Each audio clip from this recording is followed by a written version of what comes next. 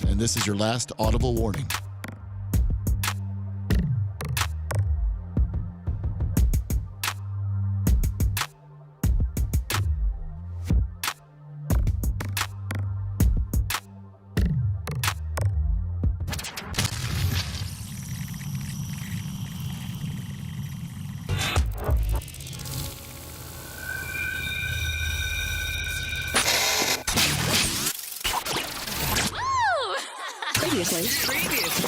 Previously on the Bubba the Love Sponge show. Or pubic hair burrito. Pubic hair burrito. When S hits the fan. Yeah, we'll get kicked off YouTube for pubic hair. Why? Well, you just asked me. You could collect it from everyone at the Blaze and put it in there. Can you imagine? Yeah, I'm going to go to my can you coworkers and ask for Can you their imagine? pubic I mean, hair. Whitlock's push. That would be absolutely iconic for you to have Glenn's gray pubic hair. Stop talking about Glenn's and pubic anything.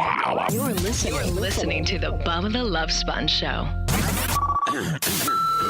Broadcast rights for the Bubba the Love Sponge show have been granted to this station by the Bubba Radio Network and is intended solely for the enjoyment of our listening audience. Any rebroadcast, retransmission, or other use of this production without the express written consent of the Bubba Radio Network is prohibited.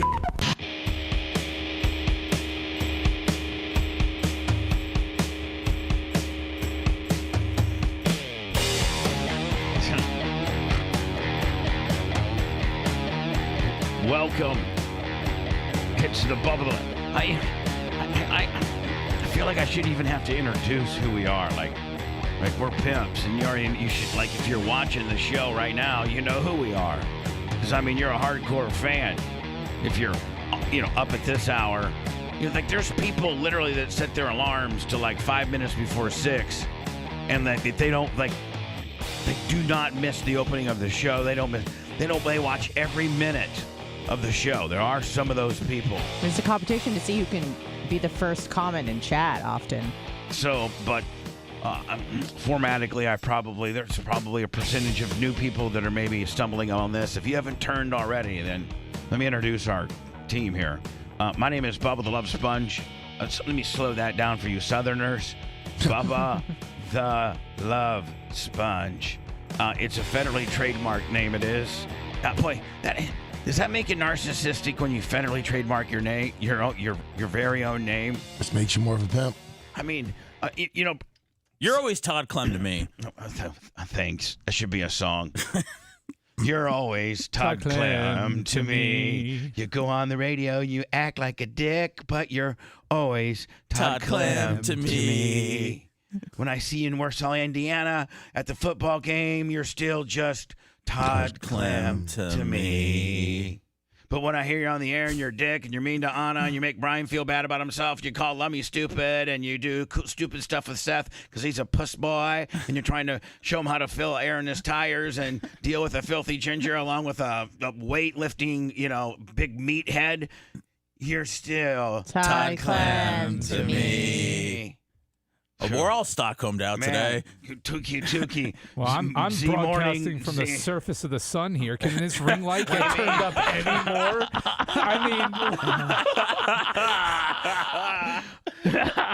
He was trying to blind you out of here today, Brian. Brian.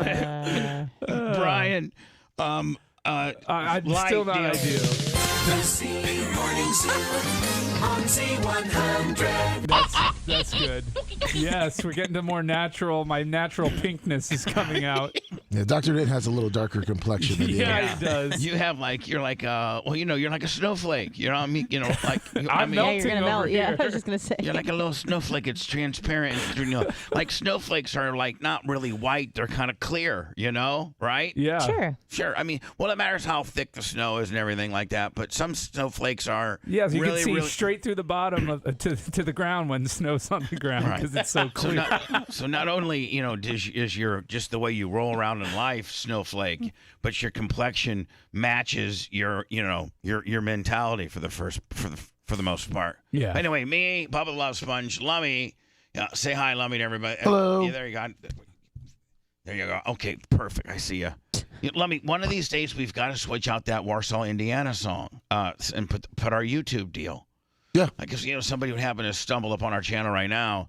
Let me see. And they just quickly give it an eye scan. They're like, okay, there's this fat guy in the left side of the corner. Then there's this, I don't know, this Jewish-looking dude who looks like a hot mess on the other side of the corner. Tracksuit. Someone said I looked like a sloth on heroin on the couch. That's pretty slow. I will tell you this, man. For all you trolls that are saying bad things about Seth, he's actually really digging them, and he turns them back around and he sends them to me saying, "See, Sponjo, the more they hate, the more they're listening. We're onto something here." Oh, I mean, for real, Is that like, what he's telling himself? Yeah. I mean, you go in the chat group, but it's like, man, there's a lot of heat in there for you, Seth. You know what I'm saying? There is, but I mean, when you go in there and someone's like, "Man, I'm watching this video of Seth and he's really pathetic," you know, what a puss. I mean, it's great because then everybody's going to go, I got to go see what this puss is doing. And all you do is just drive up the YouTube views. There so you go. Get after it. So Seth, I don't know what type of therapy he's gone through, but it's working. Whereas before, the first time he worked for us, Lummy, he would have like engaged that guy and like, you know, went on a Twitter war with that guy. Well, I thought they mattered before, but then I realized they don't. Right. Oh, there you go. You finally get it. Yeah, I do. You finally get. There's one bad guy out there saying some dickish stuff. There's 700 people that love you that don't have the, you know. Well, I mean, I don't write Jordan Love every week and say, "Dear Jordan, you're really doing good. You're my favorite quarterback. I just want to let you know this is Bubba Clem from Tampa, Florida." No, us people that like something, we just take it for granted and like it. No, I felt the love at Barb. So, I mean, I felt fine before that. I felt even better after that. So, I mean, look, I'm happy. I think the video that got put up yesterday has more than 2,000 views already. Man, it's going to be an unbelievable series. I put a new video up yesterday called Manning Up Seth, and it's where I'm going to try to do various things to kind of man him up, like do manly stuff. Like our first episode that came out yesterday was the inflation of the tires, right, Seth? Yes, PSI put them right under 40, Willie. Opening up the hood. Oh, that's tough. And checking the oil. That was, you know, the first episode of Manning Up Seth. That's kind of a manly kind of deal, I right? caught part of that, and I'm hoping Seth was acting about how little he knew about changing oil and where it goes in the car. No, he's not. Here's the thing about Manning Up Seth. Seth's not trying to be extra dumb on cars. He literally doesn't know. I mean, I don't know about cars, and I also don't care about it. But hold on. This is his. You want to hear what his excuse is? What? Why he doesn't care about cars or take care of them? Here's his excuse. And he says it multiple times. You know, I don't like cars, but I'll tell you one thing. If I had a horse, I'd take care of it. That's what he says. I also say... Knowing how important having a car in life is. What does Brian... You couldn't go pick up Phoebe and Carline with a horse. What does... Can you imagine? That'd be pretty badass. I mean, they would love me. But... Oh, God. Brian... Like, man, he's... What Put kind a of... fake, put a fake horn on the front of that horse. You know, the parents would be like, man, what type of SRIs is he on, my friend? I got a K&N feed bag for my horse. Now, Brian, you seem disappointed in me of my lack of oil knowledge, but you never struck me as an oil, knowledge kind of guy. Can you change your oil? I don't know that I would be able to change it without some level of instruction on like getting under there, finding the screw. You got to get under the there. bolt and hold on. But hold I on. do know where the dipstick is, Yeah, and I do mean, know that you've got to smell the oil, look at the viscosity of it, see. You don't got to smell it. Viscosity. Yeah, you got to. If you're really good with oil, stringy you it can is. smell. I know. Yes, I know. But you can also, if you're really good at oil, just look at the consistency of the oil on the dipstick. Yeah, but you got to and smell it, just like your feces, right, Bubba? No, you have to feel it more than you have to smell it.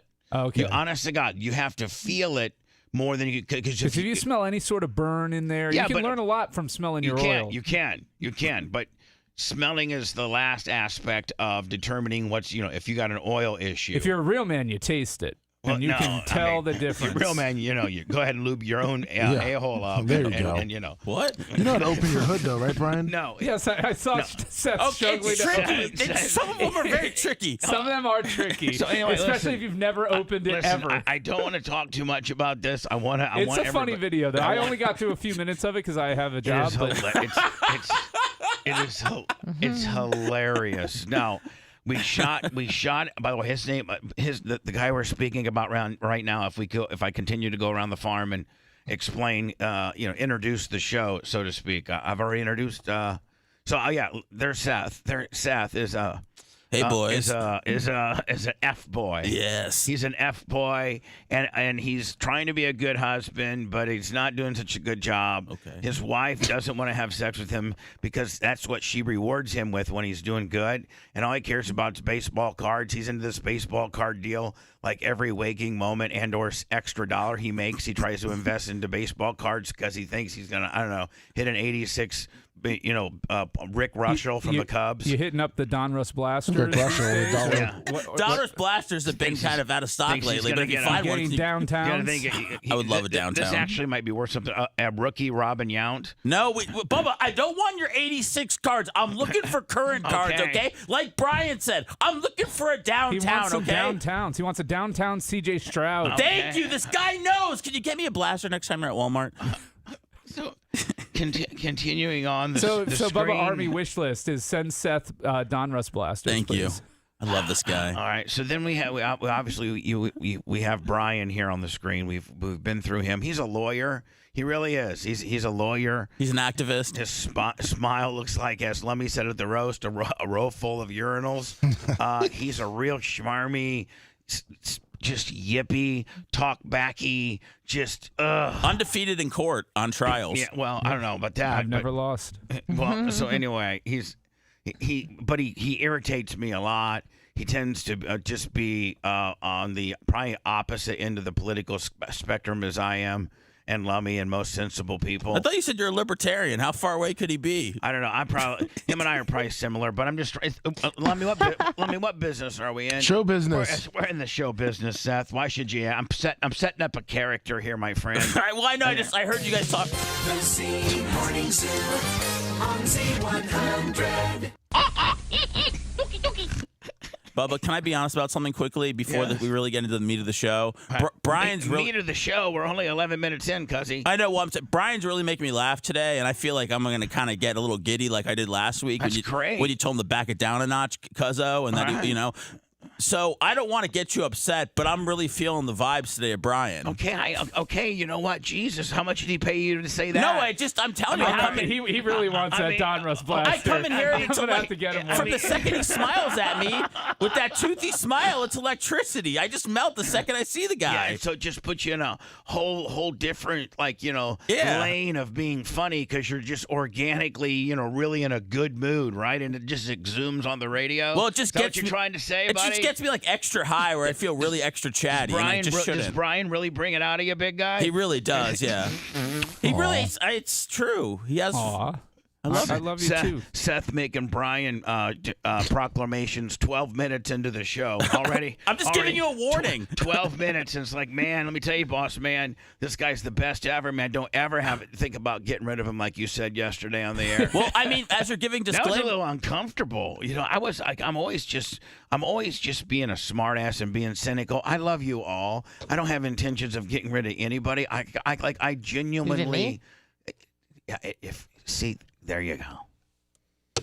When I was trying to make you part of the cool club, I was trying to actually get into your mentals and include us all as a group, all of us.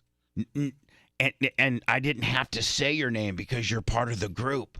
See, I was trying to do that. I just didn't know if there was a clause to that. No, but see, that's what you do. You interrupt. There was never going to be a clause, but now there is. Oh, no. Okay. I mean, I was going to just not It's say a self-fulfilling prophecy. I wasn't going to say your name. I was just going to say this is what I was going to say Okay. before you so rudely interrupted me. And you know what? There's actually reasons why I do some things. Sometimes when I know an employee's, kind of like just uneasy or has some anxiety based on working for me, and I'm a handful. To deal with, as much as I, pat myself on the back, and I'm a pretty good host and whatever.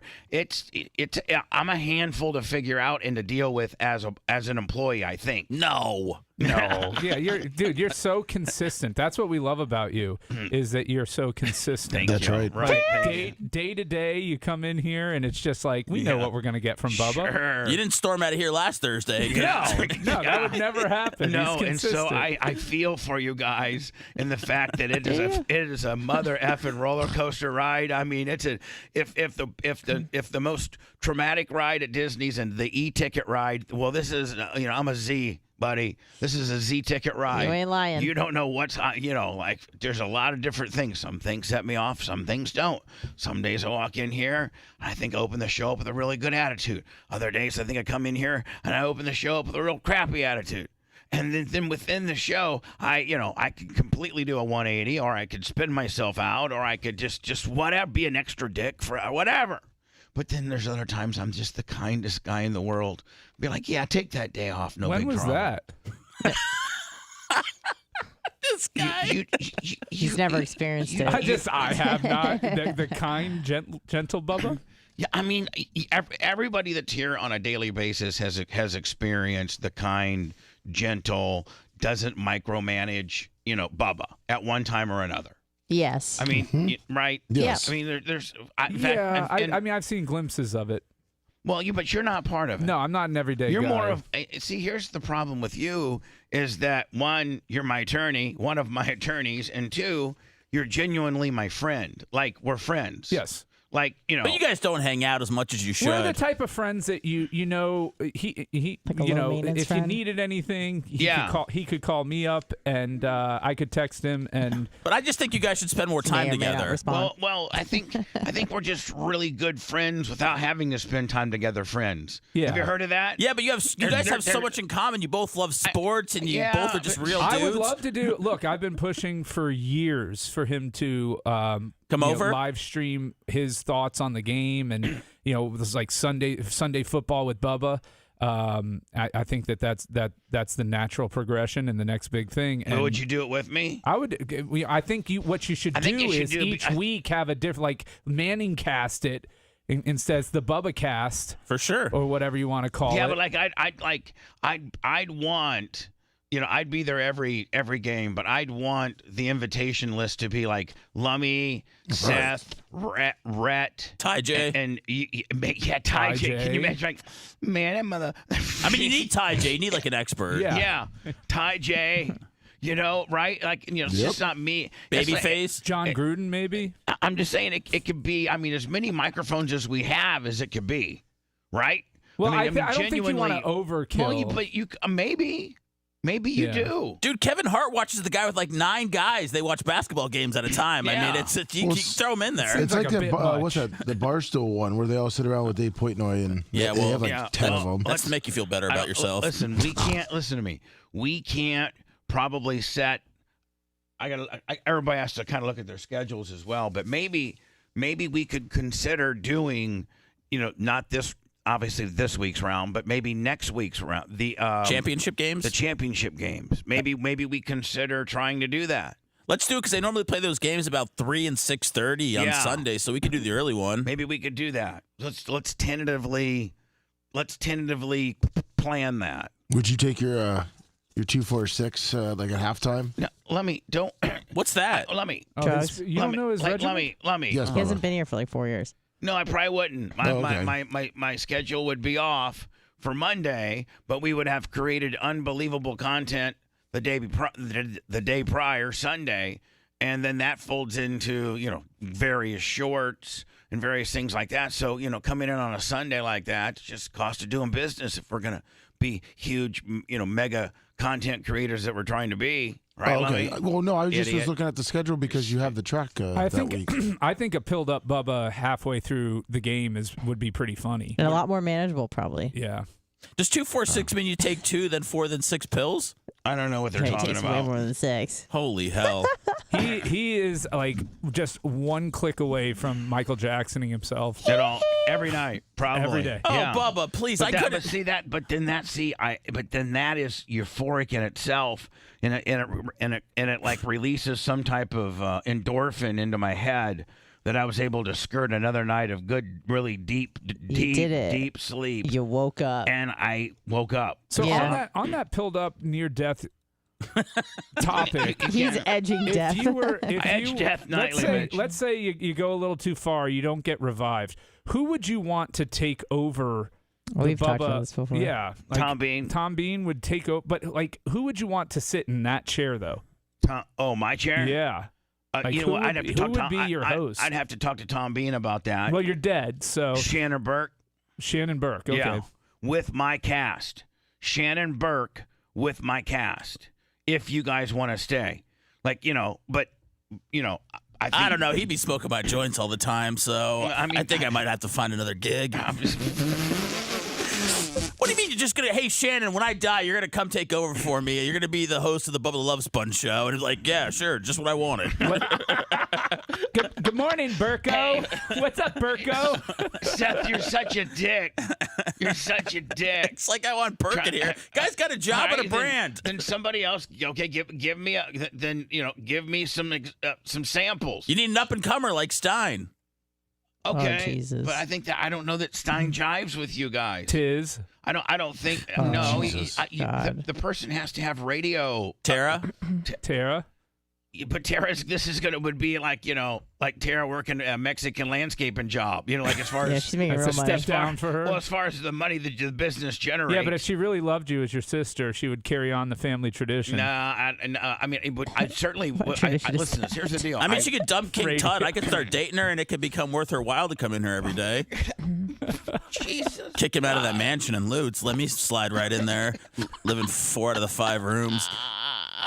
Have a card room all for myself. No, they have their own. She has her own theater card room. She does. Shut up. No, she's got a theater. Yeah. She's it's pretty bad. Why does that upset you, Seth? Seth wants a baseball card sugar mama that just buys him Well, packs and he lets does. him rip all So day. if But Brian, she said she would buy me when I was talking to her about the roast. I mean, she's like, I'd buy you a baseball card store. You just tell me which one. Wow. So yeah, she already put it out there. She's ready to buy him a store.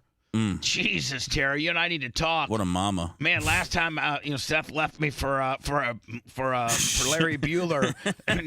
now he's gonna leave me for my sister because she's buying him a brick and mortar baseball card store. Yeah. Jeez. And I can just sit in there all day with my dog God, and talk to thanks. nerds. Thank God I'm dead when she's making these decisions because I'd be like, you're a dumb bitch. What He's about never gonna- Brent taking over for you? That that might. You mean? But he's not a host. No, I no, was see, going to you're ask, right. is he? He's not a host. I could see Brent being I could see Brent sliding in and maybe help produce the show, maybe. But it's all going to be contingent upon who that host is. Is either I think Burke is whether- really is your whether- best choice to be the host to replace you. Yeah, but see, Seth has a problem with him. Well, I think No, just politically they're Seth, less aligned no, than you hold and him. on. Oh. When I mentioned Shannon Burke, Seth's first reaction was like, "Oh no!" I mean, go back and listen to the tape. So I mean, that's probably the guy that needs to take it over. Well, my reaction is only just because he has a job and his own but his hold own on, thing, Hold on. He doesn't have a YouTube that's got he doesn't have a YouTube channel. He doesn't have his Twitch isn't. He doesn't look like he cares though. Yeah, because he's a real man. Yeah. Because he's got a real contract from a radio station. He doesn't have to be like us, have to scrap. You know what I'm saying? It's like almost every other radio guy out there. Seth hasn't established a digital platform that they can monetize or have content that they own because they're broadcasting on a terrestrial radio station that owns the rights of how they distribute that product. Nobody has gone on and established any type of digital platforms of any significant value of numbers that could generate, $20,000 or $30,000 a month per month. Nobody's done that. No, I agree, but I think the final test for who should be in here is how fast someone can explain PayPal, Cash App, Venmo. Send it to us right now. We need it. So we need a cam girl? I mean, we just need somebody to keep us alive. A huckster. Seth just said we need somebody in here that can remind you very smoothly about PayPal, Venmo, and Cash App.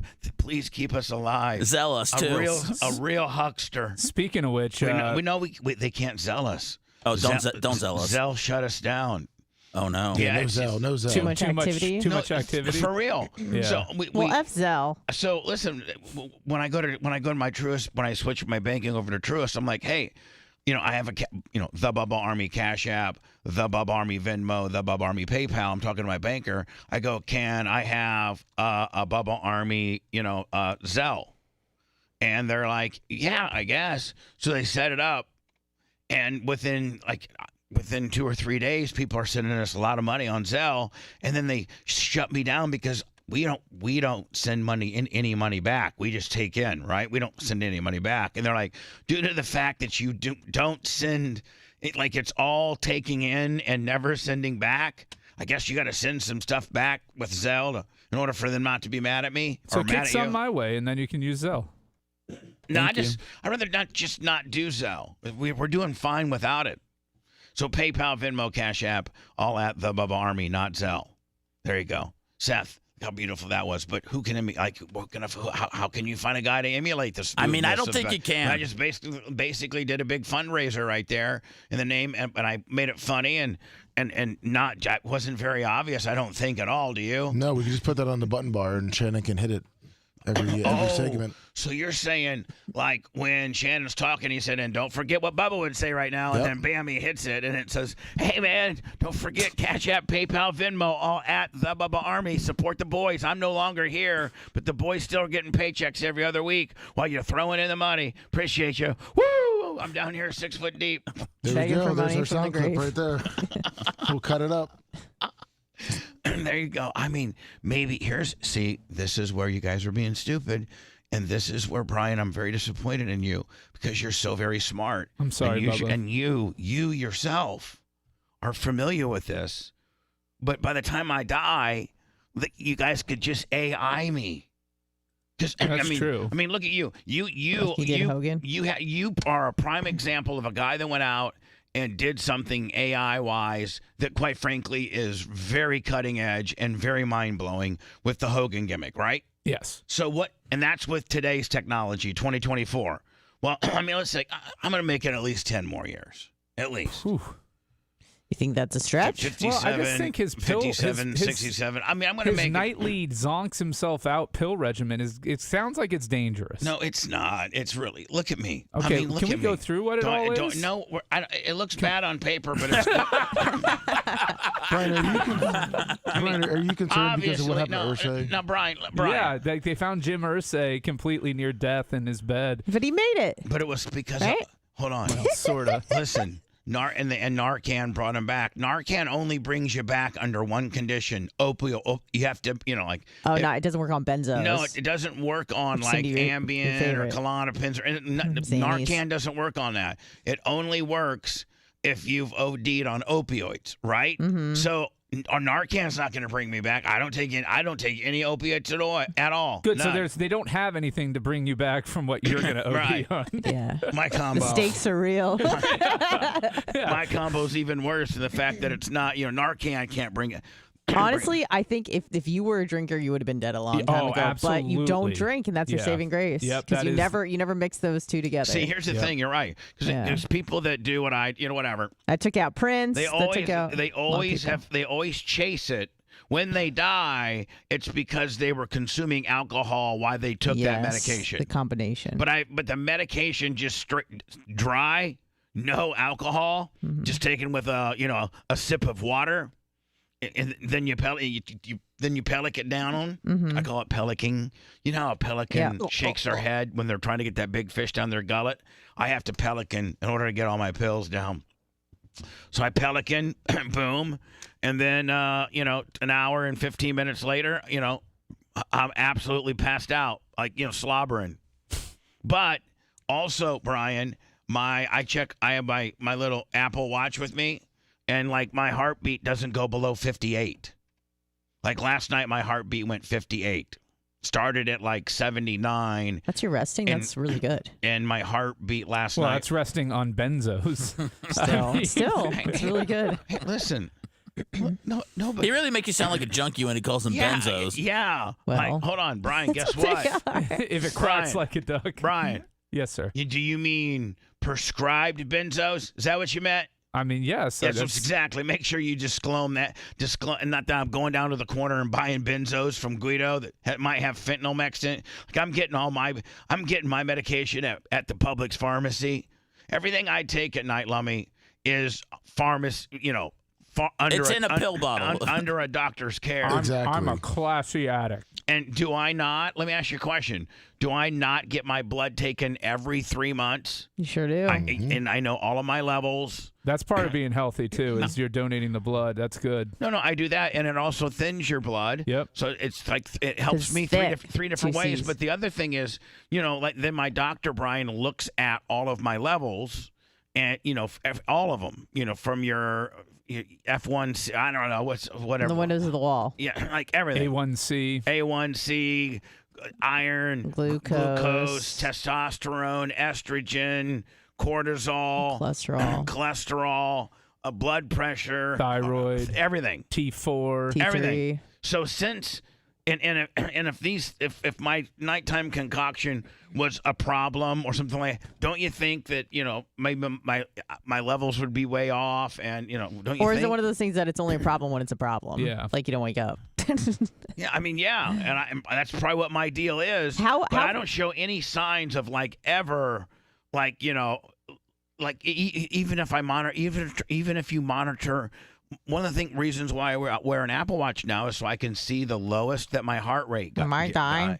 So Brian, if what I take and what I take now to go to sleep, if my lowest heartbeat at night is 58, that's pretty strong. Yeah, that's good. I mean, that's how a person dies, is that they take too much of that stuff and their heart just goes to Stops sleep. beating. Goes to sleep too, right? Yeah. Let me ask you Well, this though. in order for that to happen, wouldn't I have to be having heart rates at maybe 15 to 20, something just really obnoxiously low that would be showing you that you're possibly teetering on dying? Yeah. But when your heart's pumping strong at 58 at night, come on now, I'm not even close, kid. Okay. How often do you make adjustments to your said regimens? Every 3 months. So you change the up levels? the ante is what I'm asking. Yeah. Oh yeah, well yeah. I'm always Always pushing that limit there's- because you build the tolerance. Right? There's a level. Yeah, you get your own levels. So yeah, so I'm gonna. Do you ever? And I assume gonna that have it's to- linear. Like you're probably not going backwards Yeah. Oh, It's no, all, it's it's all a- forward. it's in all one forward. direction. Yeah, say 15 years ago when I first started having to have sleep meds, it was just A. Now it's A. Hold plus on. B. Now I'll tell you, it's A, B, C, Okay. D. Yeah. Let me see. Yeah. Hold on. Oh, Take your time. A, B, C, D, E. It's there. Five. You're like Phil Campbell trying to do the alphabet. That's so. Oh my God, that's so inside. Where's my Tukey yippee yo? Z Morning Zoo. The Z Morning Zoo on Z100. But I kind of zooted it out by not knowing where it was. Did I not? Yeah. Yeah, not having it ready to go. But Makes- within that makes me A, the B, zoo. C, D, E, I'm you're out- adjusting levels. Yeah. Is the A up 3 times? No, from where you everything. started? No. Everything's singular. No, I get that, but the What? sometimes the dosage increases. That's what I'm saying. That's it hasn't. Oh, Like interesting. it hasn't. My doses have not increased. You just you include Rather than another the- variable. Rather than increase my dose, I just throw another product on top of it. See, you know what I'm saying? that's where it could get sketchy for you. Is Yeah, that the introduction of new products? Right, because maybe A and C don't dance well together. Well, everything's dancing great right now. Okay, good. Yeah. I mean, okay. everything's dancing great, and it's going to dance great until it doesn't dance great. And then when it doesn't dance great, we'll see Shannon Burke. then we'll have to have or should have had the discussion as to what we were talking about earlier, and that is who takes over for me. Because I think you could slide Tom Bean or Brian or somebody could manage the brand with regards to all the distribution, the monetization of the money we get from YouTube and Facebook and all that sort of thing. Yeah, Brian. And then, have a host and you guys continue your salaries, maybe even increase your salaries because I'm no longer around. And I just but that means I'd have to give the intellectual rights 100% to somebody to be able to control, right, Brian? Well, you would have like a trust or something like that. Maybe. I don't know. Maybe have Tara run the trust, and then Tom manages the radio portion of the trust, which employs you guys. Bubba, respectfully, if you passed away, I think I would have to step away from the show. You would. I'm sorry. I mean, no offense to your corpse, but I just don't. Yeah, it doesn't sound. You just don't like anyone here that you know much. what? No, well, you Let me know write why? that down. You know why, Seth? And I appreciate that because I think you're saying, Sponjo, I really just like working with you. Yeah. And you and I got a good, especially. I mean, as we have these new series now where I'm manning you up. And I feel as if this is very euphoric for you, and like you already in just 2 of our little sessions of Bubba mans Seth up, just in 2 of them, look how far you've progressed. Look how nice your car looks. Look at all the good things that come from it. No, I'm manning you up. You bitch. are, and I had another light that popped on my car this morning. Oh, really? What was that? It said my key battery was low. Oh, that's just your. Your fob. Do you not know how easy? Now, if I have to do that for you, Seth, I don't know if there's any hope. That's for you. where you draw the line? If you can't change the battery out of the key fob, yeah, I don't know if there's That can be tricky sometimes. Thank you. It can be. I mean, You probably got to have It one can of those be. little Sometimes you got to Little slide disc batteries? something over, and Yeah. then you got to get the right battery, which is like a CR111. It's never a normal battery. I only have AAA's, Bubba. Can we hotwire a 9-volt and hook it up to his fob? So you got any batteries or anything back there at Bubba Jiffy Lube? I don't know. I just, you got everything. seem A real defeated, man has Bubba. a real man has all the I batteries. seem to feel. Real man has Like, you every just give battery up. there is. I do have every battery known to man. Does it but take a like, Hitachi battery? No. I'm sitting here disgusted because we've made so much. Seth I and I have know. made so much progress So you thought. with manning him up, and then he trips me up on a key battery gimmicks. Like know. when I draw the line on, you got to be a man.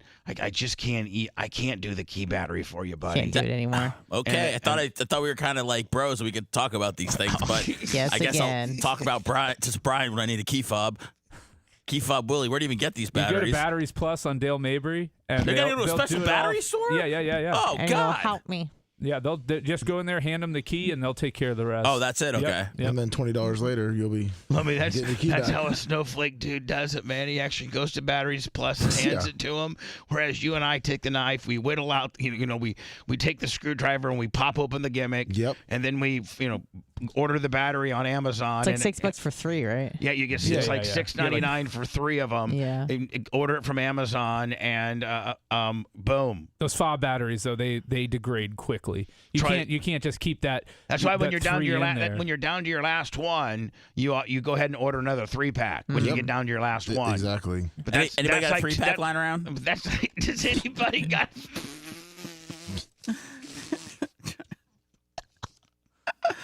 That's all right, Bubba. I'll skip out on an appetizer at dinner this Saturday, and I'll just use that money to get key fob batteries. You just gonna go to Batteries Plus and hand it to him for? I mean, Say Brian Matroni sent me. Get the babyface discount, I don't- 10% if you mention my name. So anyway, I don't even know what started all of this. I know that we're extremely late though. Yes. I will tell you this. I am having fun so far. Like Good. Brian, I feel is really nailing it right now. As often as I get on people and make you feel bad about yourself when you're not dancing with me. Brian, you're dancing with me. You're doing good, bud. I love to tango with you, buddy. Everybody be cool. You be cool. All the lawsuits in the world can't silence it. More of the Bubba the Love Sponge show after these words.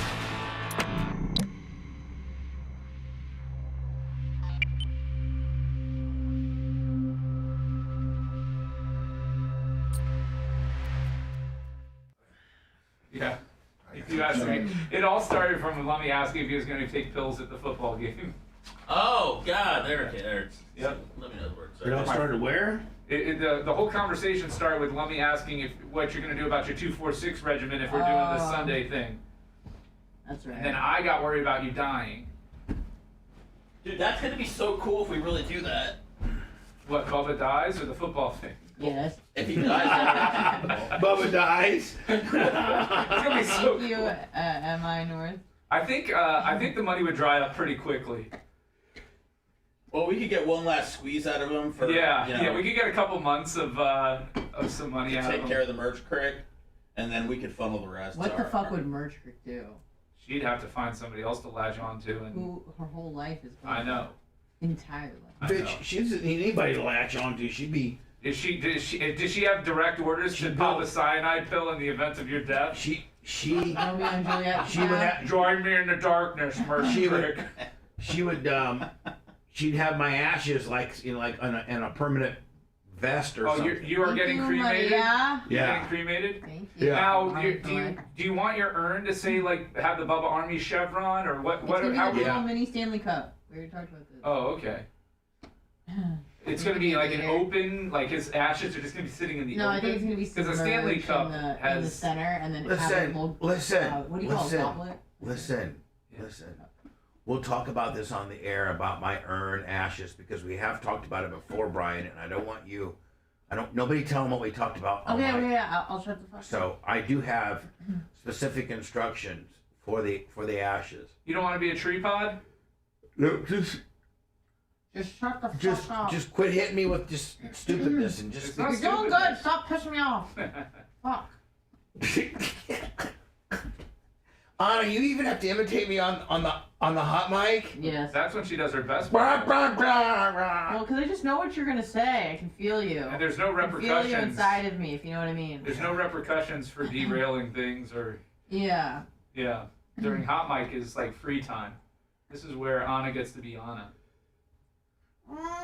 Me. Fuck. I might have been on the board on the ledge last night. Isn't that the goal? Yeah. Get as close to the sun you can without burning yourself. Yeah. Then you gotta see Brian. There's two legs of my regiment. The TT99. Then there's the have to get back up. Creatively. So how do you creatively wake yourself up in the morning? Well, there's a regiment. Not just waking yourself, not just waking yourself up, but getting yourself into the mindset of having to host a show and be funny. Like that doesn't. You can't just do that. You can't do that. So what performance enhancing drugs do you use? I talk about that. Can we talk about the origin story of when you went from being just completely clean to when you started experimenting with medication? I was 12 years old. I mean, if you guys get me down that path, perhaps. I would like to know that the first step that ignited the your affinity for medication. How many new Hall of Famers were there this year? 16. 16? Isn't that a bit much? Aren't we gonna run out of people? Brian, can you shut the fuck up? Hey, Brian, what Bubba just said. I mean, What Anna Bubba just said. Brian, if I wanted your opinion, I'd ask for it. Shut the fuck It's up. now the easiest Hall of Fame of all time to get into. No, next year we're only gonna do 6. So the average is 10. But why did we do 16? Because we had a big year, you stupid fuck. Shut the fuck up. You don't know anything about my business and how I run it. I gotta keep these motherfuckers happy. Yeah. They give me a lot of change. Like money. So shut the fuck up, idiot. I just think we just have like a next level, like super Hall of Fame. So that's Now the way we you're can do thinking. it. Yeah. And you have to donate $100,000.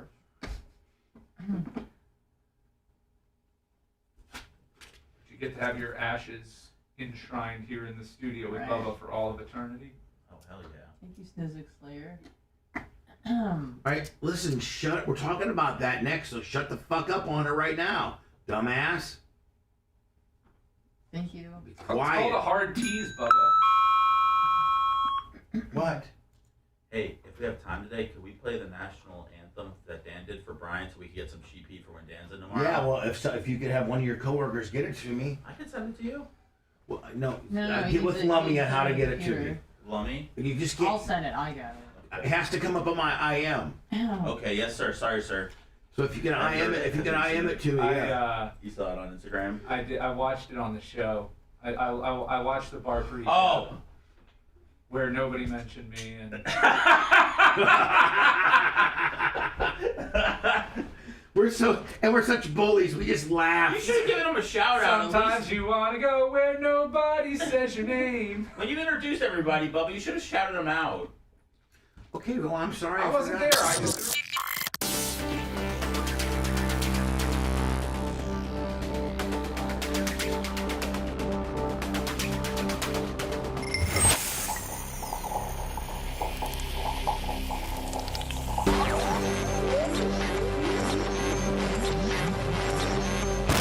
This guy's playing hardball.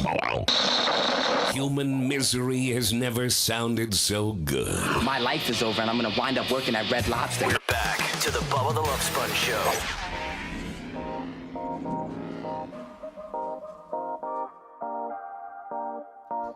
It's the Bubba the Love Sponge Show. I can't even really introduce everybody because we'll squirrel ourselves like 14 different ways and not even really tell you who's part of the show because we start just getting into ourselves so much. When did you stop calling it your 15th fragmented thought? You used to do that all the time. I don't know. Well, I mean, I can't bring stuff back. I mean, you bring it back, bitch. That's my 15th fragmented thought of the day. Okay. Thanks. I appreciate it. Speaking of fragmented thoughts, boy, man, when we first started today, like, I wish the hot mic would have been on for like the last 5 minutes before showtime. We were just, it was crazy. Do you guys remember it? Remember, I was like, Seth's going to be late. And he's going to walk in with some F-boy excuse. And then he did. And then it just got into Brian going crazy. I don't know. Brian talking about hurting his knee. Right. Brian talking about hurting his knee and everything. Seth talking about my nips. You got Anna. Anna shut off over here. That's okay. We're back. Yeah, I noticed his nips. One thing we haven't talked about or noticed. You get the big elephant in the room, Bubba. You see what's going on in here? Have you noticed? Nope. No. What have I missed? It's very blatantly obvious. Right, hold on. See if you can. Don't just don't give me the answer. Okay. Let me see it now. Is it something that's happening in this building right now? In this building, in this room, on these cameras. Like I should be able to look at our monitor right now? Yes. And be able to see something that's a substantial change. Oh boy. I'm looking. Are you looking at anyone but yourself on the screen? I look good. Well, I see me. I got my William Grove shirt on. And I see Seth. I think we're getting set up for a Tukey. And I see Brian, and I see Lummy, and then I see Anna.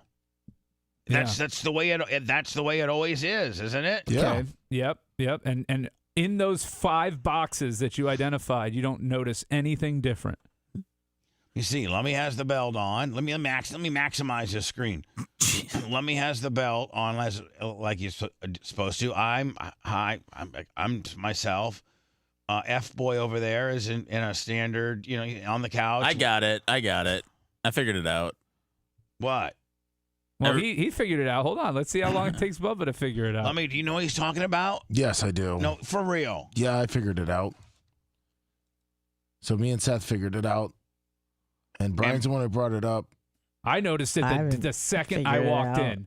The second I walked in, I was like, whoa. Maybe I didn't know. Maybe I don't know what he's talking about then.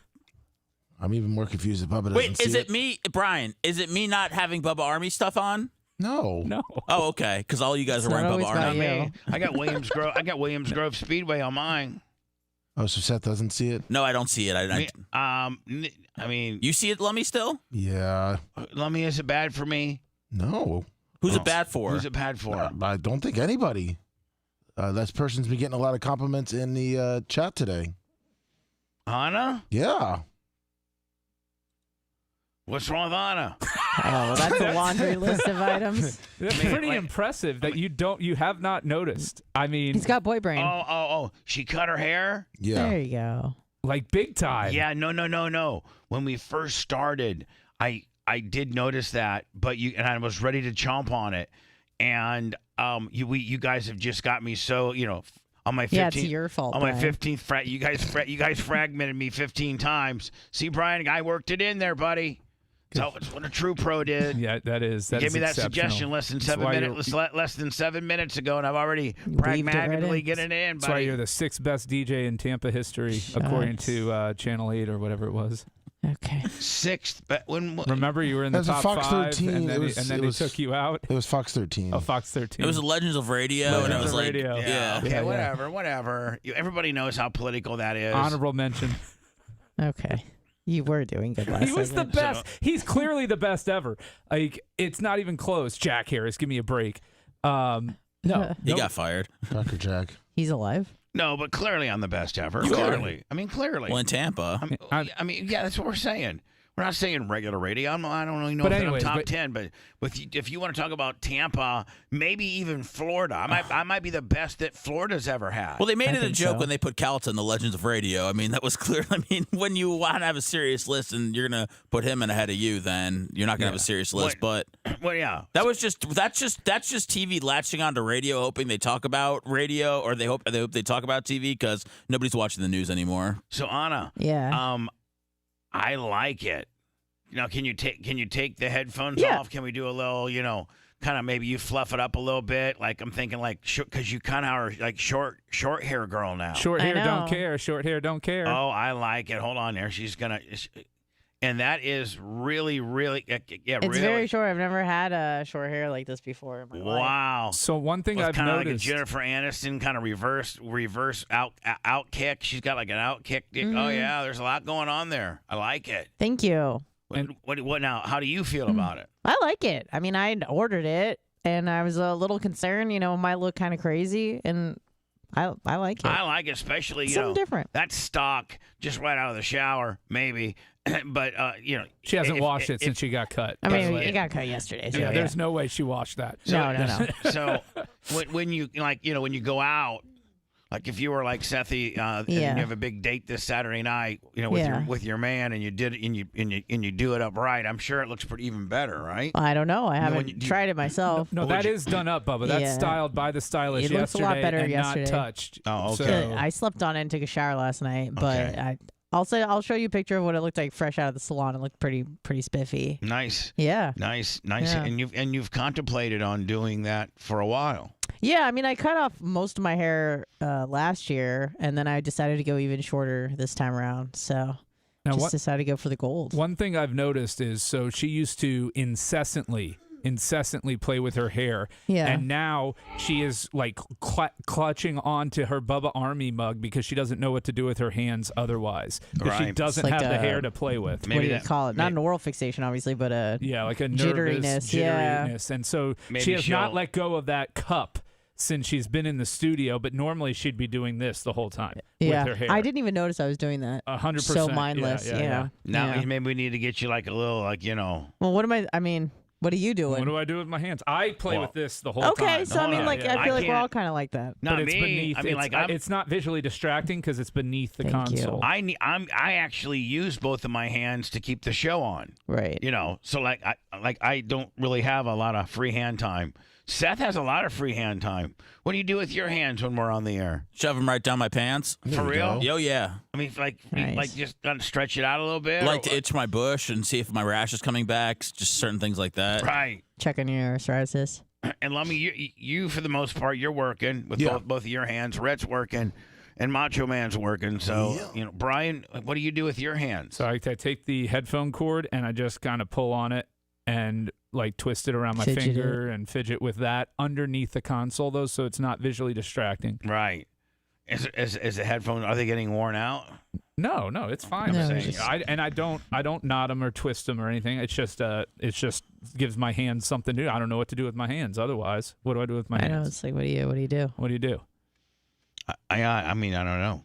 Right. It's a Talladega Nights That's the reference. topic that this show has come up with for this particular time. I don't know how entertaining it really is or how funny it is. What do we do with our hands? When you get past the point of not being nervous on the radio, then you can just put your hands on the table like a regular person and not have to worry about it so much. But just sit there like Yeah. Just do nothing. No, man. Cool radio people, man. They're always been, kind of stretching out your balls a little bit. Kind of just. I'm always squirming away a little bit. Yeah, there's always some squirm. Even in my office, I'm comfortable being an attorney, but I got a fidget ball that I play with, and I used to have fidget pen that Scout and Big Gulp got me that it broke because I'm a fidgety dude. Lummy, what we were going to talk about? Your urn. Oh yeah, that's right. My urn. Yes. I was going to write it down, and then you squirreled me 15 different times during the hot mic. So my urn, yes, and I think the whole topic in itself is when I die, does the show continue on? Who's the host?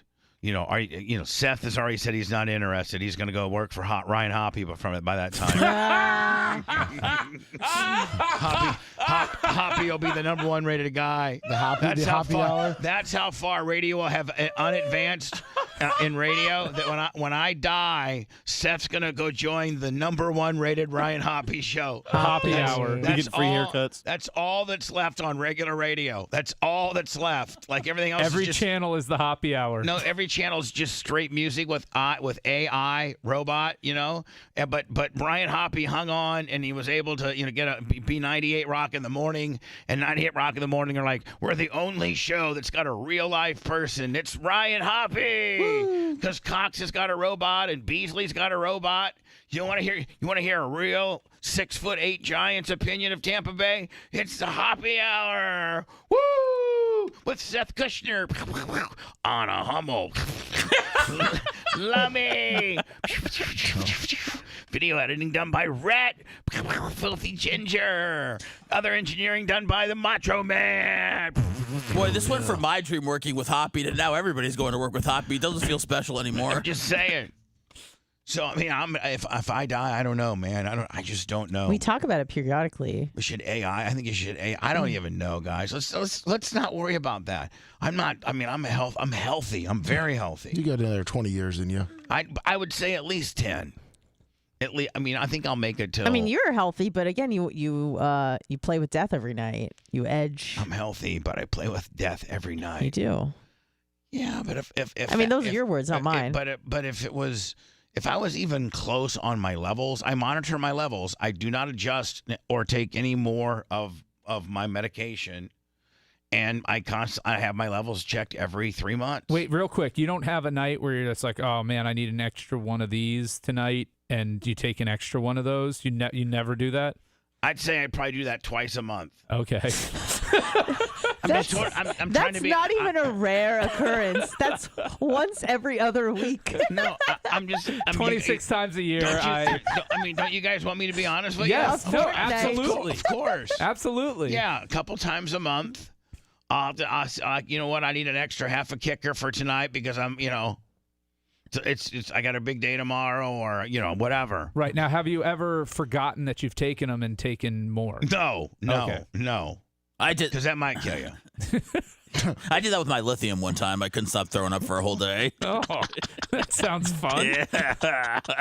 Lithium is solid. Can you imagine if because none of us, because Brian, you know what? You may not admit it, and you don't have to even, because you're a lawyer and everything. But you know what? I bet you might be on some type of prescription stuff. No. But whether it's behavior or, nothing illicit necessarily, but you might be on something. No.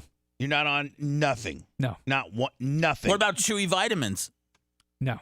Nothing. What about stuff that's prescription, but you don't have a prescription for it? I will occasionally borrow like a quarter tab of an Adderall from my wife. Okay. It's supposedly. That's for the radio, actually. Right. That's not real. This is a real junkie we've got here. He's stealing pills from his wife. His wife's pills, Seth. Yeah. And she's in on it. He wants to get me, make me look like I'm the only transparent degenerate here. Everybody else is like, well, sometimes I'll steal. Seriously. Sometimes, a couple times a month, I'll take a quarter of a gimmick, like I will say this, to make sure that I get to sleep early enough for this show so I can come in shot out of a cannon like I always am, I will take a Benadryl at night to to aid in my sleep. But Man, that's what a rookie. One Benadryl. Yeah. If somebody offered me that, I'd punch him in the mouth. Be like, you think I can go to bed on one Benadryl? Don't insult me. Yeah, Jesus. if I'm not, one Benadryl, that's like an not a 300-pound addict over here. That's what I used in 8th grade when Mama gave me a Benadryl. Jesus, what a rookie. Do you let your kids see you when you're on Benadryl, or do you try to hide it? Hide the kids, honey. I'm Benadrylling up tonight. So, hold on, moving right along. Since I've already disclosed that I'm on some prescription, under a doctor's care prescriptions. I am. Ambien? One, nighttime. Oh, yeah. Hold That's on. in there. That's Okay. bread and butter. Bread and butter.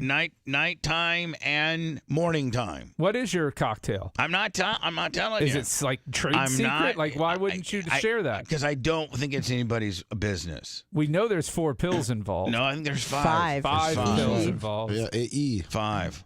So no, I don't. I just don't think it's any of your business. But know that I take 5 different prescriptions. This is easy. I can figure this out. No, we're not going to even attempt. Okay, we're not going to. But thanks. No problem. So now let me over to you. And again, this is for. I mean, I'm talking about our regiments to be able to be in the proper mind frame. To be funny, to be just to be creative. All that.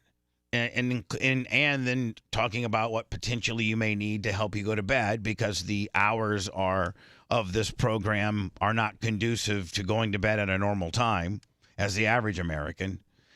Knowing that there might be an AM and a PM setup. Do you do setups? Yeah, I have my setup in the morning, which is with an Adderall. No, see, I don't want you to. Oh, well, I take my A in the morning. Yeah, and then I don't even want the. I don't want the. I don't want even the front letters. Wait, I do. I want to know Lummy's cocktail. I take my C in the morning, and then I take my D at night. We're talking about prescription, right? Yes. So in the morning you have a prescription. Yes. By the doctor. Yes. And at night you got a prescription. Yes, I do. Do you have a prescription for like during the day if you got to feather it out or anything? Yes, I do. Okay, so you got that too. I don't have that. What doctor prescribed you Tito's? That's my night. That's a Dr. Warren. Dr. Warren. The Z Morning Zoo on Z100. Brian. I love this guy. Isn't this show the best if you really know what we're doing? Otherwise, it's got to be. Can you imagine if you're listening to this show right now? It'd be so foreign. Be like, what is going on? They're making fun of each other. They're Z Morning Zoo, and I don't know. They're talking about drugs, and then they're going to talk about how Bubba wants his ashes dispersed. Wow. And so I am under a doctor's care for prescriptions. Okay. Yes. I am. You are. Yes. Anna, are you? No. I mean, now this isn't necessarily to get up or to go to bed, but some people need, like the mentals, like the. No, I take nothing. Every once in a while, maybe every fortnight, I take an eighth or a quarter of whatever. Yeah. And then you don't count caffeine, right? That's not a drug. No caffeine. No caffeine. Then nothing. No. And I also quit all my supplements too last year because I think it's a waste of money. Right. So. You don't like having expensive pee? No, I don't. Come on, I'm a Jew. So, you know that. I mean, Rat, I'm saving the best for last, of course, on this segment. Please, everybody know that. Oh, yes.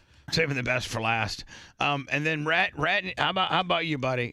Do you need an upper? Do you need a downer? Are you under a doctor's care in any way, shape, or form for a setup to perform your job here? No, I do not. None, zero stock? Nope, just self-medicate. Right. All right. Well, his is hold on, weed. hold on. I mean, yeah, come on. I mean, at the end of He's the day, on something. Hold on now. You're very right. If you have your medical marijuana card and you partake, and so hold on now. That is a medication under a doctor's care. Am I not correct? You better say yes, or you're getting it illegally. Oh, you're fired. You are. You are correct. Right. Yeah. I mean, there's a whole rigmarole they make you go through. One of which is talking to a doctor. You can only get it. It's a prescription. If you get pulled over with it, you got to give Ron DeSantos $150. You gotta make sure that you have the container that it's in. Like it's regulated.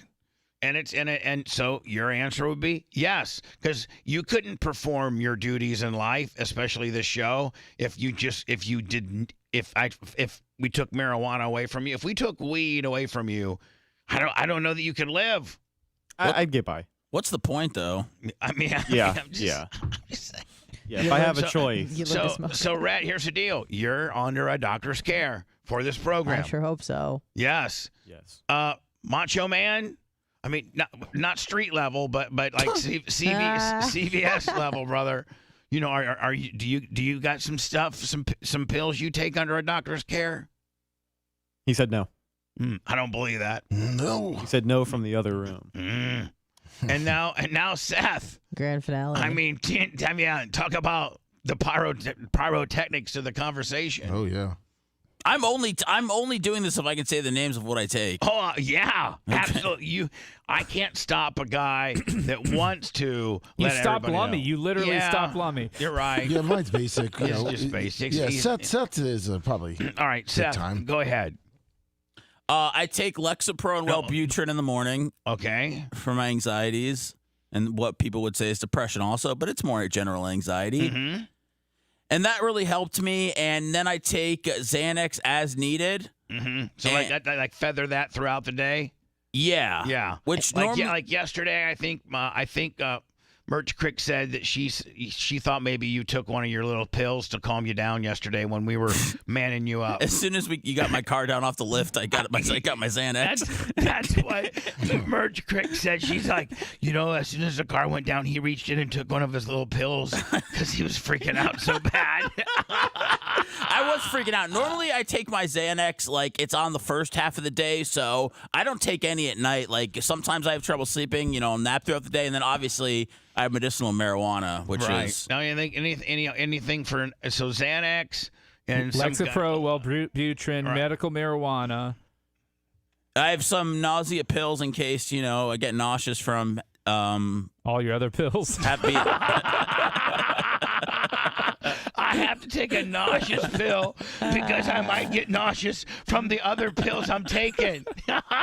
Zofran's killer. I hope everybody has it at their house. Well, what's Zofran? That's for like it helps you stop throwing up. So and the stuff. real use of it is for chemo patients. Oh, really? Who get deathly ill after chemotherapy, and then they said, "Wait, we can just give this to everybody, and they won't vomit." Anything else, Seth? I mean, there's got to be a couple other mentals in there. I would just Brian is right. It is for chemotherapy patients, but they will kind of take the 8 milligrams. I'm on the 4 milligrams. Okay. So I do, yes. And one time when I was out and I couldn't get it from a doctor, I did get it from a cancer patient.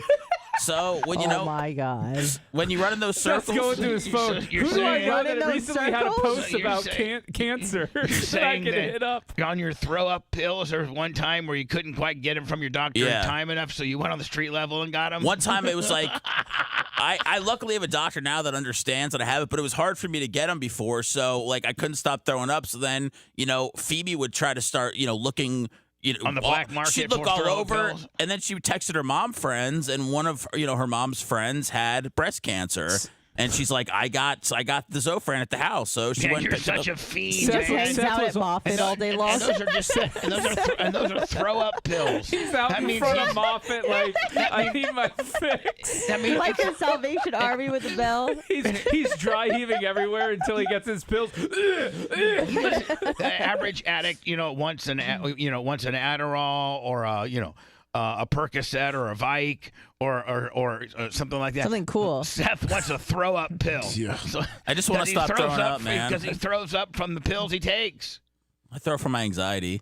I haven't thrown up in a while because I'm finally on the right medication. I was on and the right show. Maybe it's your medication and the show that you are on that creates either anxiety or happiness. It probably is. Listen, last time they had me on lithium, they had me on Klonopin, they had me on the wrong kind of medication. So when did you start needing all this in your life? When did your crippling anxiety develop?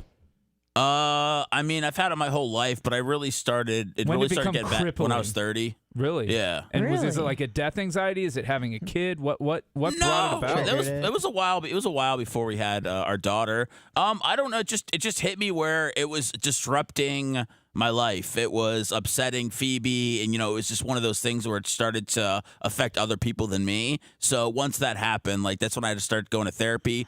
I wasn't on medication for a while, but then when I couldn't stop throwing up and all that, I was like, let's just do it. I was afraid that it was going to kill, my creativity and everything like that. But not having anxiety makes Well, then me... that's where you throw the weed in. That's where it gets. Well, that's where your creativeness comes in. Is your weed. But not having the anxiety to worry, deal with it, all that, gives me a clear mind. So I feel great. Yeah, so yesterday's changing the oil, rotating the tires, and detailing your the interior. Was that major anxiety for you? No, it wasn't major anxiety, but it kind of how I was like, oh, Bubba, let's skip the detail. I was kind of ready to get out of there. So that's. But I'm not a quitter. I don't when I have my mind set to a job, I get it done. I know that's that's not me. I'm not a real American man like you are. I want to get the hell out of there. After, so you're like, okay, so we change oil, we rotated the tires. We don't need to worry about how clean it is, although it was corroded in the inside. Wait till you see it.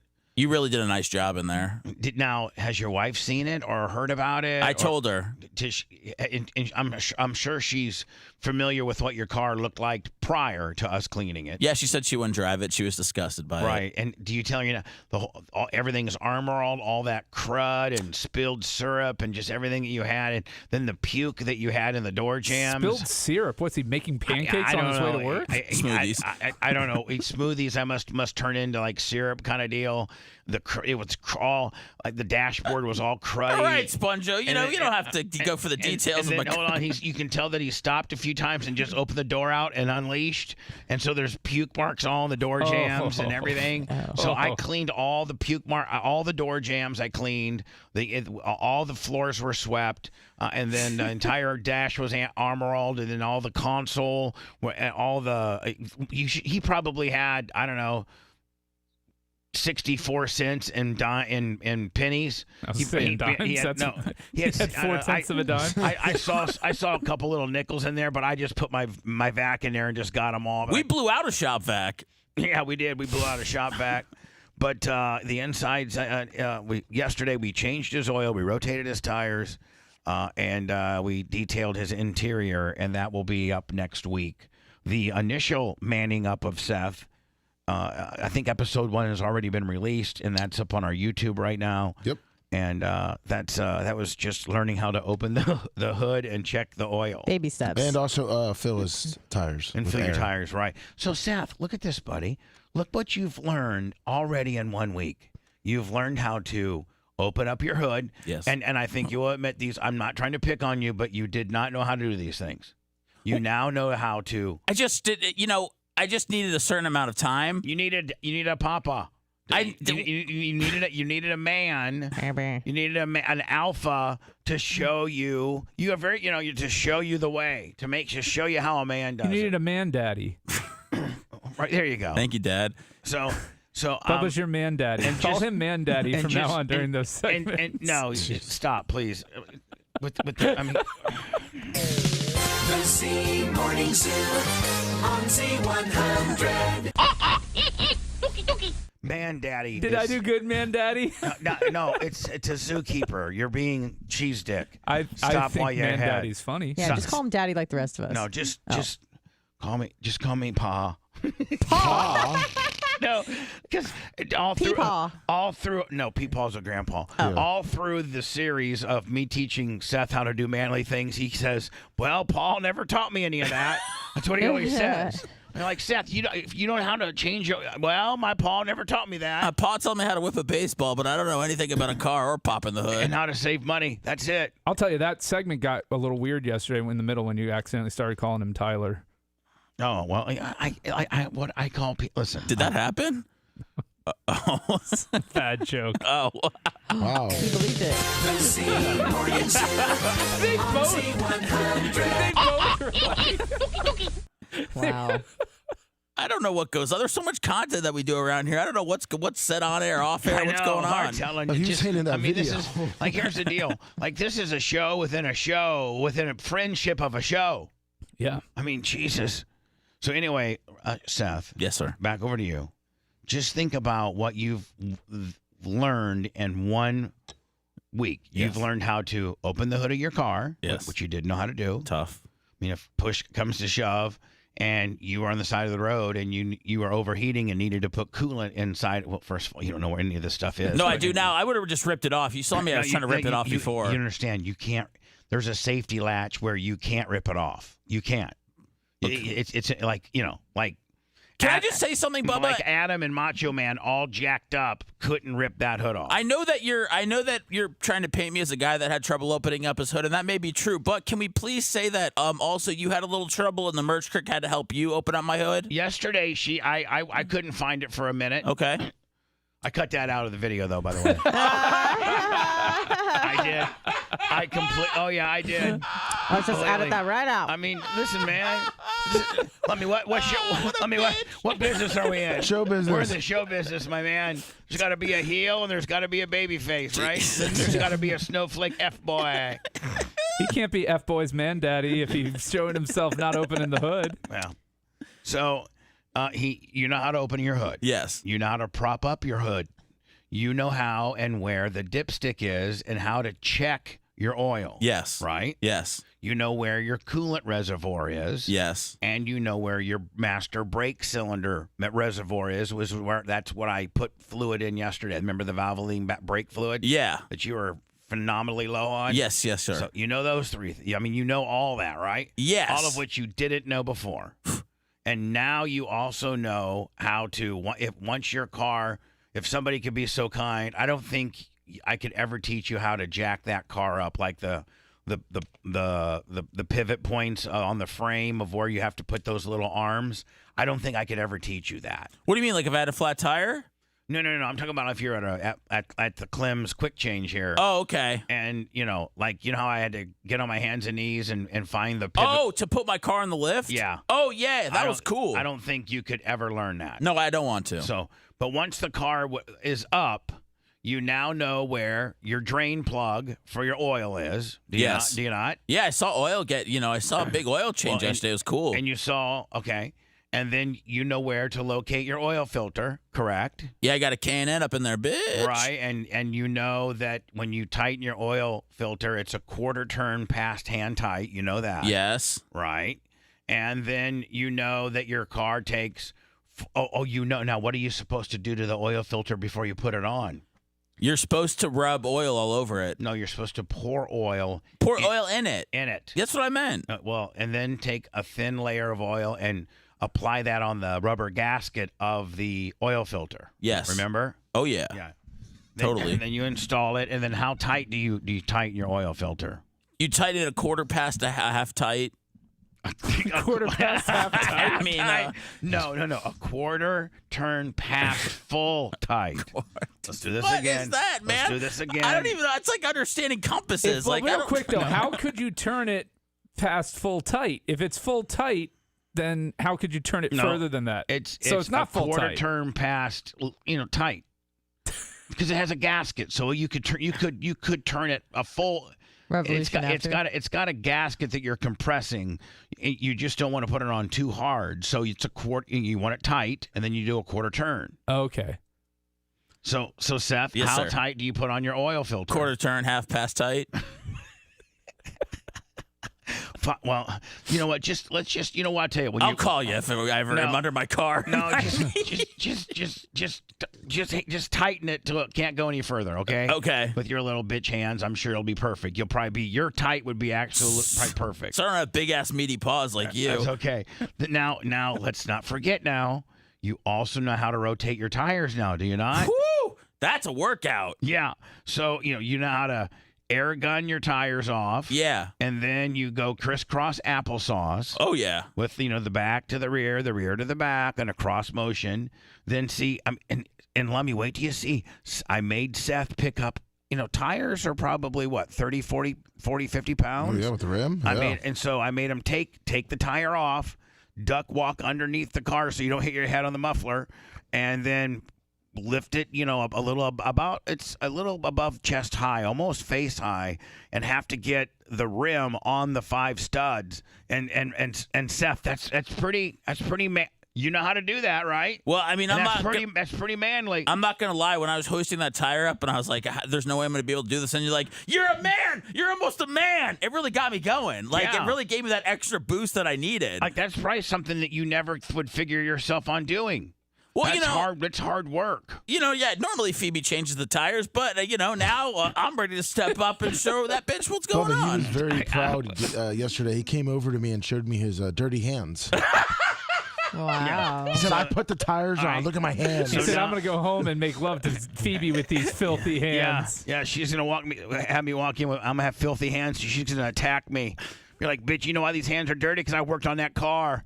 That's right. Dude, I'm impressed. The family car, my friend. I'm impressed with how much the merch crick knows about cars and all that stuff. I train her. She has to. It's part of her training. Right. Yeah. Bubba's like, give me a 19, give me a 17, give me a 40-inch nut, He ties her up and makes her watch car videos. I could literally, listen, with the merch crick, I could literally say, hey, merch crick, get me a 3/8 drive, 10 millimeter deep. 10 milligram? He's filling her up. Hold on. 10. Get daddy's pals. Get me a 15 millimeter deep well socket with an extension on a 3/8 drive, and she would know exactly what to get me. Man, she's great, Bub. For real. I didn't get a real chance to know her last time because you were keeping her hidden, but I really am happy that she's out and about now and that you're not keeping her a secret. Man, she's really nice. She's a good girl. Bubba outkicked his coverage with that one. Yeah. I've outkicked my coverage with every one of them. Please, when's the last time you saw me with an ugly bitch? Please. Never. Sorry. So anyway, Seth, you know how to rotate your tires. Now that's pretty goddamn manly. I know. And I mean, you were working, Seth. Let's just be honest. You were working a 1/2-inch drive air impact machine, were you not? You're damn right. I mean, that is straight MAN, bitches. And I did ask Bubba if I could go apply for a job at Jiffy Lube, and I could say that I have experience. Like, I developed another skill yesterday. Yeah, that's the one area you haven't worked.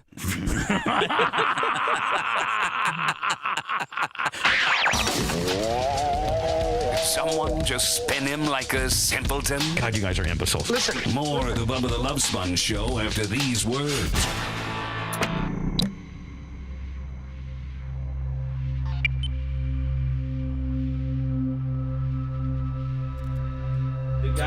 The guys was like, I was doing breaks, but I was also doing like consignment stuff where people would send their stuff to get sold, and people would send in like they were giving me like they're robbing you out 80.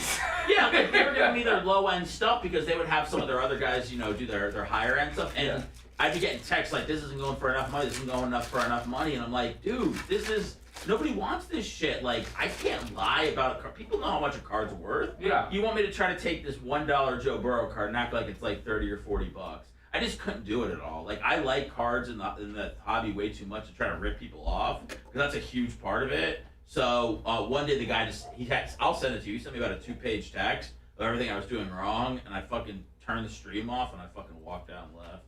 So that's on brand. Bubba, I'm just saying, lover. If you see what these fuckers were texting me, Hey, I'm just saying, that's on brand. well, I was trying to fuck them, You gotta hold the card up better. It was stupid shit like that. It was really, they would say like, oh, you gotta hold the card. Like, I'm like, shut up, dude. It's a fucking card. You either want it or you don't. I'm not talking you into it. Sorry. When you'd be a real salesman, real huckster, if you will, say it. I didn't want to be, man, and I didn't like it. You needed to watch. So there's like a channel, like a QVC type channel where they sell like loose jewels and stuff. You need to watch one of those guys sell, and that would have been a good inspiration for you on this. And like, they'll sell like knives and shit. It's the weirdest shit.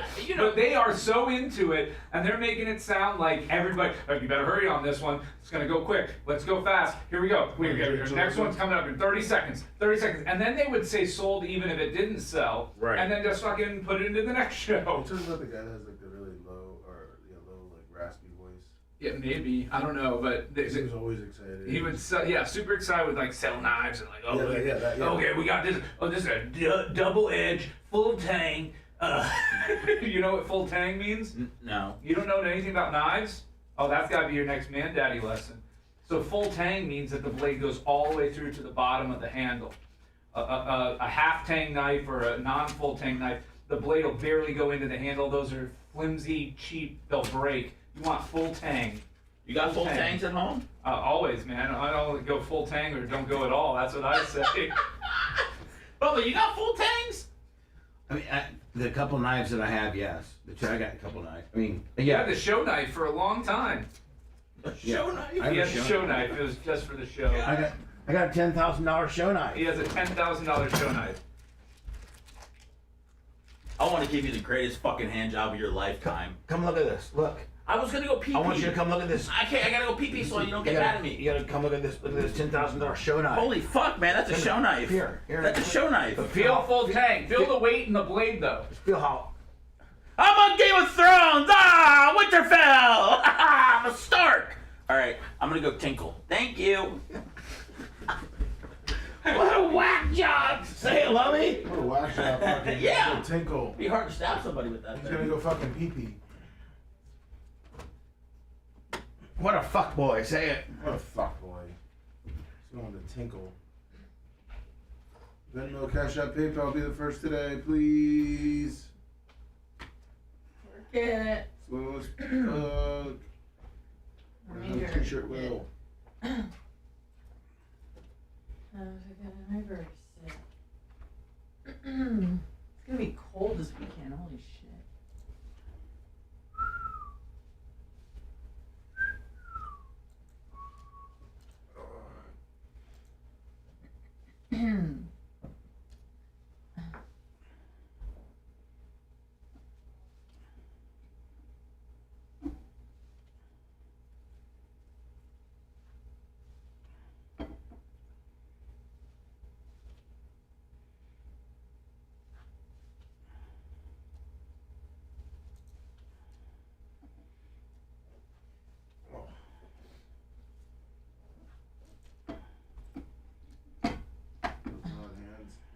It's pretty cold there. Balls, the worst lawyer. 12 degrees. That's gonna get colder this weekend. Saturday's gonna get down to 38. Good morning, we're at Guatemala. Bubba, did you have the windows open last night? Yeah. Yeah, I ain't a fuck boy like you guys. Oh, I had mine open. What to ask? What to ask him? Just be quiet. What? Nothing. Alright, no talking. And then, let's be professional.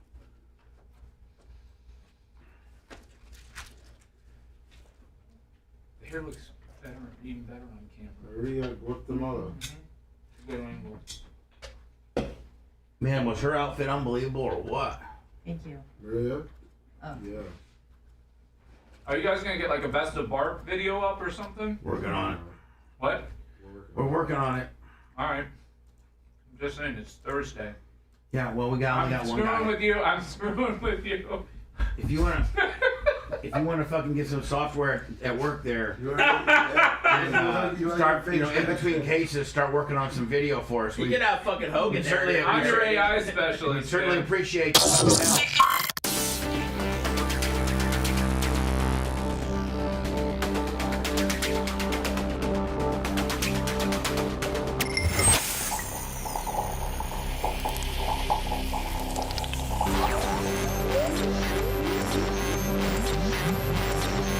We are the only show that can talk about nothing. The use of all Bubba-isms is prohibited without the express written consent of Bubba the Love Sponge. This is not staged. It's not nothing. It's very scientific. Not in a killing mood. Right. The Bubba the Love Sponge Show.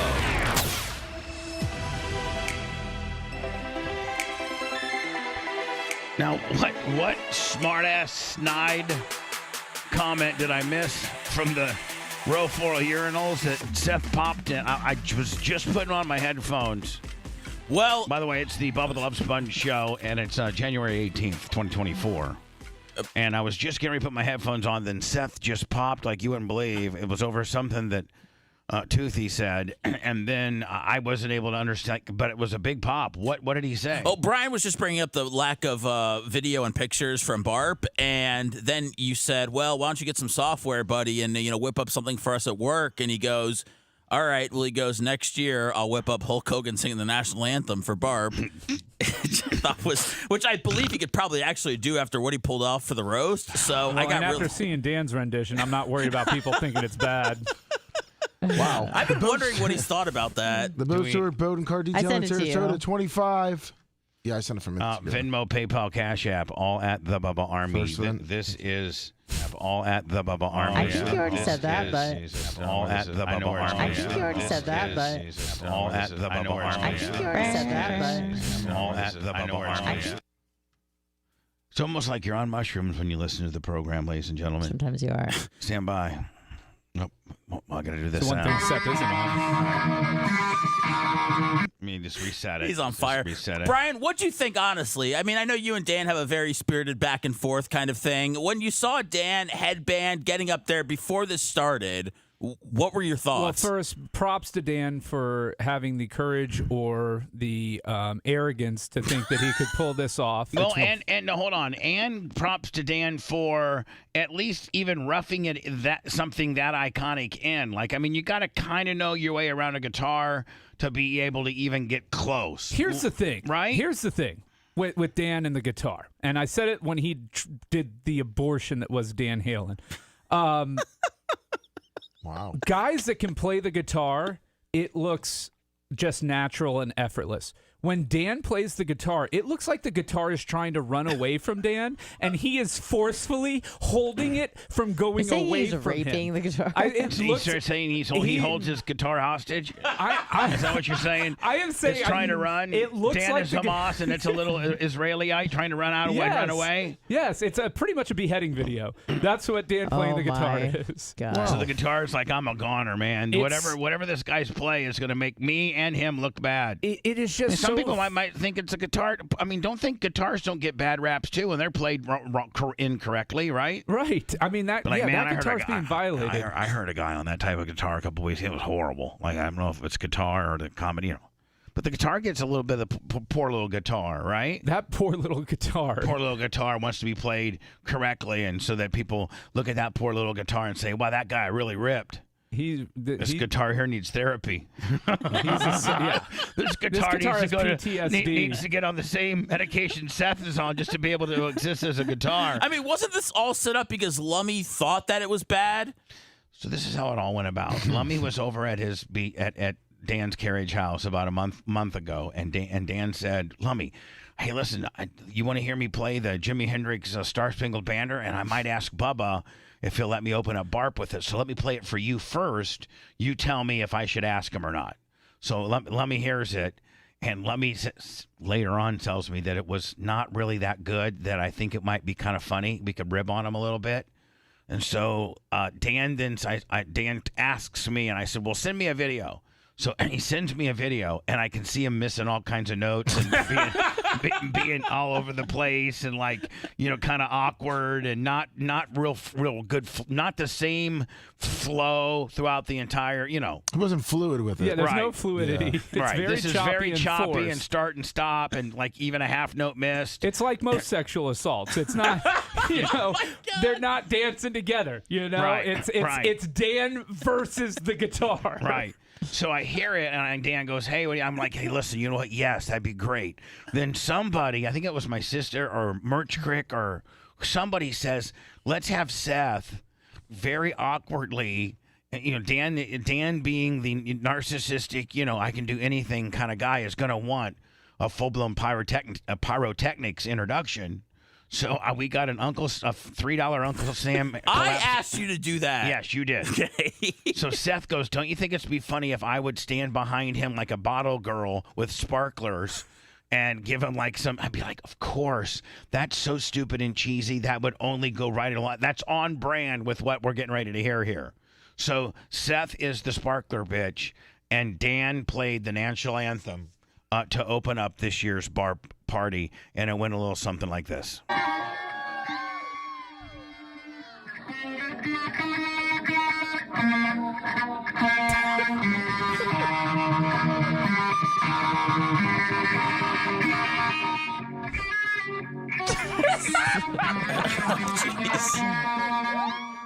almost. This should be called the autistic national anthem. Because an autistic kid might be like, and it's the Dantional anthem. Spangled It'd be like Brandon the Quad singing for the and the free. It would be like if Brandon the Quad was singing it. Dude, Brandon the Quad gets more tired as his wheelchair loses power. The best quote of the night was, "I didn't know that Brandon the Quad's night ended when his power runs out of it." Like, think about it. Think about it. If you're partying, and when you're partying, you just can't stay in one place. You got to move around a little bit. You're moving over here. You're moving over there. You're rolling up to the stage at the dollhouse. You're rolling back the whole 9 yards. Well, just think about it. When your battery dies and you can't roll around no more, you're stuck. I mean, yeah. Somebody has to pick you up and put you in your handy van. Well, but somebody came and got me. They go, I don't know if you want to say, bye to Jacob, but his wheelchair just died. And I was like, okay. So there's just a bunch of people crowded around him that were just, saying goodbye. Paying their last respects. Yeah, because he couldn't. Because they know that he couldn't. He was done. They were paying their last respects because they're like, listen, we're not going to stay in this particular area where your battery died all night long. We have other things to do. Yes.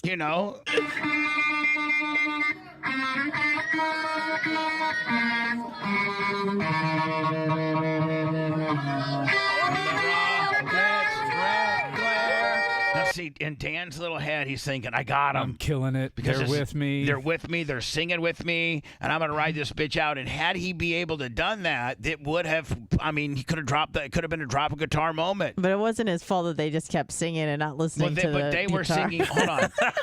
They sang too fast. It threw him off. No, they didn't sing too fast. They just sang naturally on time. Yeah. He couldn't keep up. You look pissed off, Bubba, the whole time up there.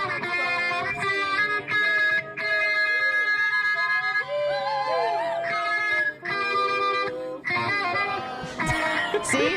They just wanted him to play faster. See,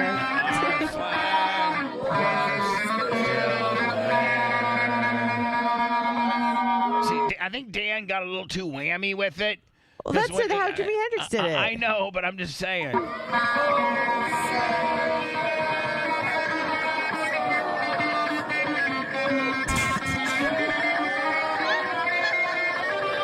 This is who's laughing? Me. Everybody. I'm filming, and I'm like, shut up to the people.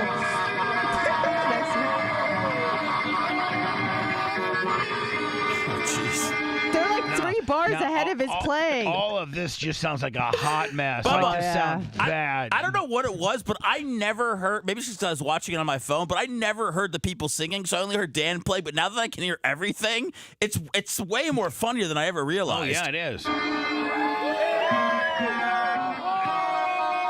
It's like they're trying. Ahead of him. But it's almost like they're trying to help him through it. They They're are. Like you're telling little Johnny, if you're like little Johnny, say supercalifragilistic. You know what I'm saying? You got to walk him through it. And it's like they're helping Dan. All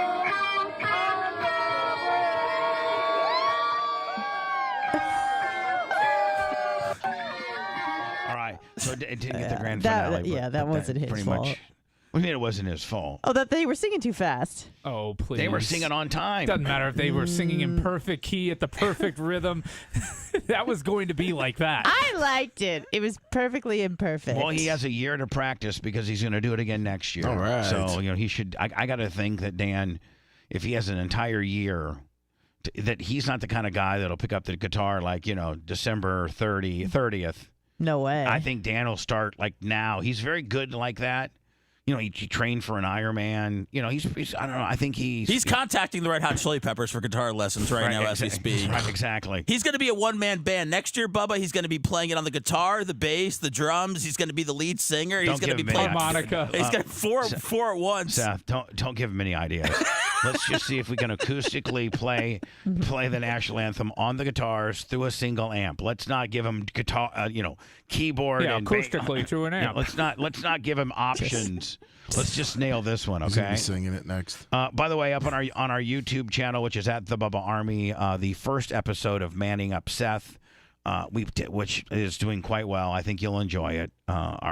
And you and I have a special dynamic as well. I feel as if I am your father out there when I'm showing you, because nobody shows you this stuff. No, I told my pa never showed me, and I appreciate you, a big, large man from Indiana, showing a little soy boy like me from Florida how to get down and dirty under a car. You even taught me about how to work in a well yesterday. Like you really showed me some things. I mean, a bay, how to get down in a bay. Yeah, I'm working a well. I'm like, I didn't know we were doing. No. When I get down in a bay and work on a car, instead of lifting it up, you go under it.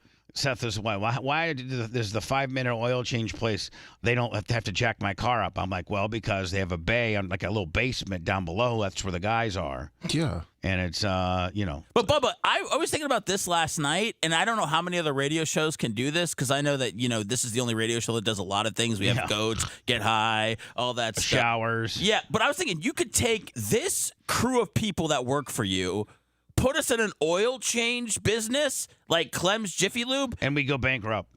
No, and we would all still thrive like we do here. Like we would all, like Lummy would be, great at probably helping you. Anna and the merch crick would be like coming around, like, trying to get you to upsell on all the windshield wipers and stuff. Okay, yeah. And Seth would be counting your money. Yeah. Me and Rhett would, and maybe Macho Man would be the guys down below doing all the work. Yes. That's what I thought about that last night. Like, no other radio show could just go plug and go, we could run a Jiffy Loop, but you can, Sponjo. Well, I mean, thanks. You're welcome. I appreciate it. No problem. My knowledge. I don't know that that's a compliment. I don't know. Just take it as one. I thought it was in my little brain. All right, well, I'll take it as such. Thank you. So next week, then he'll learn other manly type duties. And then what do you think we should do for episode 3? I don't know if I can get you all the way to the truck. I want to go to the skid steer. Oh, I think you should get him into the woods and have him cut down a tree with a chainsaw. Yeah, that or no. You know what? How about taking him shooting to shoot a gun? Oh yeah, Nick the gun guy. He gave me his card. It's like almost like metal, and he said hit him up anytime. We can go kill some people. Nick the gun guy, please do not. I know that you've given and gifted guns to various people of the Bubba Army. You've given me a gun. I think Merch Crick's got a gun. I think Dan's got a gun. I got a gun. Yep. Thank you, Nick. But let's not get Seth a gun, okay? Too late. Already ordered my musket yesterday, bitch. You can have a musket. With a musket, remember you'd have to first put the wad of cotton down first, right? Yeah. It was like a 6-press process. Then you had to put the gunpowder, pack it down with a rod. Then you had to pack the bullet down with a rod, right? And then I think maybe you might have packed another cotton patch to keep the bullet stable in there. So I think it was a 4 or 5 process. So Seth, as you're packing your musket, and then did they have to get Brian some flint to put on to spark it. To spark it. Yeah, little flint little piece of flint you put on the firing gimmick. Seth, you couldn't even pack. I bet you don't complete. Just I bet you can't even. I bet you. You know what? Respectfully, how about like what? Don't tell me I couldn't handle a musket, okay? You remember the school shooting episode of Little House on the Prairie? No. He got nobody because it took like forever. 4 hours. Listen, you know what? Most musket shootings are just casualties of one. Because if you got a single musket, and the entire village can tackle you after you shot one person. That's why I want one. I only want to kill one person. I don't want to kill a lot of people. Who's the one person? Yeah. Whoever's in my way. Well, I'm just saying. Jesus. Wow. Anna? Isn't it uncomfortable when Seth tries to go thug? Like it's so just like why? Because it feels right? No, it's so off brand. No, it's right on brand. That's how I am. Just like you told me that I'm an alpha when we talk about the show. No, Jesus. I said you need to be an alpha. He interpreted that as he is an alpha. You need to be an alpha. Like Phoebe yearns for some alpha. Okay, well, I'm on the way. All she's got is soy and beta. Well, right now she's got Musket Boy. She's got a guy that knows how to change tires and knows where the transmission fluid is, and all the other things that I can do. Listen, you know what? Your biggest accomplishment of all is being able to open the hood. Woo. I mean, think about it. If you can't open the hood, you can't get to any of those potential problems. Yeah, thank God for Merch Crick. Do they still make muskets like you can buy? Because somebody in chat says Seth going to the gun range in a Revolutionary War outfit with a musket would be the greatest video ever. With a wig, with a rabbit's hat, with a rabbit's coon hat or something like that. Yeah. Can we do that, Bubba? I don't know. That would be the greatest video ever. Seth learns to shoot a musket, and he goes to shoot straight or wherever Nick's at these days. Or, yeah. Let's do it, Sponjo. Well, we're going to have to, I mean, I don't know if we start you out on a musket. I mean. Have you ever shot a gun before, Seth? Yeah. No, he has not. Oh. No.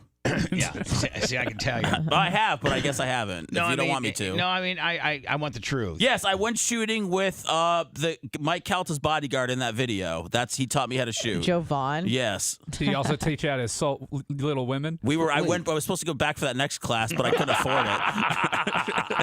On how to beat up a woman and get away with it. Yeah, how to yoke up a woman. I missed that class. Listen, I don't want to get too far down the road on that particular deal, but can you believe the state attorney told the merch crick that you're lucky that Mike Calta doesn't press charges on you because you were the aggressor and you put your hands on him first, and the hands that he put on you were only to create distance from your attack. You need the same ear protection you need at the gun range, though, when you pick up the merch crick.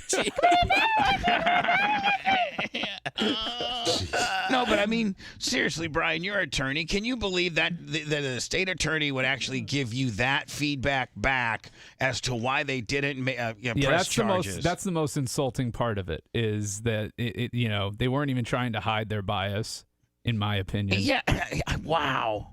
Yeah. And I mean, what do you do, huh? Yeah, you just sometimes you take it on the chin, right? How many? Or in the face. Sometimes you eat no. How many of you slept with your windows open last night? This really shows did. this shows it. Me. Oh God, it was so nice. It was so nice. Brian, I guarantee you had yours. You might have even had the heat on last night. So my bedroom. No, I'm a cold sleeper. I like it cold. Okay. But my wife's a warm sleeper. And she runs the show. We keep the house around. I sleep around 71, 72. Okay, that's That's not bad. No, that's not bad. I tell her, I was like, look, you can put more blankets on. I can only take so much off. Right. Thank you for. You know what? There's beta. There's alpha. Wow. You're alpha when Yeah. you need to be, right? Yeah. How about you, soy boy? What did you do last night? I closed the window because the night before I slept with the window open and I woke up with a scratchy throat, so I figured it was from the elements. So last night I went closed window Willie, no fan on in the room, and woke up feeling nice. Really? Yeah. How about Red? Did you windows open or when windows closed? Not in the apartment. That's right, because you live in a kind of a shady part, and you live on the ground floor. Somebody could get in. Do you and Phoebe sleep in the same bedroom, Seth? No. Sleeps in his daughter's bed. No, he sleeps in her daughter's bed because her daughter's insistent upon having She's the man of the house. a graham cracker party right after school every day in the bed. And so there's graham cracker crumbs in the bed, and she's replaced Seth as the person on the other side of the bed. Oh, boy. He sleeps in her Princess Leia bed. Bluey. It was we've been working for a couple of years to get her to sleep on her own. It hasn't really worked out. It's not working out at all. It's not is it? working out at all. That's So. Have you tried just staying in her room until she falls asleep? Yes. And then going into yours? Yeah, Have you then- trying locking the door? We haven't locked the door, but we've let her fall asleep. Then she comes back into our bed in the middle of the night once she wakes back up. So, and then I have to go back into her bed because we can't all sleep together because I don't need a bunch of people on top of me. My kid's running the show. Yeah, so, it's just something that we're, just trying to work around. But I've slept a lot by myself over the years just because I've done mornings. So it's not really it's not really anything new. Yeah. I pretty much, so my morning regimen, I keep everything in the bathroom the night before, but I still sleep in my own bed. But you go to a different bathroom to get ready? No. It's in the main bathroom in our master suite, our in suite, as they would say. So I was watching some news stories around the Tampa area, and they're like, make sure your dog is inside and make sure dogs, I wouldn't keep my domesticated Bella outside in these conditions. Obviously, she's an inside dog, but Lummy, this isn't bad for the goats or nothing like that. Not at all. They can completely survive this. But man, have you seen?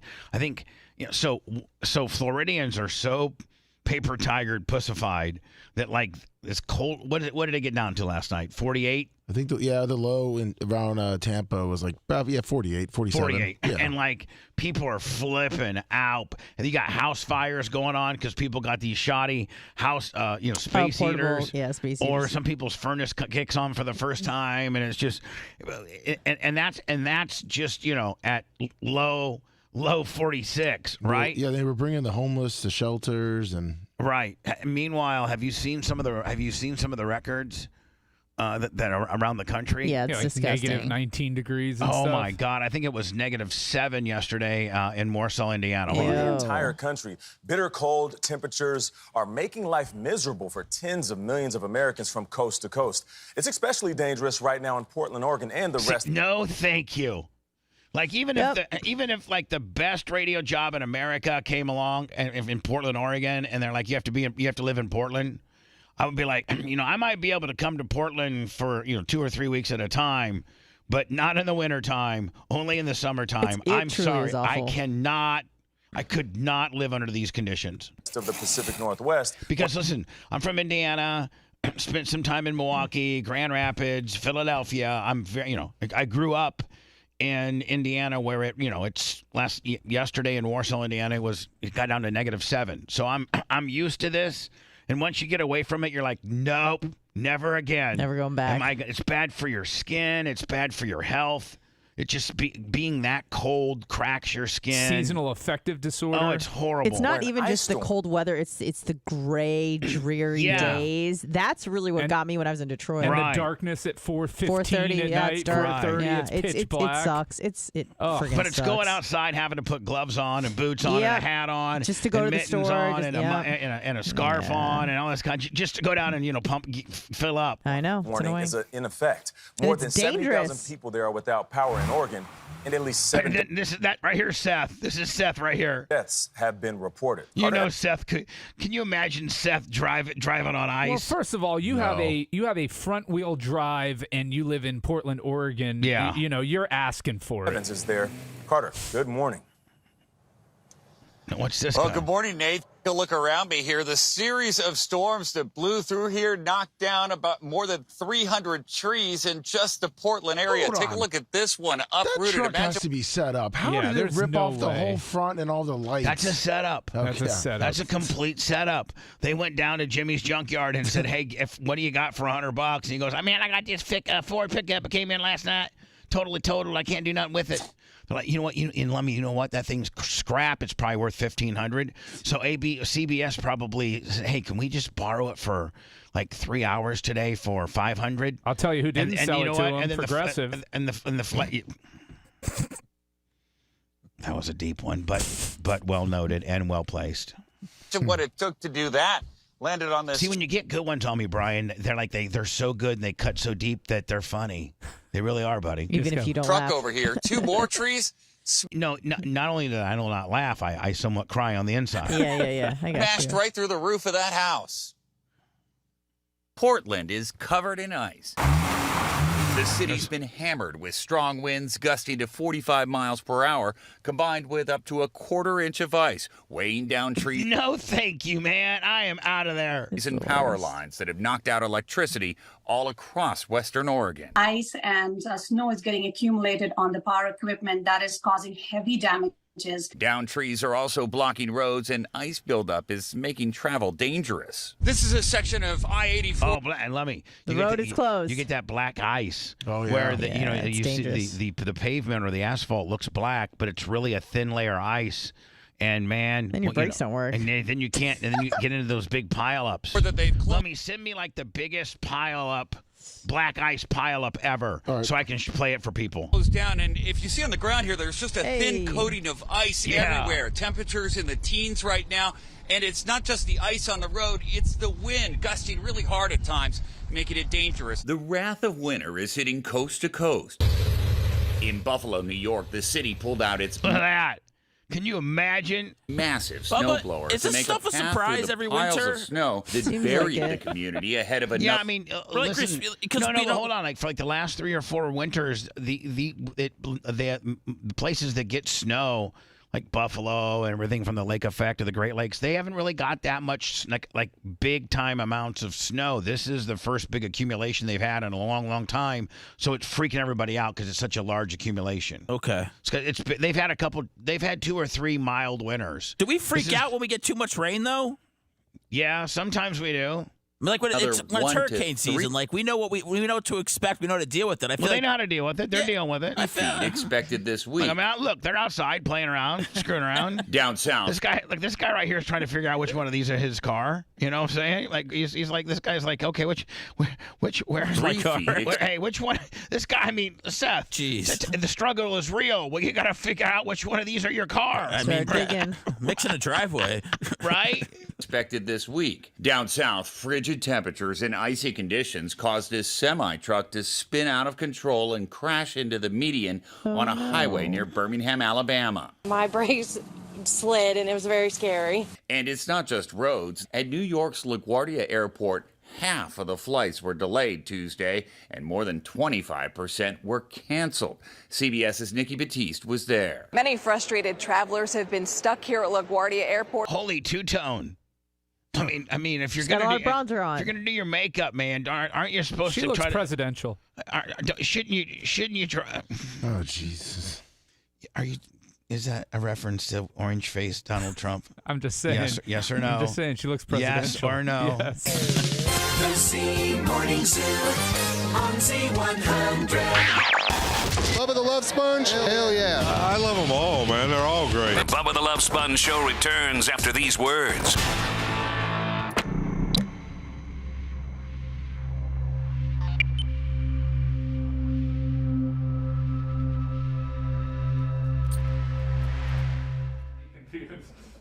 He's in a constant state of confusion. Lummy really honestly knows what's going on at all times. He has RCF, resting confusion phase. I also see that. I know. So we're going to get into this next, the Baker Mayfield thing. Okay. Oh, perfect. All is checked out. No, I like Baker Mayfield. Apparently, her hair was like the power of her radio talent. Now that it's gone, you're like Samson. Jesus. Wow, that's Wow. At least you went Old Testament. That's a little bit. Appreciate it. How do you feel about these unsaved Jews that you work with, Lummy? Lummy is funneling money to Hamas, and it's fine. I know he's got love in his heart, but he doesn't want to see us win. That's why the Zell got shut down. Lummy was just sending it straight to he was sending it straight to Hamas. Some Hamas caves.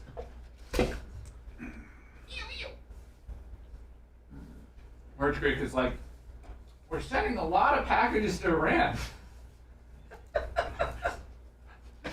Oh man, it's time to really find out where Lummy stands on the situation. Then I really haven't talked to him about it. Yeah.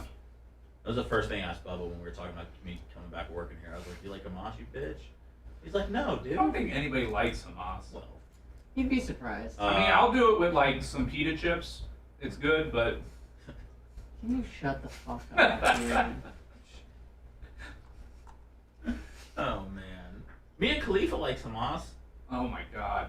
That video of the Jewish woman, and she's like, I'm waiting for valet, and you're taking the bus. Yeah. That's a bad look. I know. That's a bad look. I think anytime you try to act like you have more money than somebody, I just feel like you automatically lose whatever battle you're Dan's in. been doing it his whole life, man. It's worked out well for him.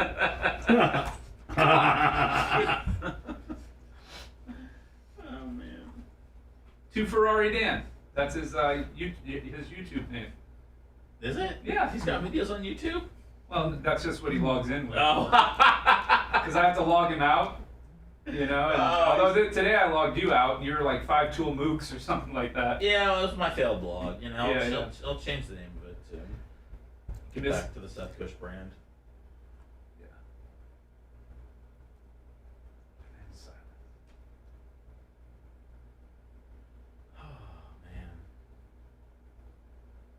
Is Phoebe still in like the real estate game or whatever?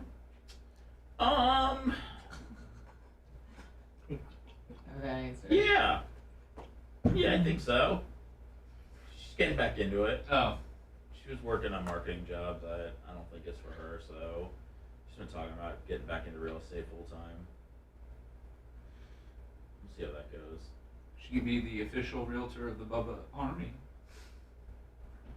Although we probably have, I don't know. How much you have to pay to be the exclusive realtor of the Bubba Army? That's a barter gimmick. I got to do You gotta do some social media posts for us. Oh man, I forgot that you did the social for you guys. Yeah. Oh, yeah. Just been doing it for a few years now. Yeah. Stayed loyal and true even when you left the show. Who, you did or she did? We did. Yeah, no, yeah. I was like, I oh yeah. loved it. I said I'm probably gonna get rid of you. That's how little you think of me. Yeah, no, I don't know, man. You know, whenever you know. You never know. No, everybody goes. You never know. Everybody goes their separate If ways. he had known, he would. He actually never said a bad word about you. Who? It's Bubba. The entire time you were gone.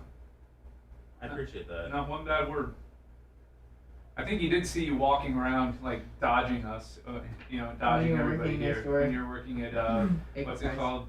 I wasn't dodging. I Pies. was just working next door. You know, I mean. But I think someone called you out and you just like put your hood on. Yeah, you like you went incognito. We can see you.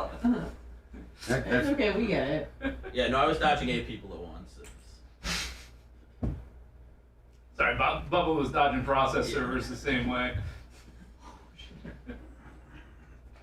Wow. Wow. That's all I got for you. Wow. Whip them out Wednesdays. People are still promoting that. Wow. We should. No, the Ozempic. I thought you were talking about whip them out Wednesdays. No. Like, we need that. No panties Thursdays. Full circle.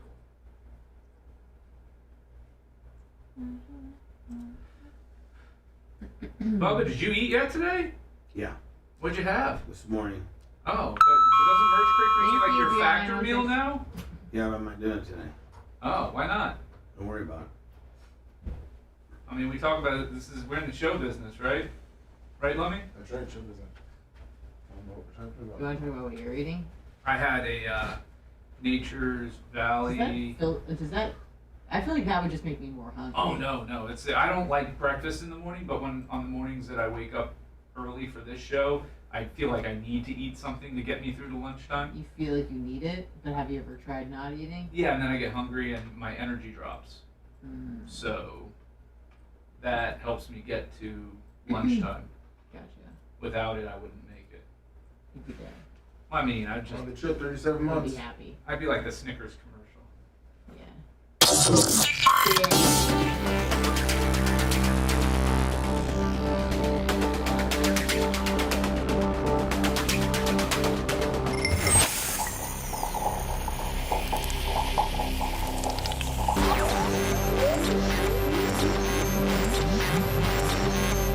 I've got an idea. Time to man up. I gotta poop so bad. Man up and be brutally honest. And you're calling me crazy? Or I'm gonna kill you. We now return to the Bubba the Love Sponge.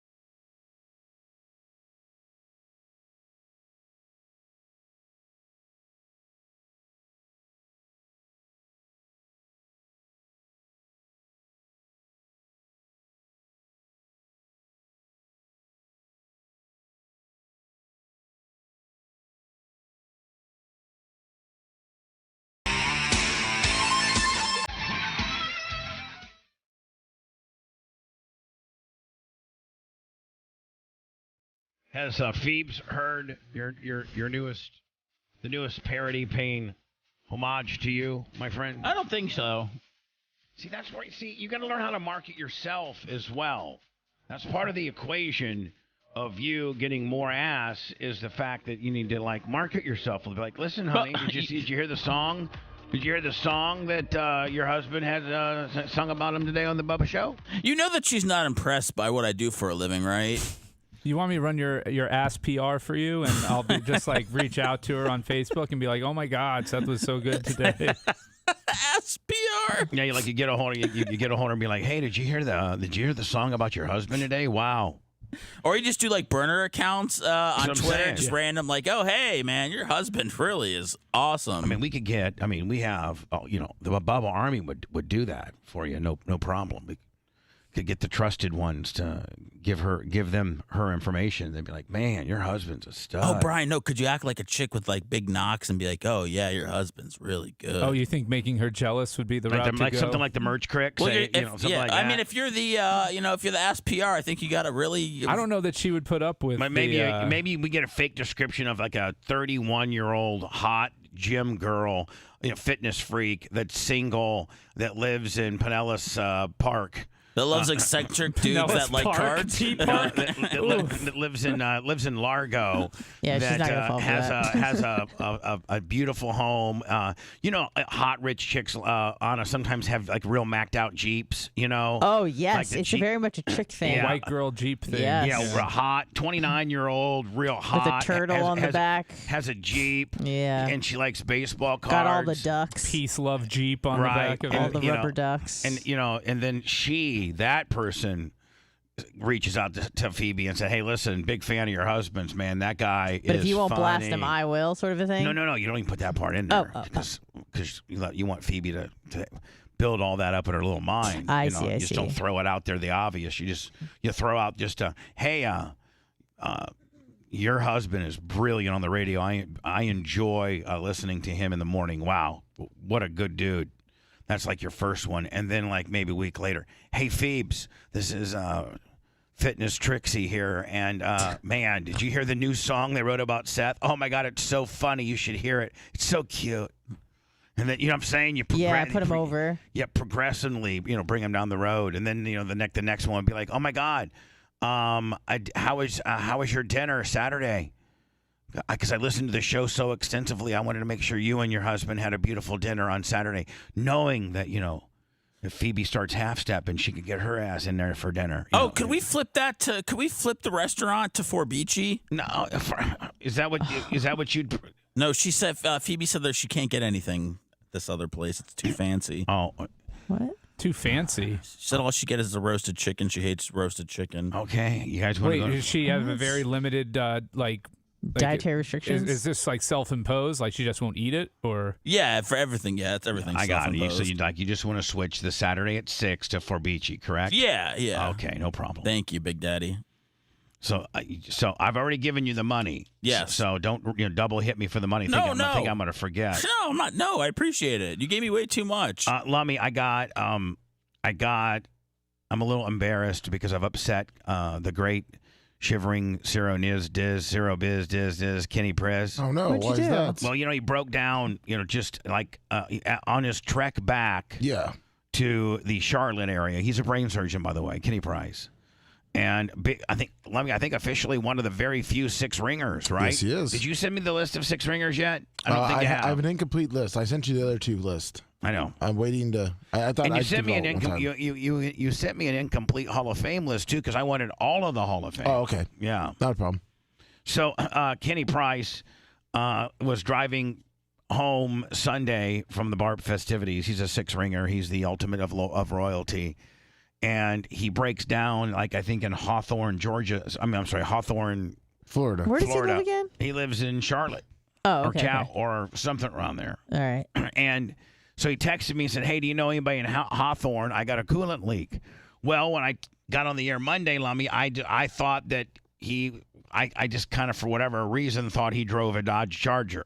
So I thought, I don't know why. He drives a Dodge Stratus. Big brain surgeon. I guess it's beneath a brain surgeon to drive a Dodge Charger because he texted me kind of mad. Oh no, saying, "Really, Dodge Charger? Really? This is an 800 series BMW. It's a badass car. This is like an 850 LIXZYPK 850 limited edition Yippee-O. That broke down, buddy. And he Mach, this is our biggest, please settle it down. Yeah.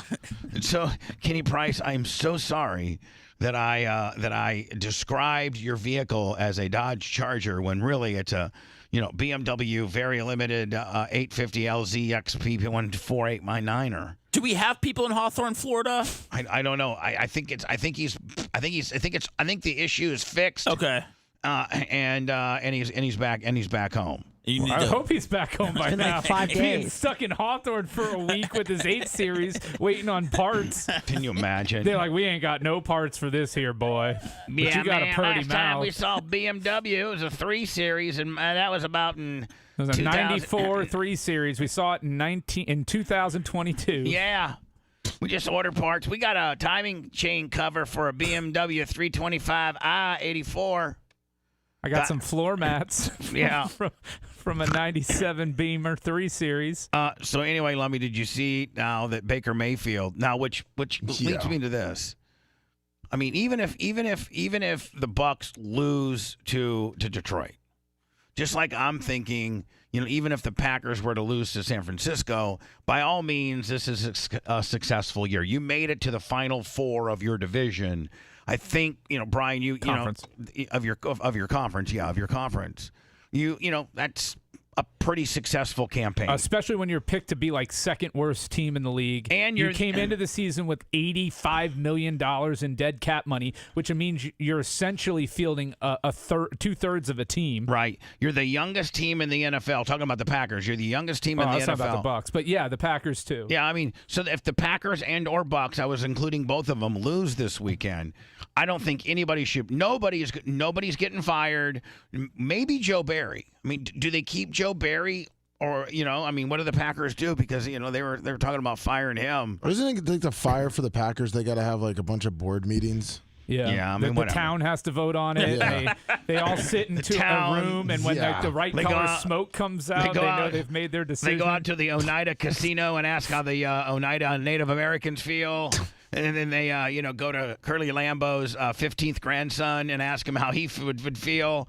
And then they go out to the guys that are fishing for sturgeon in their little shanties.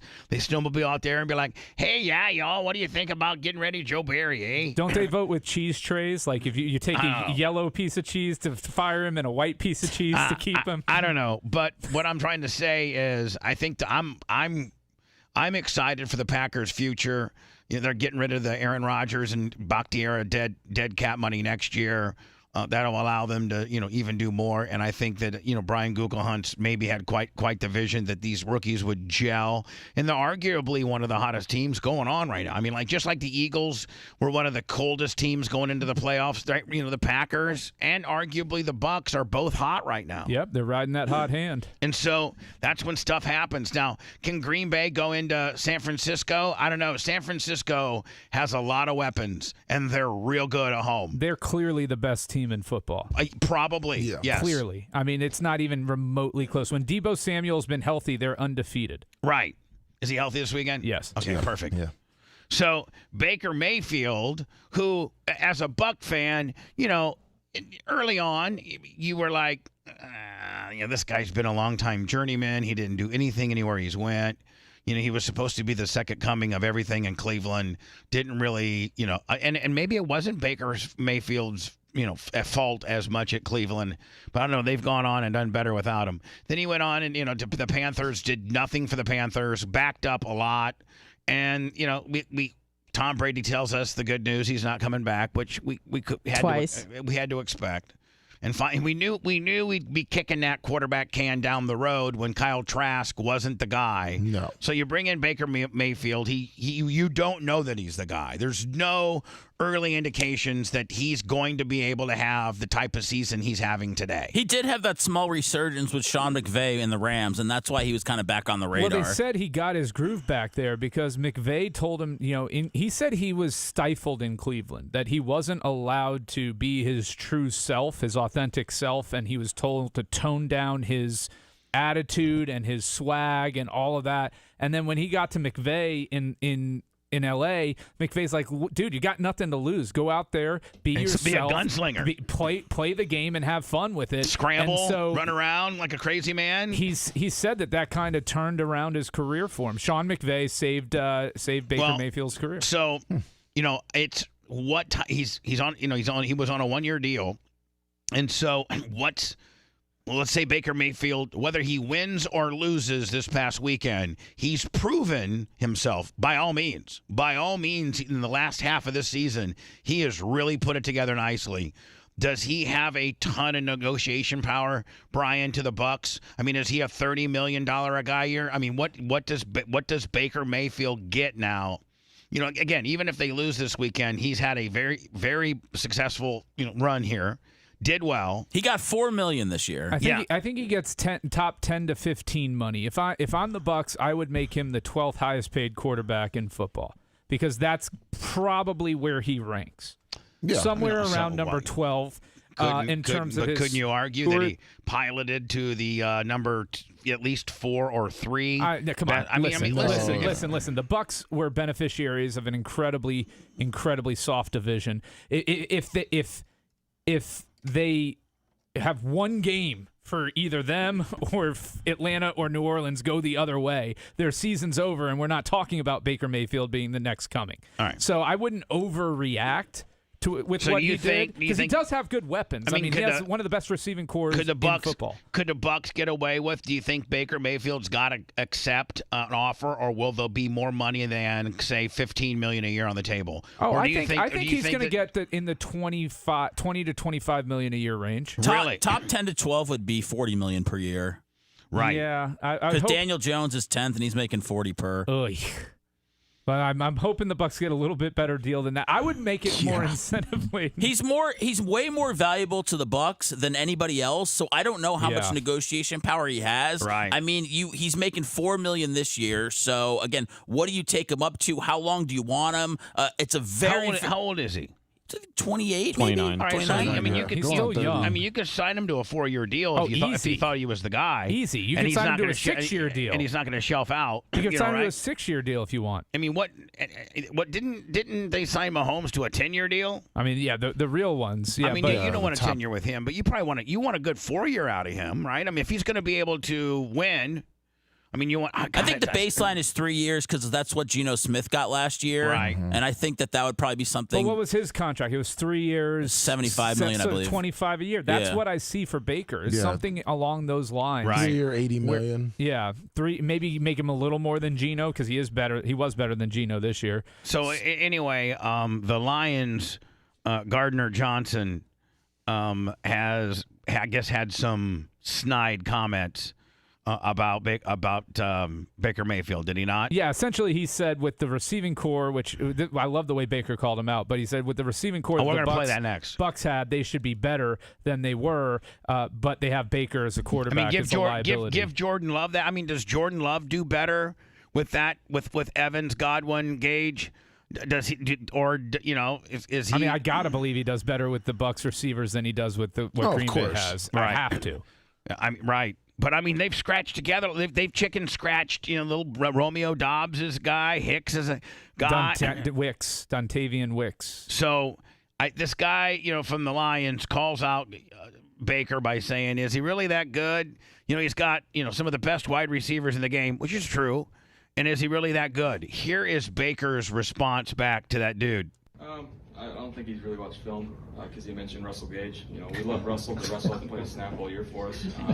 He must be going off the preseason stuff that the media was talking about, but he didn't play our first game, so I'm excited to see him. I think he's a really good player.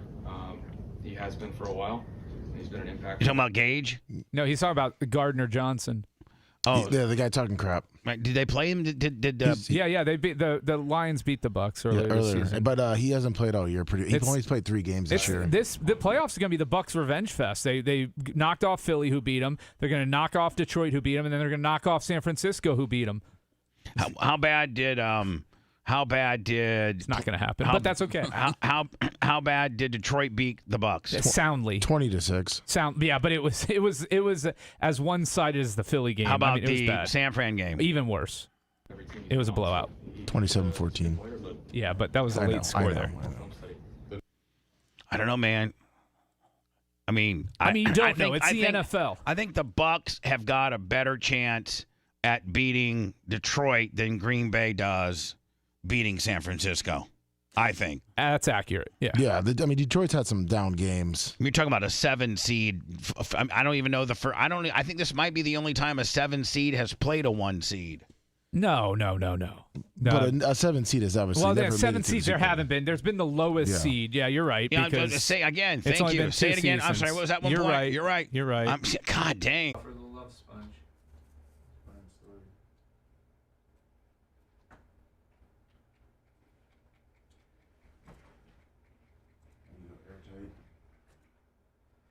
So Jerry announced last night Mike McCarthy's coming back. No. I think no coach wanted it. They've got 11 million. They're 11 million over the cap for next year, and they have no fucking flexibility with the contracts that they have. Dak's a $60 fucking million cap hit next year. For real? Yeah. Yeah. So who the fuck would want to come in and take that job right now? You got so much money tied up in these guys. Let's go refresh YouTube now. You see Jerry Glanville got a coaching job? Where? The USFL? No, Whatever it's called now? Division II football. But still. Mm. He's 81. You know who I saw last night? Because I was making some sports bets because I was bored at home. And I would go to like ESPN Plus and watch the games. Fucking Mike Davis is coaching at Detroit Mercy. Who? Mike Davis. Remember him? Old Indiana head coach? Yeah. He's at fucking Detroit Mercy. He's 0-19 on the season. Whoa, see, he's still young. Mike Davis? Well, he's compared to Jerry Glanville. Jerry Glanville's what, like 85 years old? He's 82 and he's going to be coaching football this season. For who? Some Division II school. I mean, Jerry Glanville is. I guess he just hates his life. Northwestern Oklahoma State. Yeah, he's coaching down in the Horizon Conference since 2018. Has an overall record of 59-102. Pretty good. I guess they accept that at Detroit Mercy because he's on his 6th season with them. What about the job I got paid? Is $200, you think? Probably. He's probably making $300,000 or $400,000 a year. Right. Think so? Wow. Yeah, he's got to be. $400,000 a year. Damn. Is that what it says? Damn, I'm good. That's what it says. Mm-hmm. Detroit who? Detroit Mercy. They call them Detroit Mercy because every game they get Mercy ruled. Tookie.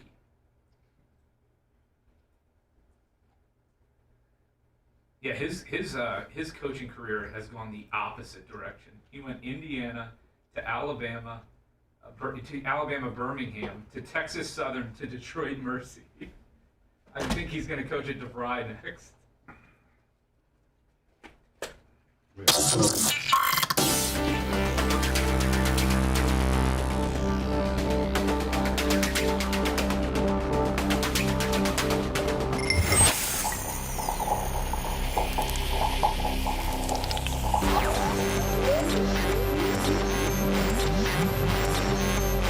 Guess what? Time for insults aplenty. And they're all from the heart. Collateral damage of the truth. Bubba the Love Sponge. Who's got the hottest bar in Tarpon Springs with a full bar with tons of local IPAs, loads of specialty drinks, and the best-looking bartenders in the business to serve them? It's Tropics Tarpon Springs. Tuesday nights are ladies' nights with a live DJ and all the pretty ladies all around. Tropics Tarpon Springs at 25 Dodecan East Boulevard, right at the mouth of the Sponge Docks, is where all the action is. Official grand opening Saturday, January 20th, hosted by Lummy of Bubba's Army. Maybe one of the best parties ever seen. Tropics like it's hot. Tropics like Pretty ladies all around. Let me hear you get ready for your big personal appearance. Oh yeah, we can Saturday like it's night. hot. Oh yeah. Get your outfit picked out. Is it Tropics with an X or is No. CS? It's CS. Now, Lummy, you should have like their daily specials so that like when we throw it over to you about your appearance on Saturday, you're like, hey, don't forget tonight's Thirsty Thursday, where chicks with no panties that walk in there, drink for free all night long. No carry out. No. Yeah, that was yesterday's wing. 75-cent wings, no carry out. That was yesterday. Yes, that was. Do you know what Thursday Tropics? Maybe Mark from Tarpon can get you the. Yeah, they just have their happy hour today. Just now. 3 to 6. Now. They have their happy hour 7 to 8 in the morning. Some real degenerates down there. Yeah, they are. I mean, it's Tarpon Springs. I mean, come on. How are you not? How are you not on their grand opening poster though? It just says special guest appearances. Oh my God! What the heck? You know what? That might be a deal breaker. I'm looking at it right now. He gets paid either way, so. I mean, who cares? No, I haven't been paid for his appearance yet. I've done all this advertising, and let me, and I will pay you. Your appearance through your paycheck. Oh, thank you. But I've not collected what they owe me yet for advertising and or your appearance. So I'm gonna take Phoebe there after dinner and hopefully get some ass after I go see Lummy at Trop It's Like It's Hot. Yeah, DJ Steele's on the beats. That's great. DJ Steele's are on the beats. Yeah, DJ Steele is on the beats. What's up with the free wings, Lummy? No takeout? No takeout. It was 75-cent wings. You think you can get maybe a $50 rider? I'm sorry, if Seth comes to the party on Saturday and I maybe get him like a $50 gift card, to be able to or a bar tab or something. Yeah, we'll get him a bar tab. Can you get? He doesn't can drink. You get Seth a bar That's tab? perfect. Yeah, we'll get him a bar tab. I just like Lummy saying we'll get him a bar tab. We'll load him up. Lummy has the authority. He's just the schlep that's showing up on Saturday night. He has no say-so on who gets bar tabs, and he's already handing out bar tabs. Bar tabs for Seth. I know, but Ash, I hope there's a ton of people for Lum Lum because I saw Ashley on Facebook pumping it so hard, supporting her little Lum Lum, and I just hope there's a line of people ready to see Lummy from Bubba's Army. Yeah, that's right. Definitely doesn't sound like a militia. Probably one of the most well-produced commercials I've ever ran in my career of my radio show. Are you ready to Tropics Like It's Hot? Well, get ready. I mean, I've worked in Chicago, Philly, New York. I've worked for Sirius XM. You've worked in New York? Yeah. Well, I mean, yeah. Close enough, Brian. Jeez. No, I mean, where is Sirius XM based out of? I believe New York. I guess technically. Okay. I mean, you Are got you me there. Tropics Like It's Hot? You guys stop trying to get me, idiots. I didn't try to get you. I mean, what business are we in? Show business. And what do we do? Tell the truth. We lie. Yeah, right. Are you ready to Tropics Like It's Hot? Well, get ready for Saturday, January 20th, when Lummy will be hosting the grand opening for Tropics Tarpon Springs. My buddy Eric on the PayPal, Venmo, Cash App, the Bubba Are we Army. going to get a copyright violation for this commercial? The Taricos brothers have done it again. We're going to ask can you write a letter up for the Taricos brothers today? Dear Taricos brothers, I represent Bubba the Love Sponge. You owe us some money. I think you need to send a collection letter, Brian. Got a steep platform. And with their latest addition to the... I mean, if you take the organic mentions that you've gotten on our show, I mean, it'd be well into the 5 figures. Oh, yes. By far. Sponge Docs, and like nothing you've seen since the days of the Zone. Finally, a night... I mean, you have finally a nightclub that can be comparable to the Zone from '86. Yeah, the Zone was great. Club atmosphere in Tarpon Springs is back. Don't miss Lummy at this incredible grand opening January 20th, located at 25 Dodecanese Boulevard. Where's it at, Lummy? 25 Dodecanese Boulevard. Tropics Tarpon Springs. Can you spell Dodecanese, Lum? Sure can't. Then the old timer got his grandkid that came in and My doppelganger. Tropics nightclub this Saturday night. It's at the Sounds mouth like of the Manson's Sponge. daughter singing on the backside. They said it sounded like me. No. The Z Morning Zoo on Z100. It's going to be a blast. I think it is. I think it's going to be well attended. Hopefully they We're pay going to me. have good vibes Hopefully and great music out there. Be better vibes if they pay their bill. What about the fun is endless. What about the bartenders, Lummy? They're the hottest bartenders in Tarpon Springs. Yeah, they got It's a full bar. Tarpon best bar. Springs. It's a fun bar with a full bar. It's a fun bar with a full bar. They got 2 independent eyebrows. That's right. Don't make fun of the Greeks. Sorry. They're going to find Lummy in the Sponge Docks after this gig. I'm telling you, he's not going to make it. Who, Lummy? Yeah, this is a big setup just to kill Lummy and toss him in the Sponge Docks. You think it is? No, Greeks want their revenge. Sounds like Seth wants that seat back. By the Tirico The brothers? Tirico brothers are taking me out. Return to Tallahassee. Governor DeSantis will help kick off the start of this year's legislative session with his State of the State address. 8 on your side's Chloe Sparks joining us live this morning with what will happen. Oh, this is that Chloe Sparks girl. Yeah, that first newscaster's belt is doing some work Good there. morning. There are hundreds of bills for these lawmakers to go over into. Tell me this isn't the up-and-coming hottie of Her Tampa. hair's too thin, man. This is the up-and-coming extensions. This is the up-and-coming hottie of Tampa radio. I'm sorry, Tampa television. This Chloe Sparks deal. Her hair's too thin. Stop. And look at that dye job. Stop. I'm just saying. It's like you're going worse than Dan. I'm just going to tell you to shut up. Jesus. Call J-Lo a pig. Discussed for this year's legislative session. Beautiful she Now, is. lawmakers will spend the next 2 months going over these bills, many that impact us in the Tampa Bay area, and many that will affect your makeup perfect. Very, very, very well put together. You can't sneak up on her, though, because she can smell Today, you coming. state lawmakers are beginning a vigorous 2-month process, reviewing, revising, and deciding which bills should become laws. Proposed education bills have already drawn attention across the state and are highly anticipated this legislative session. Man, I can't think of a worse job to have. I think I'd rather be out working on a road crew digging ditches than teaching our youth. Ugh. Yeah. Especially that age. I mean, poor teachers. Right there. Exactly. Right here. 8th, 9th graders. 8th, 9th, 10th graders. Them. All day long, it's just Axe body spray and insults. Yeah. That's it. Put your phone down. Put your phone down. Put your phone down. Pay attention. What if somebody in there really wants to learn? That kid with the mask in the back Got a kid in the back. That's me back there, by the way. We got I've Red been in posing back. as a high schooler for years. Here's Dan up front right here. He's trying to spit some game to the girl. Yeah, exactly.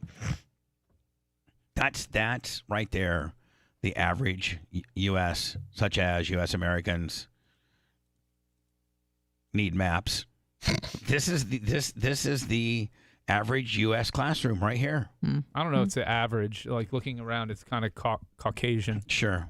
Is a bill that, if passed, students would no longer have to pass Algebra 1 to graduate high school. Hold on. Now we're making it because we can't graduate these students because they can't pass Algebra 1. Now, can any of us imagine in the school system that we went through, all of us, maybe we went through multiple school systems, but just the education system, and when you're a senior, you still haven't passed Algebra 1. They're just lowering the bar. Which most of us take when we're in 9th or 10th grade. It's one of those, like, if you're advanced, maybe 9th. If you're, 8th. Or 8th. Or if you're normal, just normal learning ability, then 9th or 10th. One of the two. But by your senior year, you're on to, you can be done with math altogether once you pass algebra. You have to pass algebra. And that doesn't mean you have to excel. You just have to pass. You got to get a D- in algebra. How about this? You don't pass high school. We send you to a work camp for 4 years where you learn some sort of real-world skills and how to be a trade decent school? person. Maybe how to be an air conditioner guy or something. Whatever right? it is. Kim Jong babyface over here. A work camp. A work camp. Even Seth. So you would think that Seth would not have the ability. If you were to interview Seth for 15 minutes, you would certainly assess that he could not change the oil in his own car or rotate his tires. Yeah, but he's graduating high school. But he learned it. So you can teach these little bastards any trade. You can teach them. Yeah.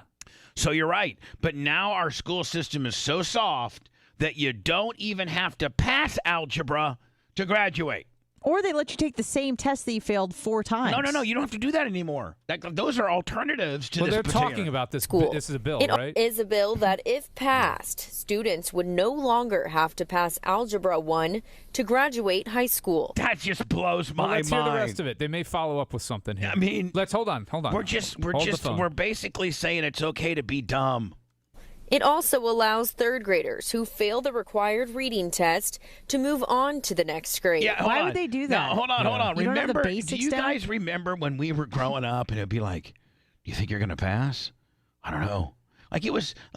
We would say that, but we were, we were pretty smart and we got C's at least. Well. I mean, I didn't start getting D's until high school when I wasn't applying myself. But yeah, but you were a big lineman, so you needed to put on the pounds. Right. Oh, you're talking about your grades.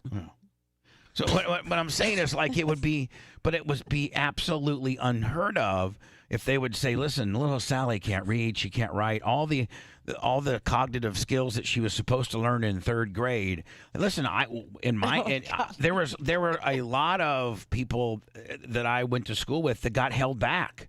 There's probably like maybe 5 or 6 kids that, when we were in 5th grade, when we went to 6th, Jerry Hyde was still in 5th. Be like, oh, Jerry got held back.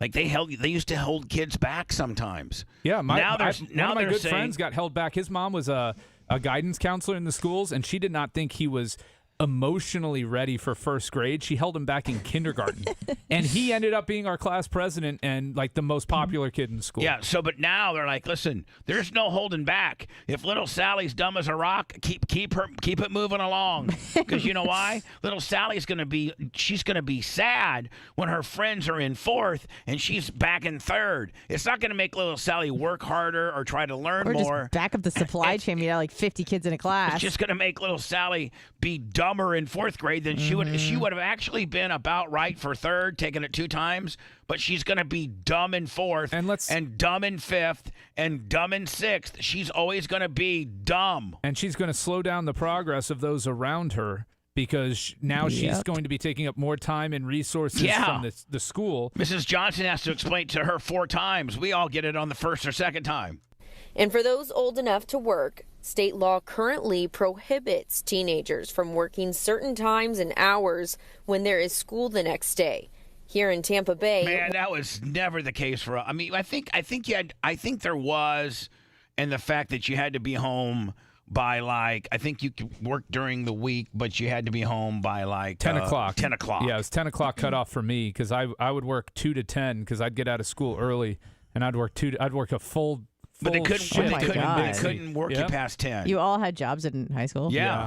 We all weren't rich like you, Anna. One of our lawmakers proposed. Now, I didn't work during the school year because I made enough money during the summer that I'd have enough money. Like I'd make like $3 or $4 grand during the summer that would get me through the year. But I worked, 40 hours a week at the Warsaw Park Department. What were you doing, $3 or $4 grand during the summer? Well, I mean, if you think about it, how much were you making an hour, cuzzo? $2.60. All right, let's do the math on this. All right, hold on. Yeah, watch. Hold on. Let's do the math. So I'm making $2.60. Yeah. Times 40. Yeah, that's. So my checks were $104. Well, minus taxes and stuff. No, not when you're a kid on a work permit. They still take some money out. Not a lot. Not a lot, but your 104 is probably down to 80. Are we at about 1,500 hours, Brian? I'm trying to do some math over here. That's a ridiculous amount of hours. Hold on. No, hold on. So let's talk about this. School, we were usually out for 3 months back then. Okay. We got out we literally got out in mid-May, and we didn't come back until after Labor Day. I'll give you 90 days. 90-day break. So 90 days. Right. Okay. So how many? That would be 3 months. Yeah. Even if you that worked, would be six paychecks, right? Let's just break it down. Even if you worked 8 hours a day, every single day that you were out during break, that's 720 hours. Okay. At $2.60 an hour, it's not even $2 grand. I wouldn't listen. I'd make $1,400-1,500, but I'd have $300 or $400 left over from the summer before. Like I didn't go. I mean, I didn't banking. I didn't go crazy. I was like $3 or $4 grand in 1970. That's gotta be like a tremendous amount of money. I remember when I went to college, I had a total of $4,100 saved. Nice. Okay. Over the but I started. How quick did you go through that in college? Hold on, Brian. I started working in 6th grade. Yeah. 6th? Yeah. When you were like 12? When you were 12. I worked. I was private tutoring and mowing lawns at 12 years old. Yeah. Really? Yep. So I mean, I had enough money to make it through the year. I didn't have to work during the school year because I was wrestling and played football. Proposed a bill to remove those restrictions. The bill would also remove the 30-minute break teens get after 4 hours of work. And if they're 18, they could soon legally buy a gun. So hold on now. After 4 hours of regular work. I thought they meant 4 hours of school. No. Everybody gets a break, yeah. State lawmakers are going. And so basically they're saying we're going to let 18-year-olds buy guns. No, they're saying we're going to treat lowering teenage workers like adults now and just let them work themselves to the bone. The age requirement to purchase a long gun. Do. Currently, you have to be 21. Property insurance, healthcare, and other labor laws are also bill topics to look out for. Back over to the hottie. Today's meeting begins at 10, and then Governor Ron DeSantis will give his State of State address at 11. If you'd like to get a closer look at some of these bills, head to our website, WFLA.com. NBC must Reporting have a live good in Tampa, hire. Chloe Sparks, 8 on your side. I sent you their new sports girl. She's kind of hot too. You mean on Channel 8? Yeah, Channel 8. Who's the filthy McNasty that's running the talent pool over there, huh? Like a modern day Roger Ailes. Because I mean, this is dark hair, but this is the new sportscaster for Channel 8. Oh yeah, I saw her. Yeah, wow. she's strong. Wow. Yeah. No, that one is a winner. Now Yeah. that She used is to a work for hot. the- Now that is a the hot Saints. chick, Bubba. She used to work for the Saints. Yeah, and then She kinda she went came down viral to when she Tampa. left there. The Chloe Sparks girl couldn't hold her jock. But she is here in Tampa and doing sports. Look at that. Yeah, oh, yeah. look- Chloe yeah. Sparks, get the hell out. Exactly. Eileen, who? Who knows? Yeah, Eileen, hot as balls. Come on, Eileen. Okay. All right. The Z Morning Zoo on Z100. Man, she's like a Kardashian there, does she not? Oh, don't say that. Hot. Yeah. No, I mean, Wow. and She look at knows those sports too. She's got big eyes, man. Is that her right there? Yeah. I mean, she looks like a model. Yeah. I mean, no. why are you doing anything for that? I mean, there's Channel 8. Who's doing the hiring over Yeah, no there? kidding. Wow. Well, she may be very good at her job. Did you hear the reporter yesterday at the Bucs press conference? Yeah. Bubba? Yeah, we played that. Oh, you played that yesterday? It was great. Yeah, I asked Rock about Pretty her. amazing. His eyes were so funny. Who was it? Do He we know? says it's some lady that barely ever does it. He didn't even know her name. She works for like a small. And you know, she paper. was trying to really act like she was really Like she intellectually. did her homework. Because she was like, currently it's 14 right now with flurries. How are you going to get the team acclimated? And then Todd Bowles goes, we play in a dome. You know what I'm saying? He's like, we just have a walk from the bus to the stage. I think he said we got about a 20 seconds, yeah. Takes us about 20 seconds to walk. We're only in the elements about 20 seconds. Sorry. God, people are so stupid. I mean, just that- you know that why? she's It's getting paid for because that. we're letting people that should be held back in third grade go on. She was one of those girls. She was probably real cute. Cute bitches get a pass in life. Even in third grade. As they should, but I mean, really cute bitches get a pass in life.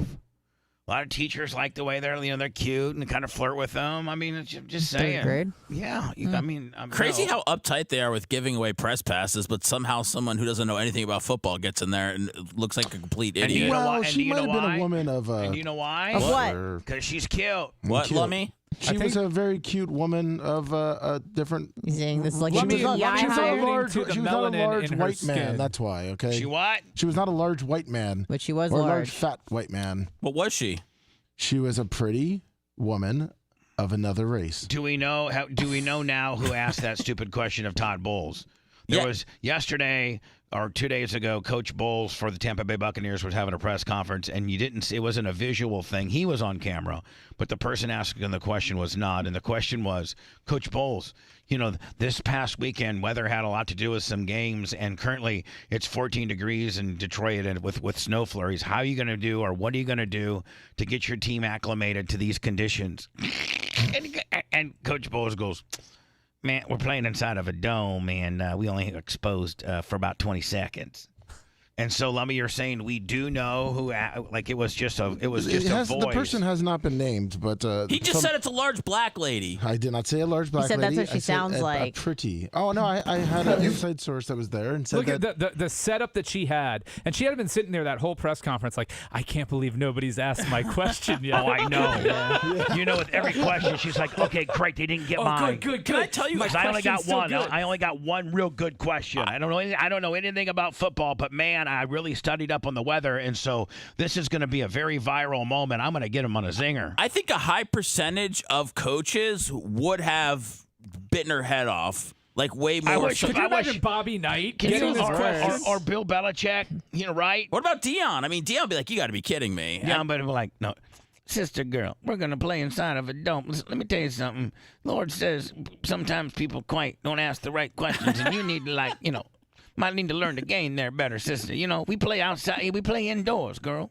Jesus doesn't like the cold. Jesus don't love the cold. I like how Todd Bowles just let her finish the question. Well, if you look at his eyes were like, It's just like, I'm gonna let this bitch just run herself out. Talking about Xanax, I think Todd pops a couple before the news conference. I don't blame him for. I mean, Bubba. I mean, I'd pop a Xanny before I was going out to a shark full of reporters, wouldn't you? Bubba, I was at the sports station. Barbara. Bubba, I was at Are my man tees showing? I was at the sports station the whole year, and 99% of the questions that are asked are absolutely inane and don't need to be asked at all. So, I mean, when these guys come out there once a week and face the media, I mean, it's just, you're lucky if you get a little something out of them, because it is just... They need attorneys doing this, like grilling the coach. Like, and having, fact checking, that's not what you said 2 weeks ago. Well, they need, so here's the deal. They need the average dude that watches the game that has a little bit of broadcasting skill to ask the questions. Like, I watch the Matt LaFleur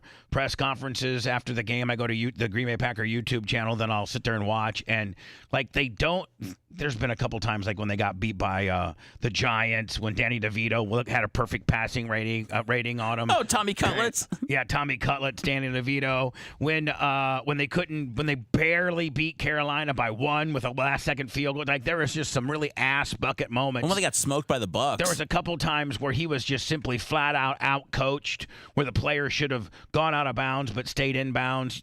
There was a couple. There was just some. The Packers had some very troubling times this year, and all the reporters just are like they're beat reporters, and so they're the same reporters that is exposed to every practice and every game. And they don't want to ruffle feathers because they show up every day, so they don't ask hard-hitting questions at all. Right. That's the problem. And so that dance between keeping access and losing it. So, but here's the problem. I think each team, man, like, can you imagine if we could get Brandon the quad down here, Lummy, right? And and I mean, Brian, they don't have enough time for him to ask a question. No, but hold on, but Brandon. I mean, but Brian, here's the bottom line. Can you imagine if we make him shut up for a second? If we make him a paid employee and he has a Bubba and we put a Bubba Army shirt on him and with a Bubba Army Mike flag, and then we ask for credentials and they say no. Don't you, as an attorney, couldn't you hit them with about 45 different disability acts as to why they need to give him a press pass? Oh yeah. I mean, they would have a hard time saying no to him. Right. So you can't tell a guy that's trying to be a broadcaster, that's in a wheelchair, that's fully disabled, that's finally got an opportunity to be a journalist, and he rolls up and we give him a list of questions. Don't you think that would be brilliant? Yeah, but I think they would figure out quickly that he's not a serious member of the media. But he really is. He really is. He shows up to every game. I mean, like he's a Bucs reporter. He shows up to every game, right? And then he has to have his mom for a handler. And she's trying to bang all the players. And she's trying. Hell yeah.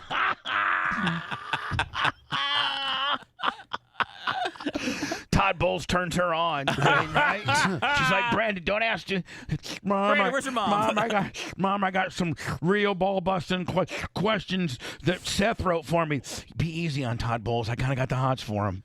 If I can't have Ty J, I can have Todd. Todd, my mom wants to know if you're worried about shrinkage in Detroit because it's going to be cold. I wish the B-Fud thing would have worked out, Lummy, but he just ended up being a creep. Yep. Like, he got us. We were well on our way to having the most brilliant act. I mean, the most brilliant thing ever. B-Fud as our sports guy. I don't think his handlers were probably the best either. You're probably right. If we had him, like if Colton handled him. Yeah. It's a two-man crew because you got to handle him because he will turn into a full-blown pred as well. Looking forward towards Detroit. The weather has been a factor in some of the playoff games, even for the most prepared teams. Today, it's 13 in Detroit, which doesn't compare. Like it's almost like she AI'd. She went to chat, whatever, and said, if I have an opportunity, if you're interviewing the head coach for the Tampa Bay Buccaneers, who are going to play the Detroit Lions, And AI didn't know, but I think AI knows that they play indoors, don't they? Yes, AI is not that So dumb. AI didn't. You know what? So AI didn't even write this for her. This is literally from She just her. looked at the forecast in Detroit. Look at his face right there. He's already knows where this is going, and he's like, "Come on, honey. I don't want to do this to you." Hold on. Any special plans to acclimate the team to not only endure, Not only endure, but perform. Not only endure standing outside in 8-degree weather, but also having to perform and catch that ball, Mike Evans. How do you catch that ball? What kind of gloves do you wear, kid? those kind of frigid temperatures should you face them in Detroit? You do know we play indoors, right? And they got a dome. I don't. No, nothing planned. We're indoors, and we only have to be outside for 20 seconds, getting off the bus, going under the thing. So we'll be okay. He's laughing. He's I laughing. mean, I wonder if she. I mean, Did here's she the answer thing. after he goes? I didn't hear her after she said, "You do know we play indoors, right?" She didn't. Her soul crushed. I mean, it that was a should. soul crushing It moment. left there. her body. Yeah. Don't forget today's after show, the 2 Live Jew. Yep. That's on podcasting only. This week's Clement Cush did well. The Monday show did well. And then our third exclusive podcast of the week is today with the 2 Live Jew, hosted by Anna and co-hosted by Seth. What are some of the topics? I mean, yeah. Do you guys prepare for this 2 Live? Yeah, I got it. You got it? Yeah. All right. When I come back, we're not going to tease anything. We're just going to leave Do the you want people me to to? wonder. Well, I mean, do you have a list of things? Or? Yeah, I got a few things I want to talk All about. right. Does the other Jewish member have anything? No, I mean, Seth can roll with the punches. Oh, okay. Yeah. What do you got? So I just finished this show called The Act on Hulu about, are you familiar with the whole Gypsy Rose Blanchard situation? So I was thinking we could kind of talk about that. What's Gypsy Rose Blanchard? Her mom had a Munchausen by proxy, and she was basically captive as a prisoner for like her whole life. Tore out all her teeth. Yeah, extracted her teeth, took out her salivary glands and everything What like stud? that. Well, what state? Put in a feeding tube. I think it was they were from Louisiana and then they moved to Missouri. But would she do these procedures by herself? Or Well, would she do- basically concocted all of these like medical records saying that her daughter previously had this problem and had leukemia and had this and that. She had nothing. She was totally healthy. And she lived like that for like 20 years. And then her daughter obviously is trying to grow up, has an interest in boys, starts taking it online, and then finds a man who she convinces to kill her mom. And they were free for one day. And then they started posting on social media because they felt bad. Like, check on me. I just was murdered. And then they got caught because they're stupid. They mailed the weapon to themselves. So there was I almost said the F word, a knife with blood on it and dirty gloves.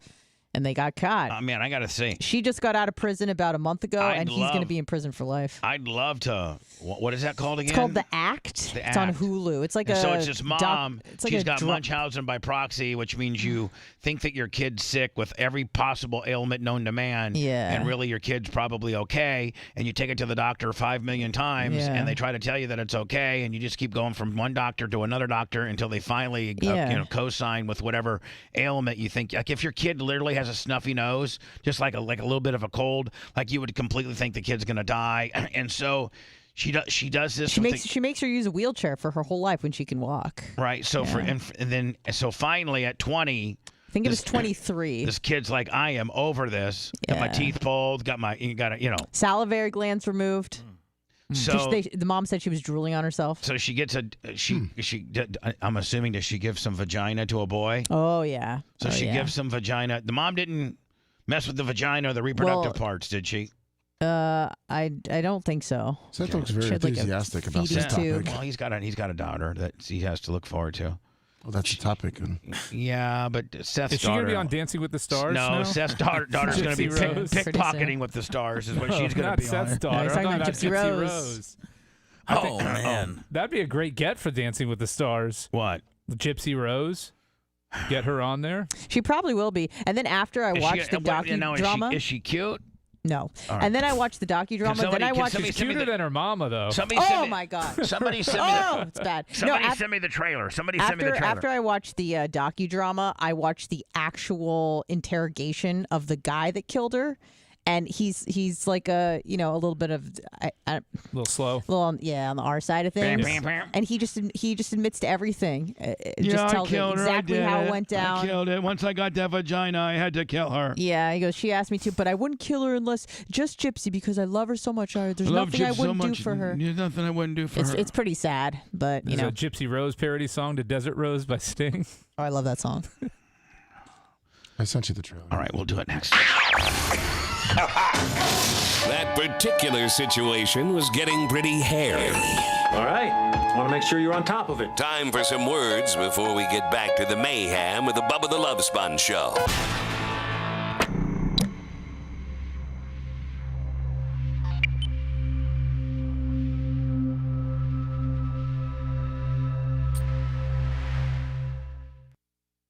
I need to go to the stretch lab. They have that? They got one on Kennedy. Bubba will stretch you out, man. The stretch? Bubba, Seth needs some stretching. You can't do like an 8-minute yoga video. If he would lay, if he would lay flat on the ground next to the railing, I could step on his back and it would fix him 100%. There you go. Come on, Seth, be a man.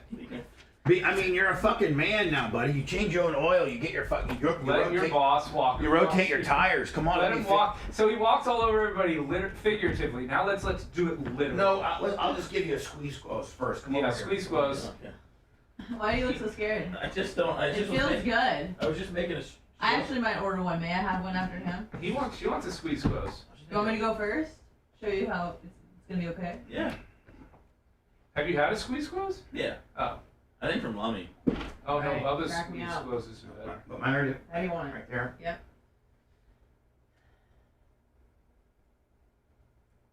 You cracked yourself.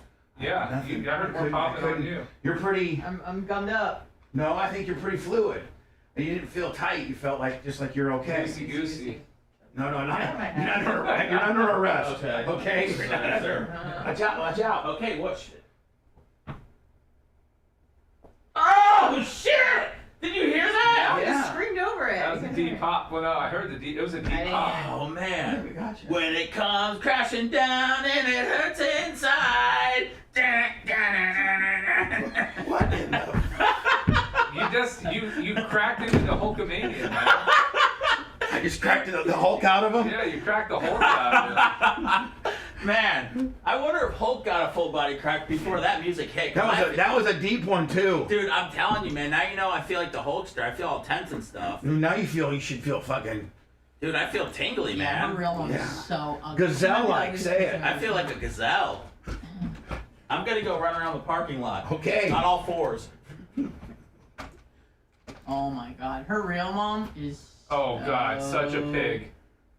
This is Such a the pig. real mother-daughter duo, and the woman that played her wasn't very attractive, or they made her ugly, but she looked like a model compared to this fucking uggo. Yeah. They got a little chihuahua. Actually, the woman that played Gypsy was pretty on point. You could have been Gypsy. Yeah. You've got a little Gypsy Rose to you, girl. Hold on. Let me see it. You got a big nose. I mean, it's same color hair. Eyes are not too far off. I'm just saying. No, thank you. Anna Rose over here.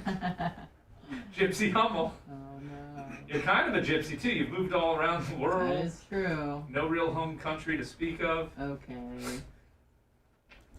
Supposedly, I'm hearing you're moving to New Zealand. Is what I'm hearing. Oh no, there was I went through about a month of that. Yeah, I mean, I was like researching hard. Are you really gonna go to? Are you really moving to New If Zealand? I moved to a different country, I would move there.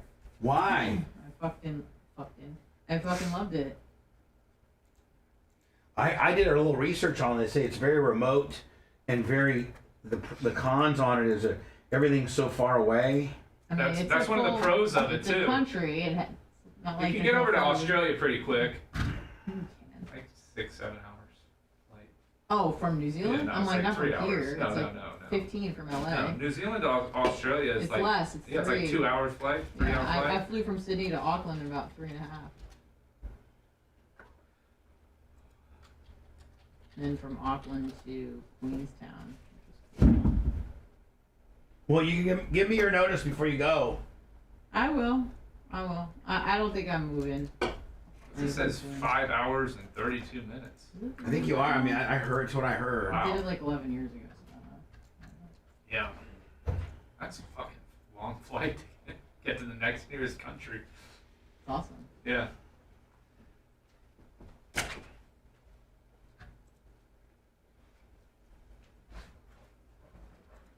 Lummy, did you send me the Gypsy Rose? I'll do it.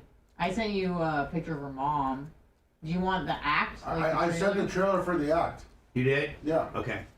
It was all right. It was pretty good. It was on Hulu, right? You said I am a real American. Oh, it's still in hope. Fight for the right of every man.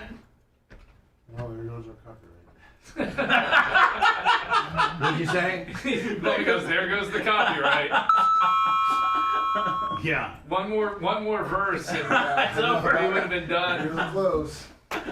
He gave me a squeeze Lummy, and I broke out in the Hulkamania song. I got like 6 cracks. Oh, nice. Yeah. Did you get like a Flink's Tropics jersey to wear to the grand opening Yeah, party? you look like Will Ferrell. Yeah. Pretty sweet. Lummy, I'm gonna be there, but I'm gonna Skype in, okay? Perfect. Okay, just prop me up on the table. Yeah, we'll zoom you in next to DJ Steele. Why he's spinning the ones and twos. But why didn't they want what's your DJ name? Hum sauce? DJ Hum Sauce? Why didn't they want DJ Hum DJ Sauce? Steele's a great guy. Yeah, but They're Lummy fans. She's kind of Mediterranean, Middle Eastern. She kind of can pull off the Greek thing. Lummy's the only person I know.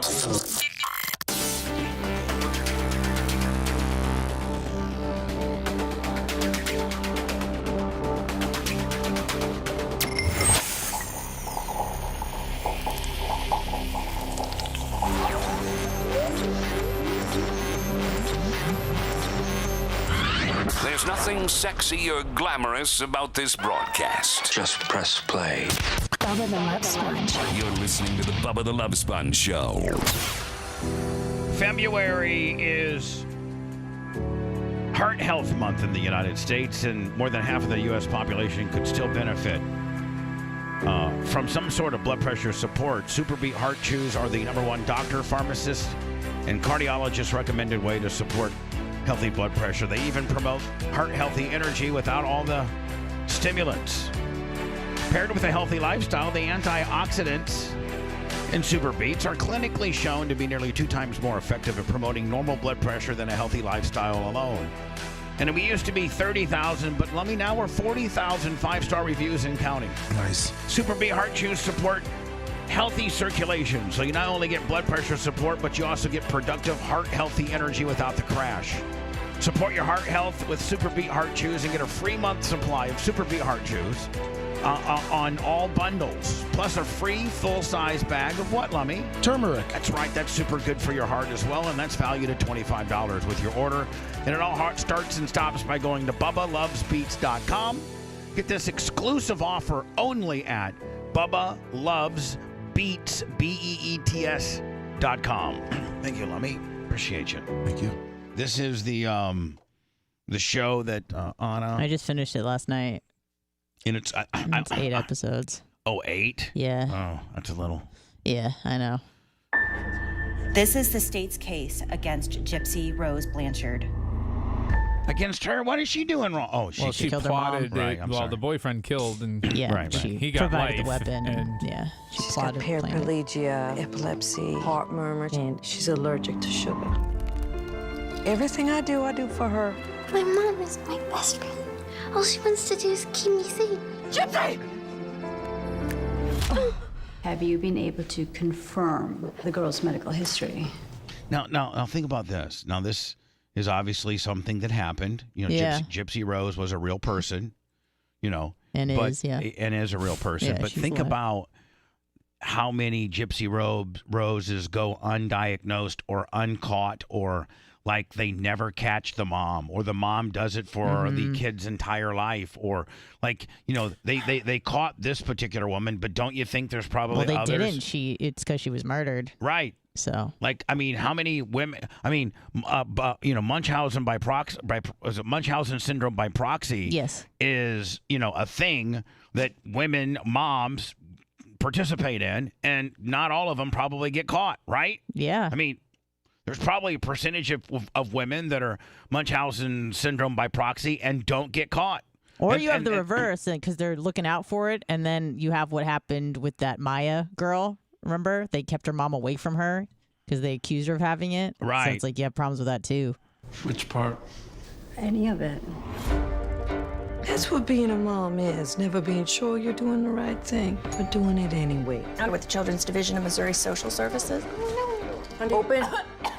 Gypsy's got the mind of a second. So now, Anna, were the authorities kind of onto her? Yeah, there's one doctor that actually Like, at was what like, age? I don't understand. Oh, when she was, well, she didn't know her own age because her mom was telling her that she was like 13, 14, and then she found out she was like 19. Oh, really? Yeah. So she found out her true birth date, and then she goes to this one doctor, and it was that Indian woman. She was very confused because she's like, Right. I don't think you have a problem. Like, so she tried to separate the daughter and the mother and just talk to Gypsy alone, but it was very hard for her to do that. So she called CPS, and they showed up. Is that real, or has that been dramatized? I don't know. They said that some of the Yeah. facts and what plot if, was to it. If real. Gypsy Rose's mom had not been killed by the guy that Gypsy Rose Her gave boyfriend Nick, gave vagina to, yeah, who might have been a little slow. Very. Nick I was a little think. slow. Yes, that's apparent. All right. So when you give a slow person some vagina, they go crazy. Yeah. And then, so what if that had never happened? Do you think, and the authorities had, you know, finally caught up with Gypsy Rose? What type of penalty? Like, is that prison? Is that, I got to think that might be prison. Like, is there instances of women that have been charged with Munchausen, syndrome by proxy? Yeah, and it's like, is abuse. is it a child abuse charge? And do you go to prison? I think you might. I mean, Brian, that might be a question for you. Do you know? Oh yeah. I mean, if you're not going to get away with an insanity defense, Right. then So I mean, you're going to serve some. Be interesting to see how many women are in jail for that charge. Right. So here's one woman sentenced 16 years.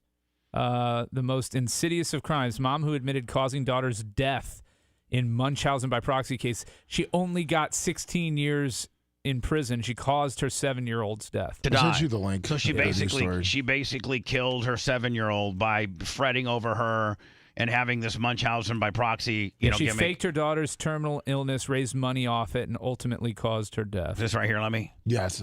Is it a video or is it just a? I think it's just a news story. Just a news story. It's like, well, then what do you do after she's dead? I guess. I guess you pretty much get pretty bored, right? Yeah. Try to have another kid. You get into That like or go- crocheting or something that like or that. go down and Open up maybe- your own Etsy store. No, open up your own babysitting service, right? Really?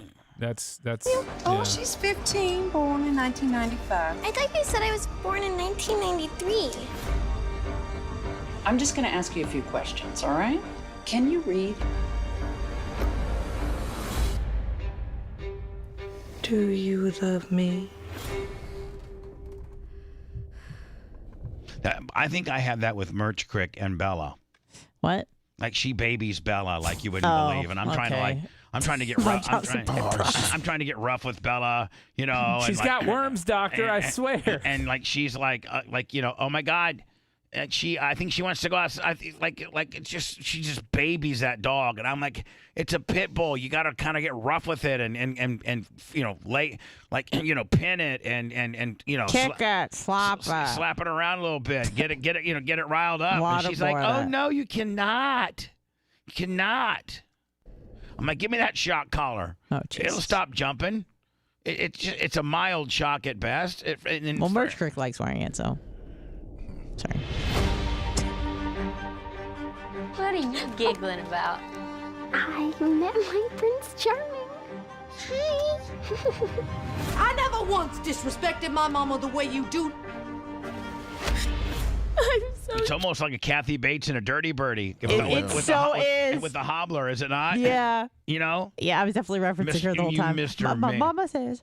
No, I'm talking about remember the what was Misery. Misery. Yeah. When the one dude was it James Caan? James Caan, yeah. James Caan, like he gets in a car wreck right by Kathy Bates's house. He's a writer. And he's a writer, Yep. and he can't walk or anything like that. So she and it's right in the dead of winter. And like I don't know that you have a phone, so she takes him in and gets him feeling better and stuff like that. And he tries to leave. And she puts him she break his legs again? Yeah, she breaks his legs again, called the hobbler, and she said she calls him a dirty birdie. You dirty we've played birdie. that clip before. Trying to escape Mr. Man, you dirty birdie, and then she sludge hammers his ankles next to a yeah, exactly. Trapped. And I can't tell anyone. You can tell me. And when slow men are trying to get look what Seth does for getting some pee. He's not a slow man. No, he's not slow, but he's a guy that's not getting the amount of pee he wants. And then once he gets that vagina, once Seth gets that vagina, how do you feel about that? Shrapnel. Once Seth gets that vagina, you just wait the way he bebops in here on Monday, my friend. Free dinner and vagina. He'll be singing "I Am a Real American" and getting a copyright violation. He can't even wrap his little baseball collecting card head around that. Free food, free vagina, locked in vagina, fancy restaurant. Real question, Seth. Would you rather have awesome sex with Phoebe this weekend or pull a CJ Stroud downtown card from a Don Russ Plaster? Now, hold on. Seth, don't lie. Seth, don't lie like you do a lot. Think about it again, and then think about it. Okay. And the question is one more time, just so that we're perfectly Would clear. you rather have awesome sex with Phoebe this weekend? All weekend. Hold on. All weekend. So it's multiple times. Just like 2 times, let's say. All right. Saturday, Sunday. Yeah. All right. Yeah. Let's be realistic. And awesome. Awesome. Like great sex. Awesome sex with Phoebe. Where she's like happy to be there. Yeah. Both of you are like where she's into actually it. enjoying the moment. She's putting you over. She doesn't set a timer. Right. She doesn't have an egg timer. Beside She's got you. a bell like Lummy. She didn't have a hard-boiled egg timer beside you. No. Or pull a CJ Stroud downtown card from a Don Russ Blaster. I'm gonna go with. Don't think about it. Would you rather a blaster or blaster? I am going to go with. I would rather have a CJ Stroud downtown card for real than to have hot, uninhibited, taboo. Now we're getting into nasty, this is Bubba's fantasy now. naughty. Dress up like a schoolgirl, whip that ass. Okay.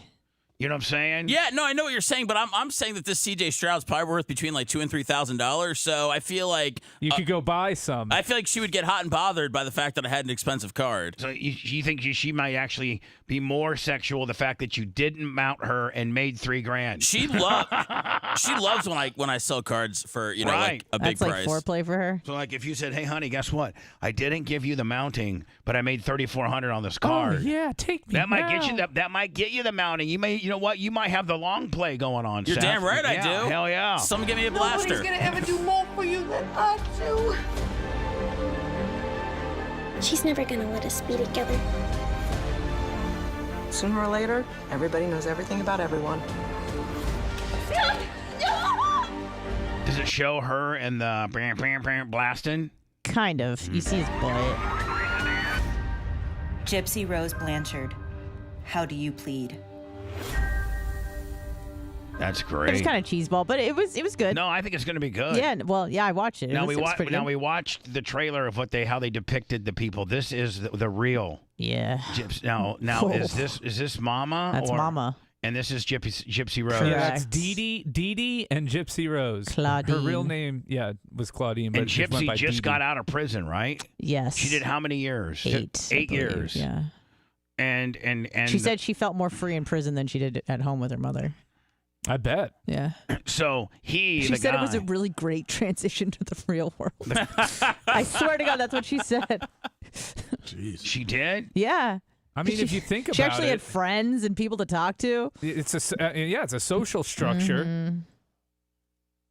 Mm-hmm. Now, are you familiar with this, Brian? We were talking about this earlier. In fact, I think this is what we tagged our show with, and that is the fact that there's a Florida bill banning political flags from government buildings and schools is a step closer to becoming law. Now, on the surface, it's talking about the pride flag and not being able to fly it at school.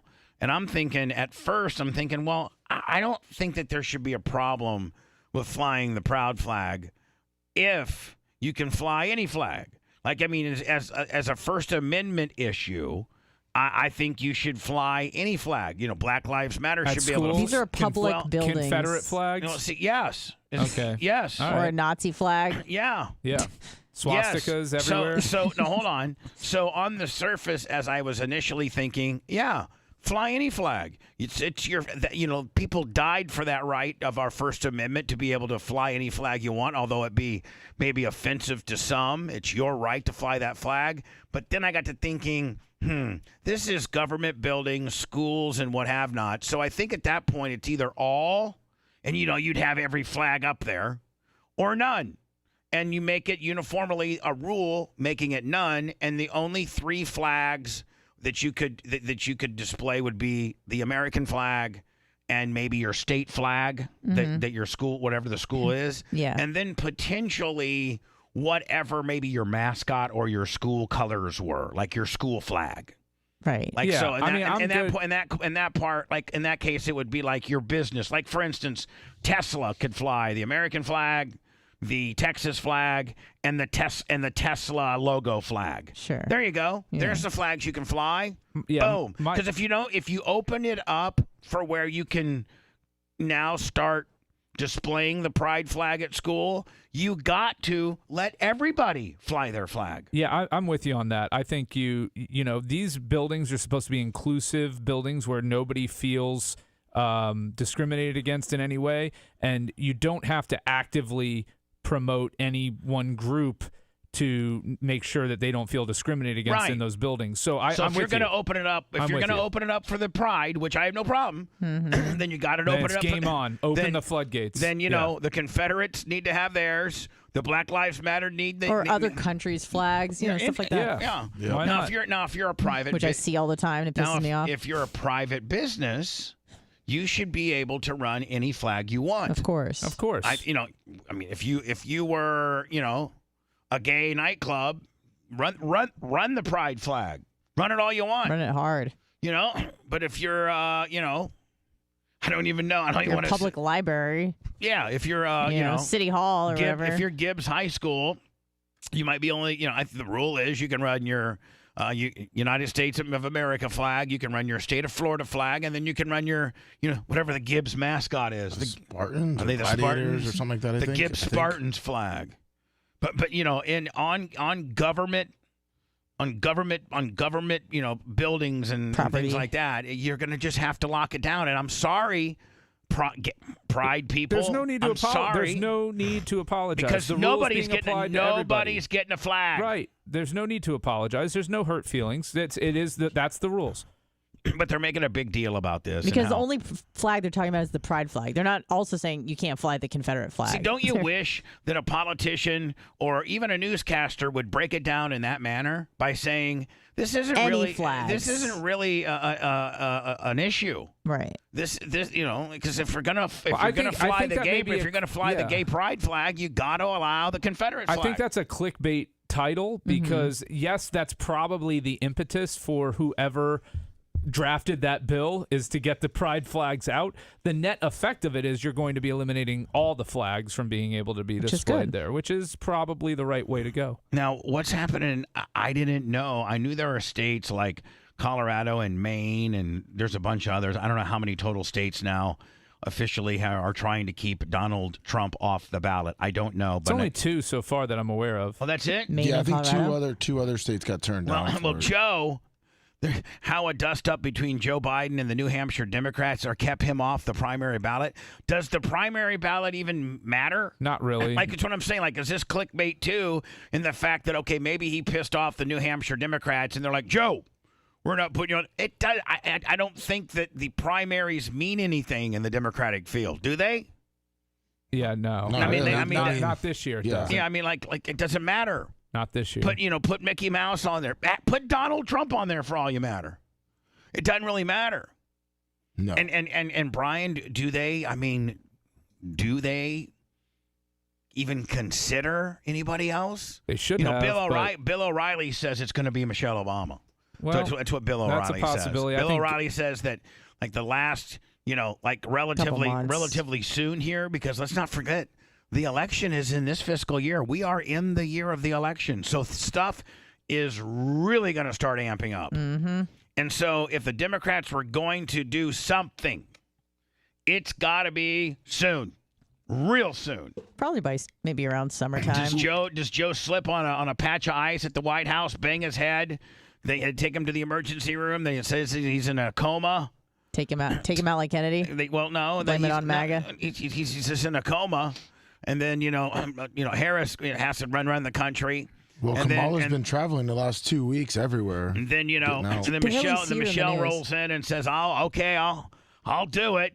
Only because Joe slipped on the black ice outside the White House, and because they can't Brian, they can't put him up there, can they? Are they going to? I don't know. They made a whole movie series with a dead body, so Weekend at Bernie's. So it's possible. You think we could do we could have a Weekend at Bernie's president? Might be happening. We might be in the middle. We might be in entering season 2 of this Netflix series. My Dead President. With AI technology, right, and him only going on every 3 or 4 days, enough time for them to get the AI program to work. Maybe we are looking at a Deep fakes are looking pretty good these days. Maybe we're like a deep fake Max Headroom, Weekend Hologram at Willie. Weekend at they're going to hologram. They're going to hologram Elvis to do concerts in Europe. They can certainly hologram our president. I'll take an AI hologram president at this point. Why not? I sent you because Jesse Waters covered it last night about that. What you're saying? Oh, he did? Yeah. About how Biden isn't out there, and they're rolling Kamala out there now to. Well, but here's the thing, and here's the thing, Brian. 112. 112. Yeah, he's when he kind of starts talking Thank about you. But here's the thing, Brian, and the fact that Trump, for either good or bad, mostly bad, is in the news every day. Is he not? Every day. He's pretty. He drives the news cycle. And he's winning primaries that he's just crushing it.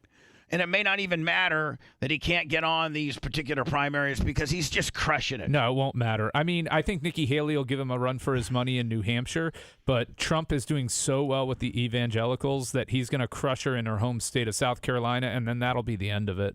So it doesn't have a time. You're at 52 seconds. It is. Where do you see 50? Oh, okay. I do. Okay. I want to go to 107. Yeah, that's about where it hold on starts. Let me see. This is where they make fun of Jeb. They make fun of who? Jeb Bush, because he asked for the clap. Please clap. It was the end of his presidential campaign. Yeah.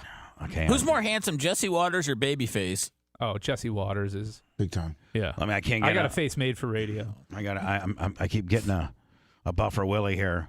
All right, here we go. There's Jesse. I got to turn him up. I wish that I was Jesse's girl. During the Roman era, crowds used to. You wish what? That I was Jesse's girl. For real? No. Tookie, go ahead.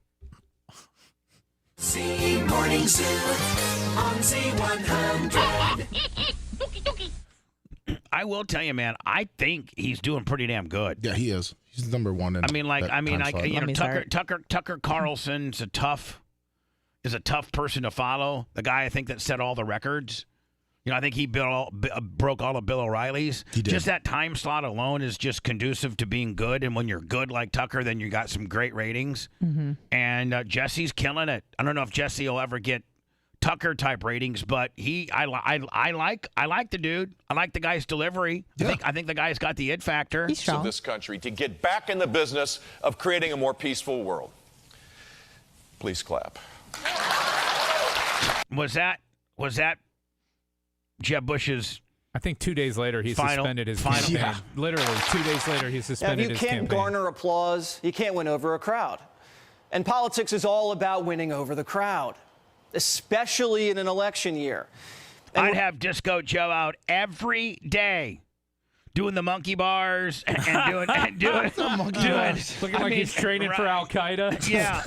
And Seth, you know how you can get have you seen these kids? They're like 9 or 10 and they'll show them squatting like 900 pounds and like these real big offensive lineman dude what in the hell? And it ends up being fake weight. It's plastic. Yeah.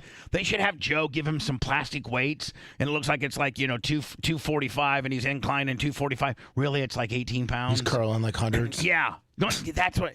And hell yeah. That's what I'd be having. I'd set up all this fake stuff for Joe to look really, really cool and athletic. I honestly think if he just put a few sentences together, that I think people would give him a lot more credit. I think so too. I think we're so downtrodden with Joe that we'll just take a run-on sentence. Yeah, just a little like, hey, I know what I'm talking about here. Can we give him some Adderall and jack him up and have him do a couple run-on sentences? That's it. We're 10 months away from an election, and the Democrat nominee for president is walking into rooms in silence.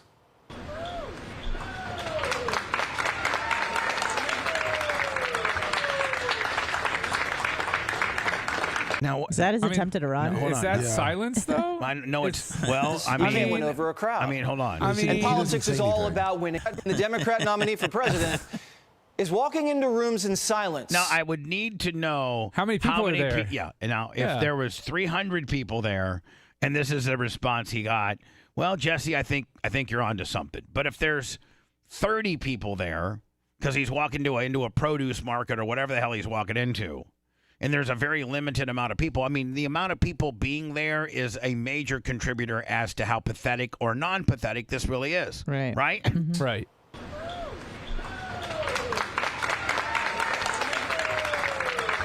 I'm trying to wrap my head on as to where is he? Is he walking into what? It's a food bank. Oh. Okay. I mean, you're not going to get a big pop at a food bank. Especially if the people are hungry there. They weren't even facing him. They didn't even see him walking in. walking But they also in. say he doesn't really say anything. He's not talking. I mean, his mouth moved there, so I don't know. So how are the Democrats going to campaign for president if their nominee can't make any noise? Oh, boy. Well, they're going to give the campaign a facelift. Kamala It'd be. I mean, listen, Brian. It's worth to see what they're saying, right? is the new face of the Biden campaign. Obviously can't change the president's age. So what is your plan to try and change this perception? How do you do that? I'll tell you the reality of it is, and I spent a lot of time with President Biden, be it in the Oval Office, in the Situation Room, and other places. He is extraordinarily smart. He has the ability to see around the corner in terms of what might be the challenges we face as a nation or globally. But it doesn't seem that that's getting out and resonating with Americans, with a lot of your supporters. And, I mean, listen, she's right. Grill that bitch. 100%. 100%. I mean, the perception is, if that's the reality, this is a then they are doing a terrible job changing the perception. This is this is not a gotcha, but this is a very fair line of questioning. Yep. Very fair. Listen, you're here with me in South Carolina. You saw every room we went in, the numbers of people who are there applauding quite loudly. For you. Yeah, not for you. him. Listen, newsflash. For you, Kamala. Well, that's what she's going to say. It's for me. And they're applauding for me, and they're applauding for Joe Biden. No, they're not. They're applauding for you because you know what? You're going to get on the mic and throw together a couple of sentences that we can understand, and you can actually get off the stage without help. Biden sees around corners like Stevie Wonder. The man missed the Taliban takeover, the Russia invasion, the migrant assault, the Hamas attack, the inflation crisis. The reporter asked, are you sure voters think Joe's up for the job? And Kamala says, well, they applaud for me and Joe. We told you last night the Obamas are taking the reins of the Biden campaign, and they're ripping the bubble wrap off Kamala and sending her on the road. There is no question. We got to be on the road. Listen, in the last 2 weeks, I've been to Georgia. She does look tired. Yeah. Well, I will tell you this, man. Poor thing is working her ass off because the guy that she works for can't. Nope.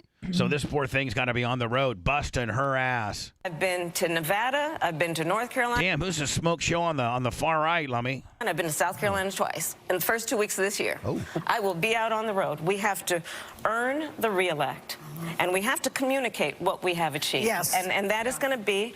But I can't tell you the last time, Brian, that that was on the shoulders of the of a current president trying to get reelected that's in office, that's the incumbent. I've never known that they had to rely so hard on the VP because the president cannot physically, or is at least not perceived, able-bodied. Well, yeah, I don't know what. I mean, we all have a good idea of what we believe the reality to be, and this just drives that home further. Yeah, it kind of does. It doesn't help them. I think what they're doing here is they're testing different things out. how likable is Kamala? How much can they hide Joe and get away with it? So this is more, I think, a beta test for strategies in the general campaign, right? The general election. I don't see this as anything more than that. So is this all a big litmus test Yeah, as this to is a what the litmus final test. crock-pot's going to be? To see what strategy they can get away with, what strategy they're going to need to play. Let me write this down, $1.50. Seth just came unglued. Oh, man. $1.50 on the PayPal, Venmo, Cash App at He needs some Bubba Army. Zofran. So they're taking all this in, and then what? Like maybe April, May. Oh, not even that long. Okay, This is a couple week trial. So this run is like here. 2-3 more weeks. See what the polling data says. So and then that goes.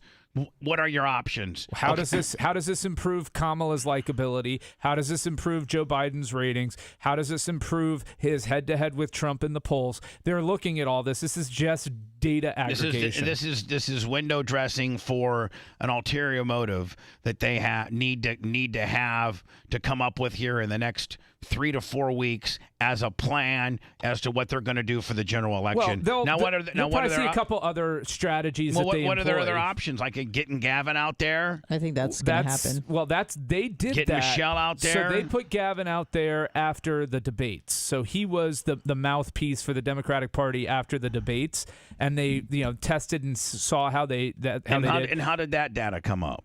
I mean, I think people were pretty impressed overall with Gavin. I mean, I think if you're always going to hate him, you're going to hate him. But he held his own with Sean Hannity and then some. He is very sharp. He's very quick. He is fact and data driven. He's able to recite information and he looks the retain part. it. And he looks presidential. He looks the part. Have they and done? It seems like he's having some meetings with. And again, I don't know what this means, but he's talking to Bill Clinton. It looks like.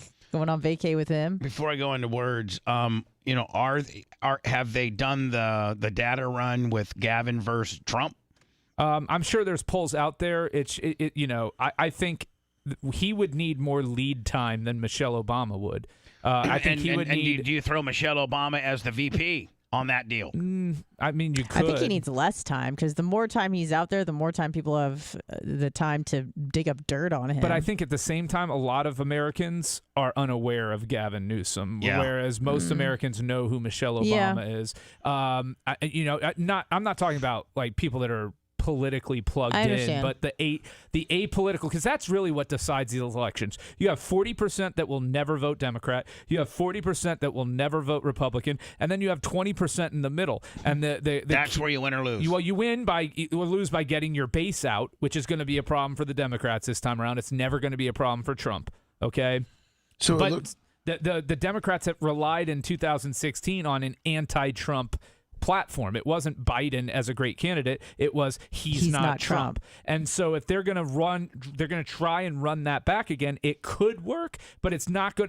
In incumbent, almost always sees a dip in his numbers in the second election, and Biden can't afford a dip in his numbers against Trump versus the first election. And they usually get him out in front of America as the opponent is picking off these primaries. And on TV every day, even for some scandalous stuff, it's still making him somewhat of a martyr. And he's in the news cycle. Trump's in the news cycle every day. Every day. He meanwhile hides. You could go 2 or 3 days without hearing from him. They got Kamala 2 or 3 days. You can go 2 or 3 weeks without hearing from Biden. They got Kamala doing the dog and pony show, and I don't know that that's working. So it looks like they did polls in November. I guess that's when they were getting Gavin out, and he would lose to Trump by about 4 points. Majority of the polls said. That's within the plus or minus, though. 4. Yeah. I mean, the polls also said Hillary Clinton was going to win. That's also.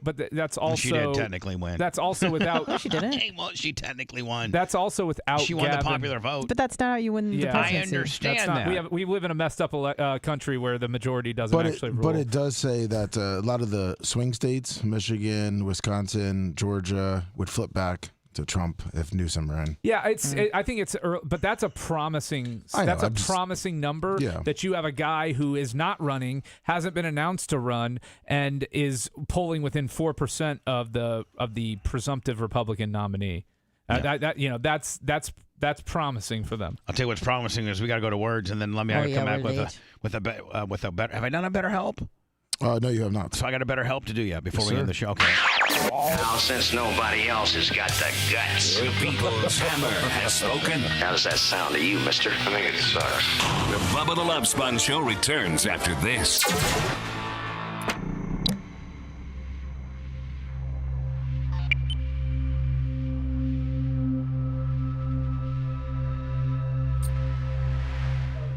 I'm a Marxist. So you're a mark for yourself. No, You're a mark for yourself, Brian. You're a mark for yourself. Say it. Love the way it just sets people off. Like certain people just can't even begin to have a conversation about it without losing it. They're waiting for something. Let me Hear mark for somebody's himself. name, He's a mark for political, himself. and then they just go crazy. Yeah, You know? that's all it is. It's like that's why I say politics is my least favorite sport, man. It's just so boring. Yeah. Like I know people like talk. There's not enough teams in it. That's the problem. Yeah, but it's something you got to talk about. Oh no, I'm not saying anything commentary about the radio show. I'm just saying I don't care about politics at all.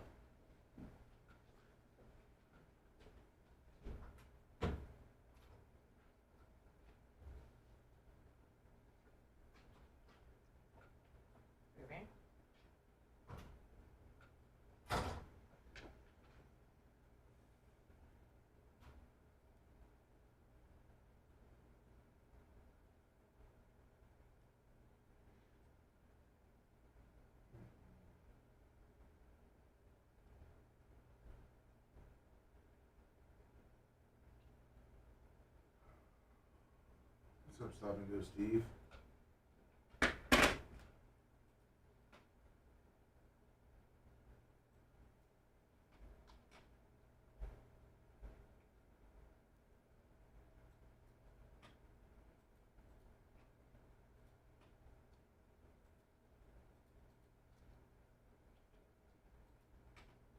What's up, Gary the Cantrell?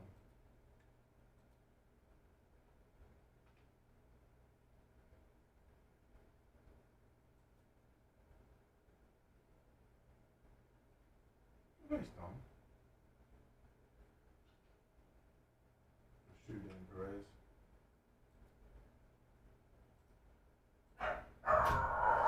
Kill Brian. That dog's racist. Because it doesn't like you? Yep.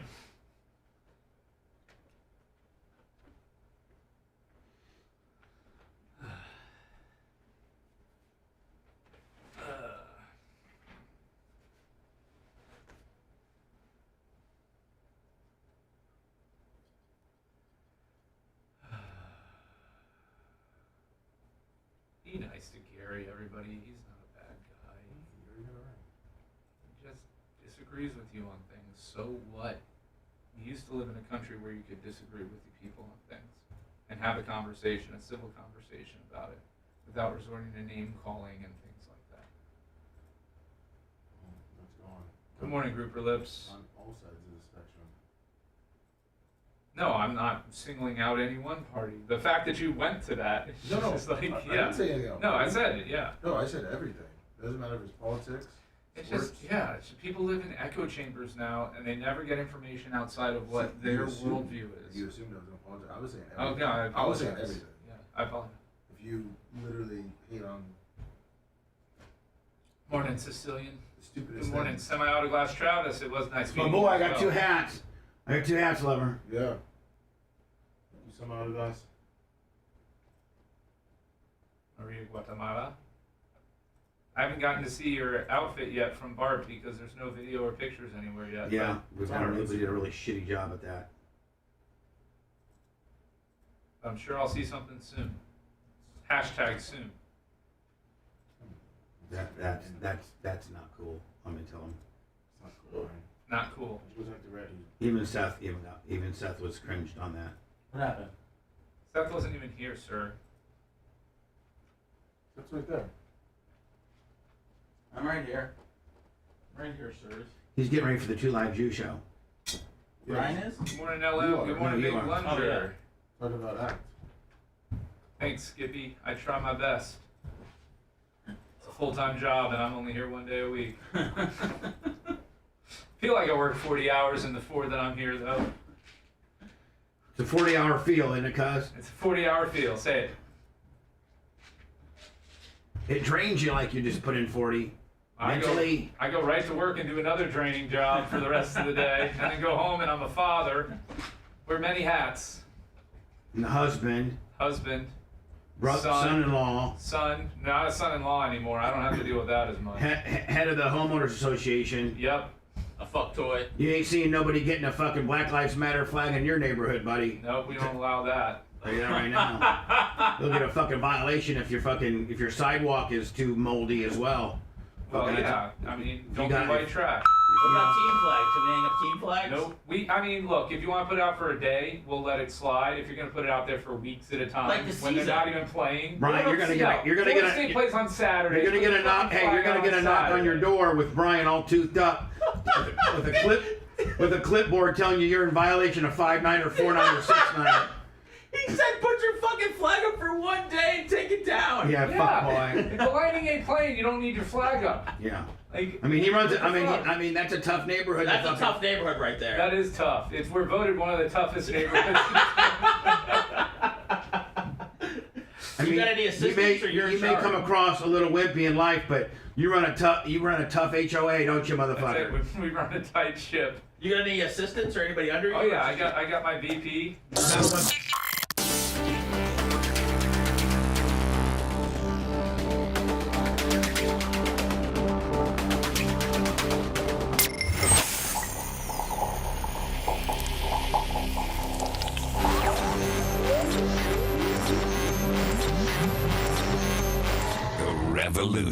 Revolution. Oh. Your ears are in for some severe blunt force trauma. Bubba the Love Sponge. The Bubba the Love Sponge Show. The Bubba the Love Sponge Show is sponsored by BetterHelp. It's BetterHelp. BetterHelp.com. Maybe you finally organized one part of your little brain and you got it going well, but you're worried about another part and you're not really taking credence into what you're doing the right way, and instead you're down on yourself on things that you think you might need to change. Well, if you're thinking about starting therapy, well, then give BetterHelp a try. They will concentrate on what you're doing right, make you feel better about yourself. It's entirely online and it's designed to be convenient, flexible, and suited for your schedule. Just fill out a brief questionnaire and then get matched with a licensed therapist. And you can switch therapists at any time for no additional charge.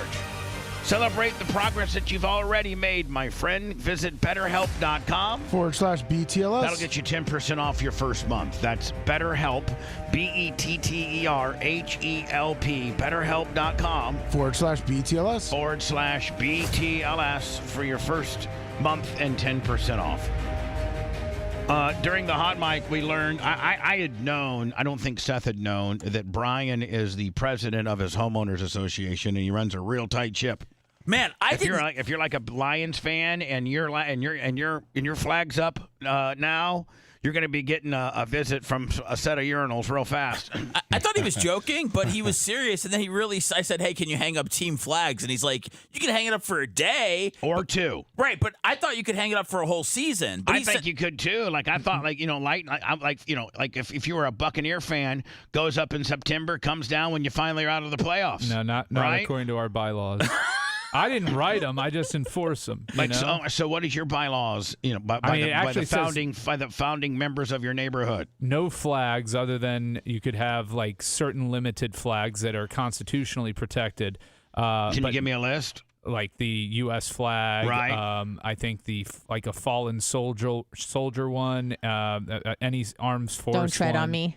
Don't tread on me is not considered a protected What flag. about a state of Florida flag? I think you could get away with that too. Dude, that's so much uglier than a Buccaneers flag. I agree. Yeah, I know. I agree. When's the last time you had to flex your president of the HOA a muscle? I don't do enforcement. That's our management company.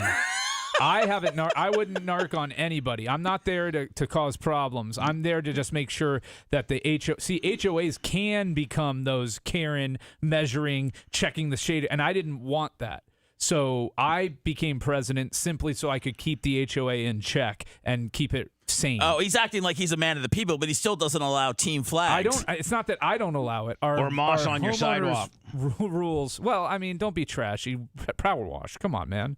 I mean, I'm just saying, like, if a guy's a little behind on his power washing, like Seth is in his car cleanliness, I mean, a guy might get a nasty letter from the toothy one. A nasty letter. Ooh, what am I gonna do? Bubba, he said he's got a VP Drew who he sends to do the enforcement. He says he has to have a secession plan because in case he gets murdered by the Bubba Army. Yeah. That's true. Really? Yeah. Now, Sethy, did your wife? She didn't see the inside of your car at all. No, but I'll make sure that bitch sees it when I get home today. No, I mean, has the cleanliness stayed? Like, have you already wrappered it up? No, it's great. It's awesome, man. It's Did your car seem like it would rolled better because the tires have been rotated? Now you're not obviously going to be able to tell that you have an oil change like that. You can't really tell that. No, I from can driving. tell it's humming. It's humming, baby. But I mean, do your tires feel better because they're properly inflated? And I will tell you, Seth, that one of these days we're going to have to get you some new tires. Okay. Because I mean, you're down to the wear bar. That's an expensive day for you, Seth. Yeah. Is he showing wires? No, but his tread. You know how they have? Are you familiar with tires? They have tread bars and low tread indicator. What's he down to 330 seconds? No, but he's on the bar. So when your tread is down to the tread bar and you're on the bar, that means you need new tires. And when I told him that, he almost flipped out. He's like, "New tires, Sponjo? No way! I'll just get a new car. These things look great. I hate cars. If I had a car, let me tell you something. How much I hate cars. If I had a horse, I would take care of it so good. But cars, not so much. I hate cars." That's true. I think I hate. You might be the only person in the world that hates cars. No, I hate cars, man. And I just want give me just mass transportation. I love just hopping in an Uber. I just don't want to deal with it anymore. I don't have to worry about my car getting towed. I don't have to worry about driving my car, filling it up with gas, hearing how it's trashy. I just would rather ride a horse or Uber. Did you notice how clean it was though? Like it's lovely. Like when I stuck that shop vac down in your drink container, I mean, like just corroded pennies. Yes. Syruped up. Yeah. Just syruped up, corroded pennies. His door jams on me were filled with puke where he had stopped over the middle of the road and just leaned his head out and puked. Yeah. That's sad. It was just. No. Even Lummy feels sorry for you. Wow. Lummy's like, that was perfect. That's sad. So nobody has had the opportunity to. No, I'll make sure she sees it today, though. Well, she also needs to watch the video because that very much validates, it because all 19 minutes of it. Well, the other one that I'm trying to get to down, the one we cut yesterday is an hour. It's longer than that. I actually edited out. We ran into an issue with Seth's car, and in all the years I've been working on cars, this has never happened to me. Oh dear! And it was part of a Ford recall that I think Seth might have missed. He just threw those recall letters away, the notices. But the front lug nuts for his 2019 Ford Fusion, the front lug nuts have been known to they seize, and you cannot get them off. And let me, I have a half inch drive Craftsman Impact air hammer. Oh, nice. Man, with 160 pounds pancake pressure. Yeah. Now hold on, and Seth will tell you, it took. I mean, Seth, they weren't coming off. They're like I've never put 180 pound pressure half inch drive Craftsman air hammer, impact air hammer, and not been able to get any bolt off ever. Even rusted ones, it's an impact hammer kind of deal, so it goes ding ding ding. So impact. I've never had a bolt be so secure, let alone a lug nut that you're supposed to be able to get off when you're on the side of the road. Did you lube it up a little? When we rotated the tires, I did put just a little bit of lube in there so that it wouldn't happen again. I am gonna go back after the show today and retorque them all. What?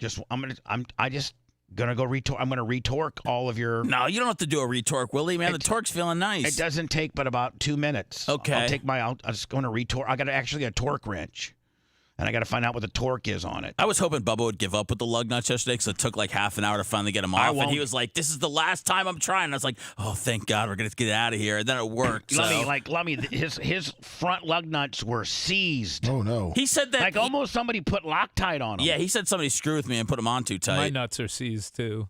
Oh, God. I swear to God, screams of pain or screams of pleasure. Nobody really knows. The Bubba the Love Sponge Show returns after this.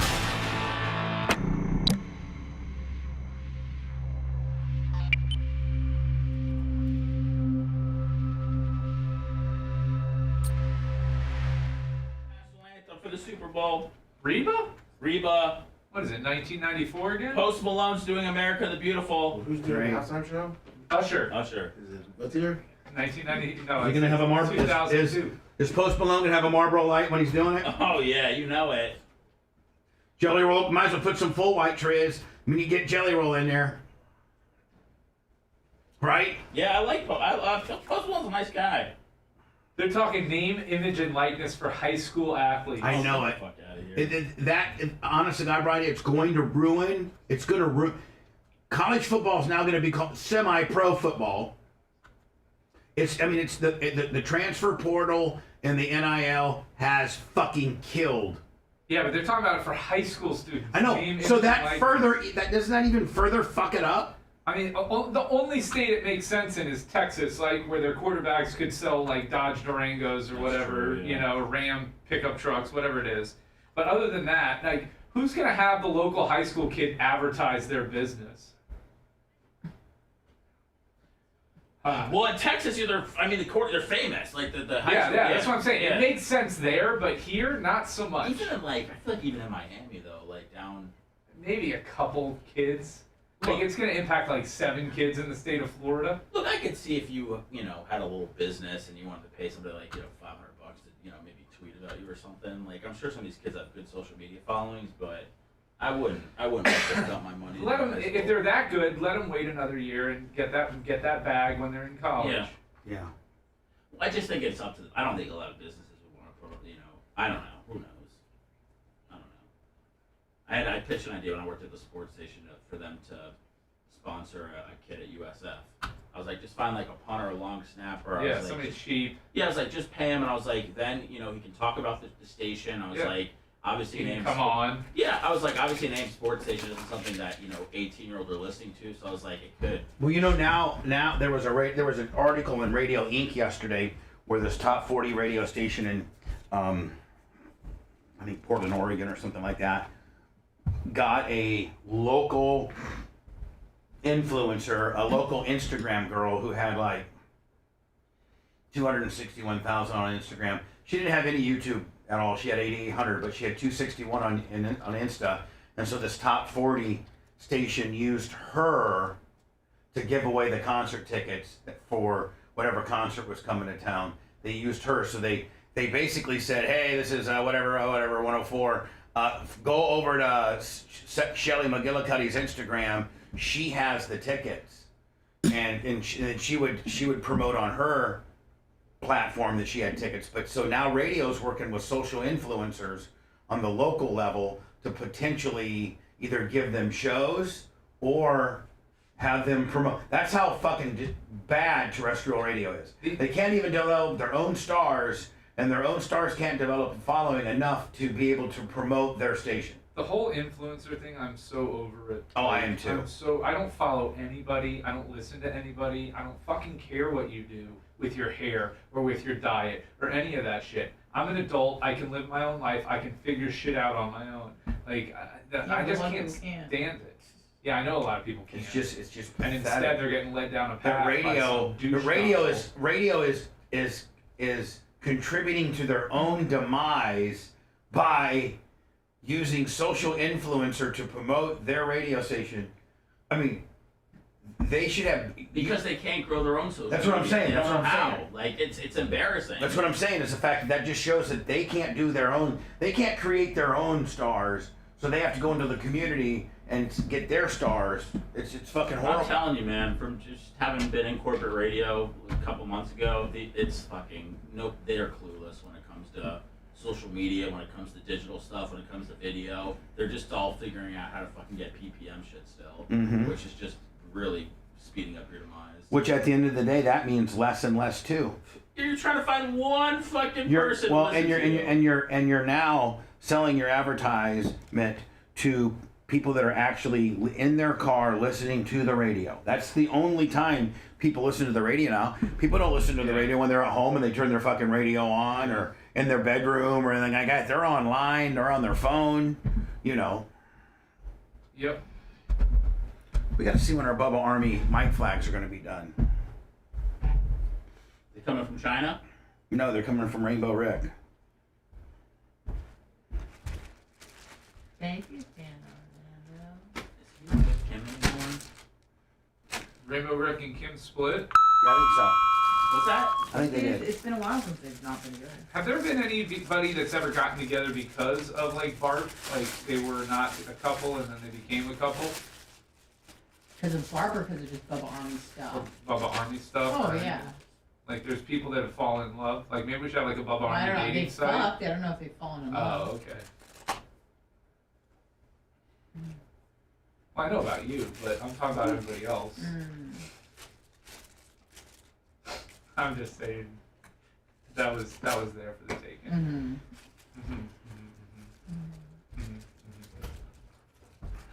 Outside clothes versus inside clothes. This is what's on local. Oh, good.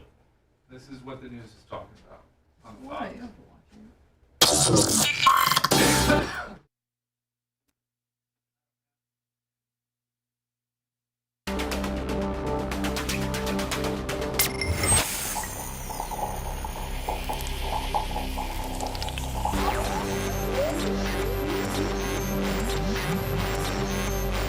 We got a lot to do. Let's go. To all the FTEs out there, he salutes you. He salutes you. Loving it. And hopes you don't get herpes from a lot lizard. Something's wrong with me. Bubba the Love Sponge. Bubba. Today's after show will be Two Live Jews. It's Anna and Seth doing what Two Live Jews would do. And I don't know. Anyway, that's a podcast only. And they'll be doing that here, I don't know, 10, 15, 10, 20. It'll probably be up by 1 or 2 o'clock, wherever you get your podcasting. Spotify, Google, iHeart, iTunes. Doesn't matter. I got $1.99 up yesterday. Oh, you did? Oh, yeah. Fantastic. So, we get a lot of gifts here at the station. Yes, we do. And, whether it's T-shirts or what. So I see this piece of paper. I see this this black piece of cellophane, like something's packaged in here, right? Yeah. And it's with a couple T-shirts that somebody sent me. So I'm like, okay, what is it? And then I was like, man, it feels like money. So I didn't even turn it around and see the label. It says $10,000 of U.S. prop money. Oh. Okay, so I didn't see that. So I open this up, and this prop money, which, by the way, looks about the prop money that they're printing now looks real. And I'm like, hold on. Did somebody at Barb leave me $10,000? Let me don't forget Mark from Tarpon, laid down 10 G's one time, right? He sure did. I've had listeners lay down 10 G's, so I didn't see that it was prop money. I was like, oh my God, I got $10,000. Somebody left me $10,000. And it's prop money, but can you guys see it? It looks. Yeah, it looks real. Good. It looks real. We need to use this, Lummy, on a homeless kind of deal. Oh, man, no way. No, you didn't see what Alex Stein said, that the new thing is you get prop money and you tape the deal with the guy saying, listen, I got $10,000 in prop money, but I'm only giving you $40. But I'm going to walk up to you as you're a homeless guy and give you $10,000. You're going to start crying. It changed your life. You did. Then we're going to cut the cameras, and then I'm going to give you $40, and you're going to go on down your road. Typically, don't reveal the plan beforehand. No, but that's kind of the new thing, is you do the reveal, just to expose all the. So it's going to be called Bubba Blessings or something like that. It's to make fun of all the kindness videos that they got going on, because there's really no way, other than Mr. Beast maybe, that people are really doing that. And it's just a fake At a deal. big level, yeah. So that's You just get a homeless guy's hopes up, and then that's Macho's stripper gun money. Oh, it is? Yeah. We need to order more of it. We could do wonders with it.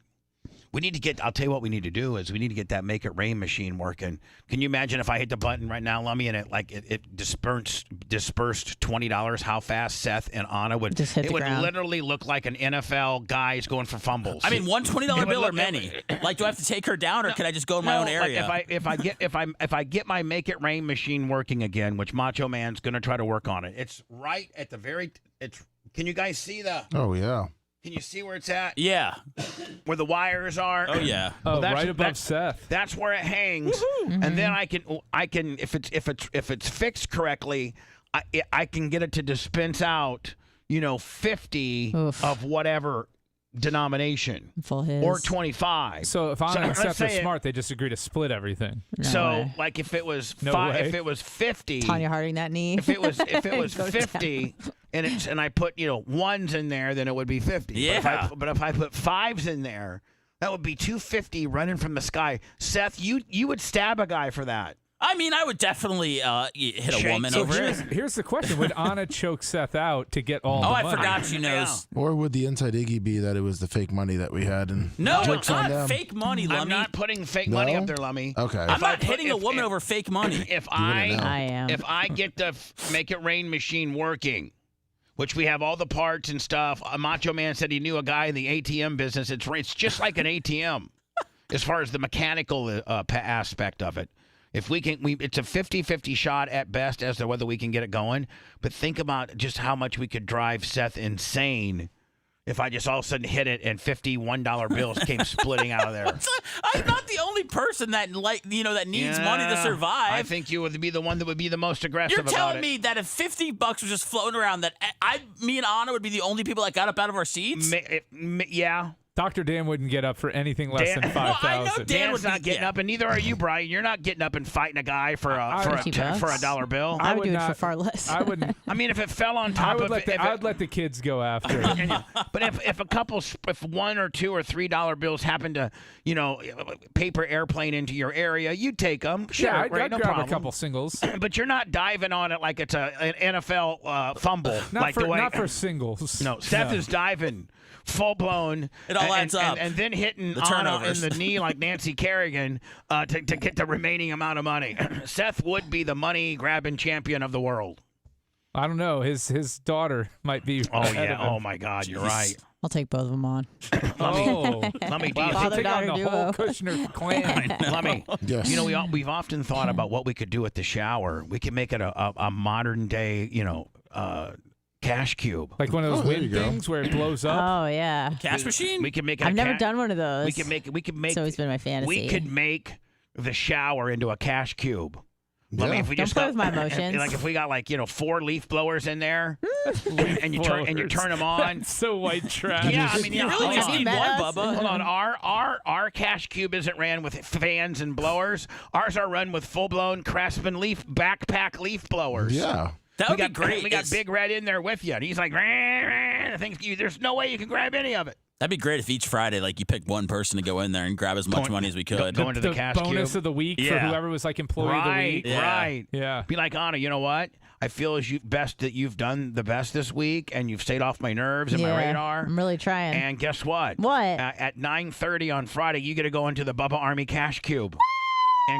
And Lummy, you give him Jamaican horn, please. You give him 30 seconds. You give him 30 seconds to a minute, to grab as much cash as they can. Is Lummy in there with us, making sure we don't pick up any money after the buzzer? That's right. I'll tackle you out of the glass. Hold on. Yeah, Lummy's in there. Lummy's in there to make sure. Thank you. At 1 minute, Lummy, I have you bear hug them so they cannot grab another dollar. You know what I'm saying? So wouldn't you just have to exactly. get Bubba? Couldn't you get mount a really high powered fan on the ceiling, a really high powered fan on the sides, on the ground, and then just build a metal grate platform over that? I can have Big Red build with plywood. big. Well, no, it has to have air flowing through it. You couldn't. You could do it with plywood. You could build the floor out of plywood and recess the fan into that.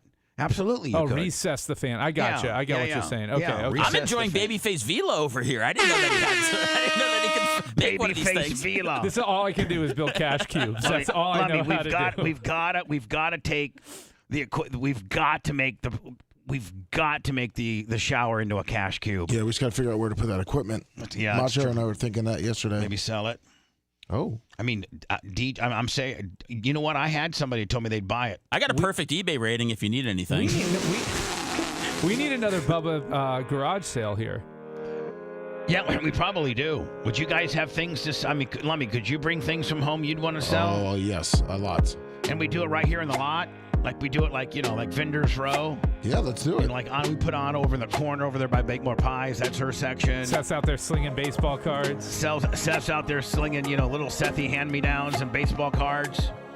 Maybe I'm selling old paintings and some of my old clothes and stuff like that. Lummy, maybe. Let's do it. Let's make some money. You'd be surprised what people will buy from Bubba. There's some 3X dudes right now that look good in my 3X collection. I'm just telling you. That's right. 2 Live Jews available wherever you get your podcasting. That's coming up next. Appreciate you. We'll see you tomorrow.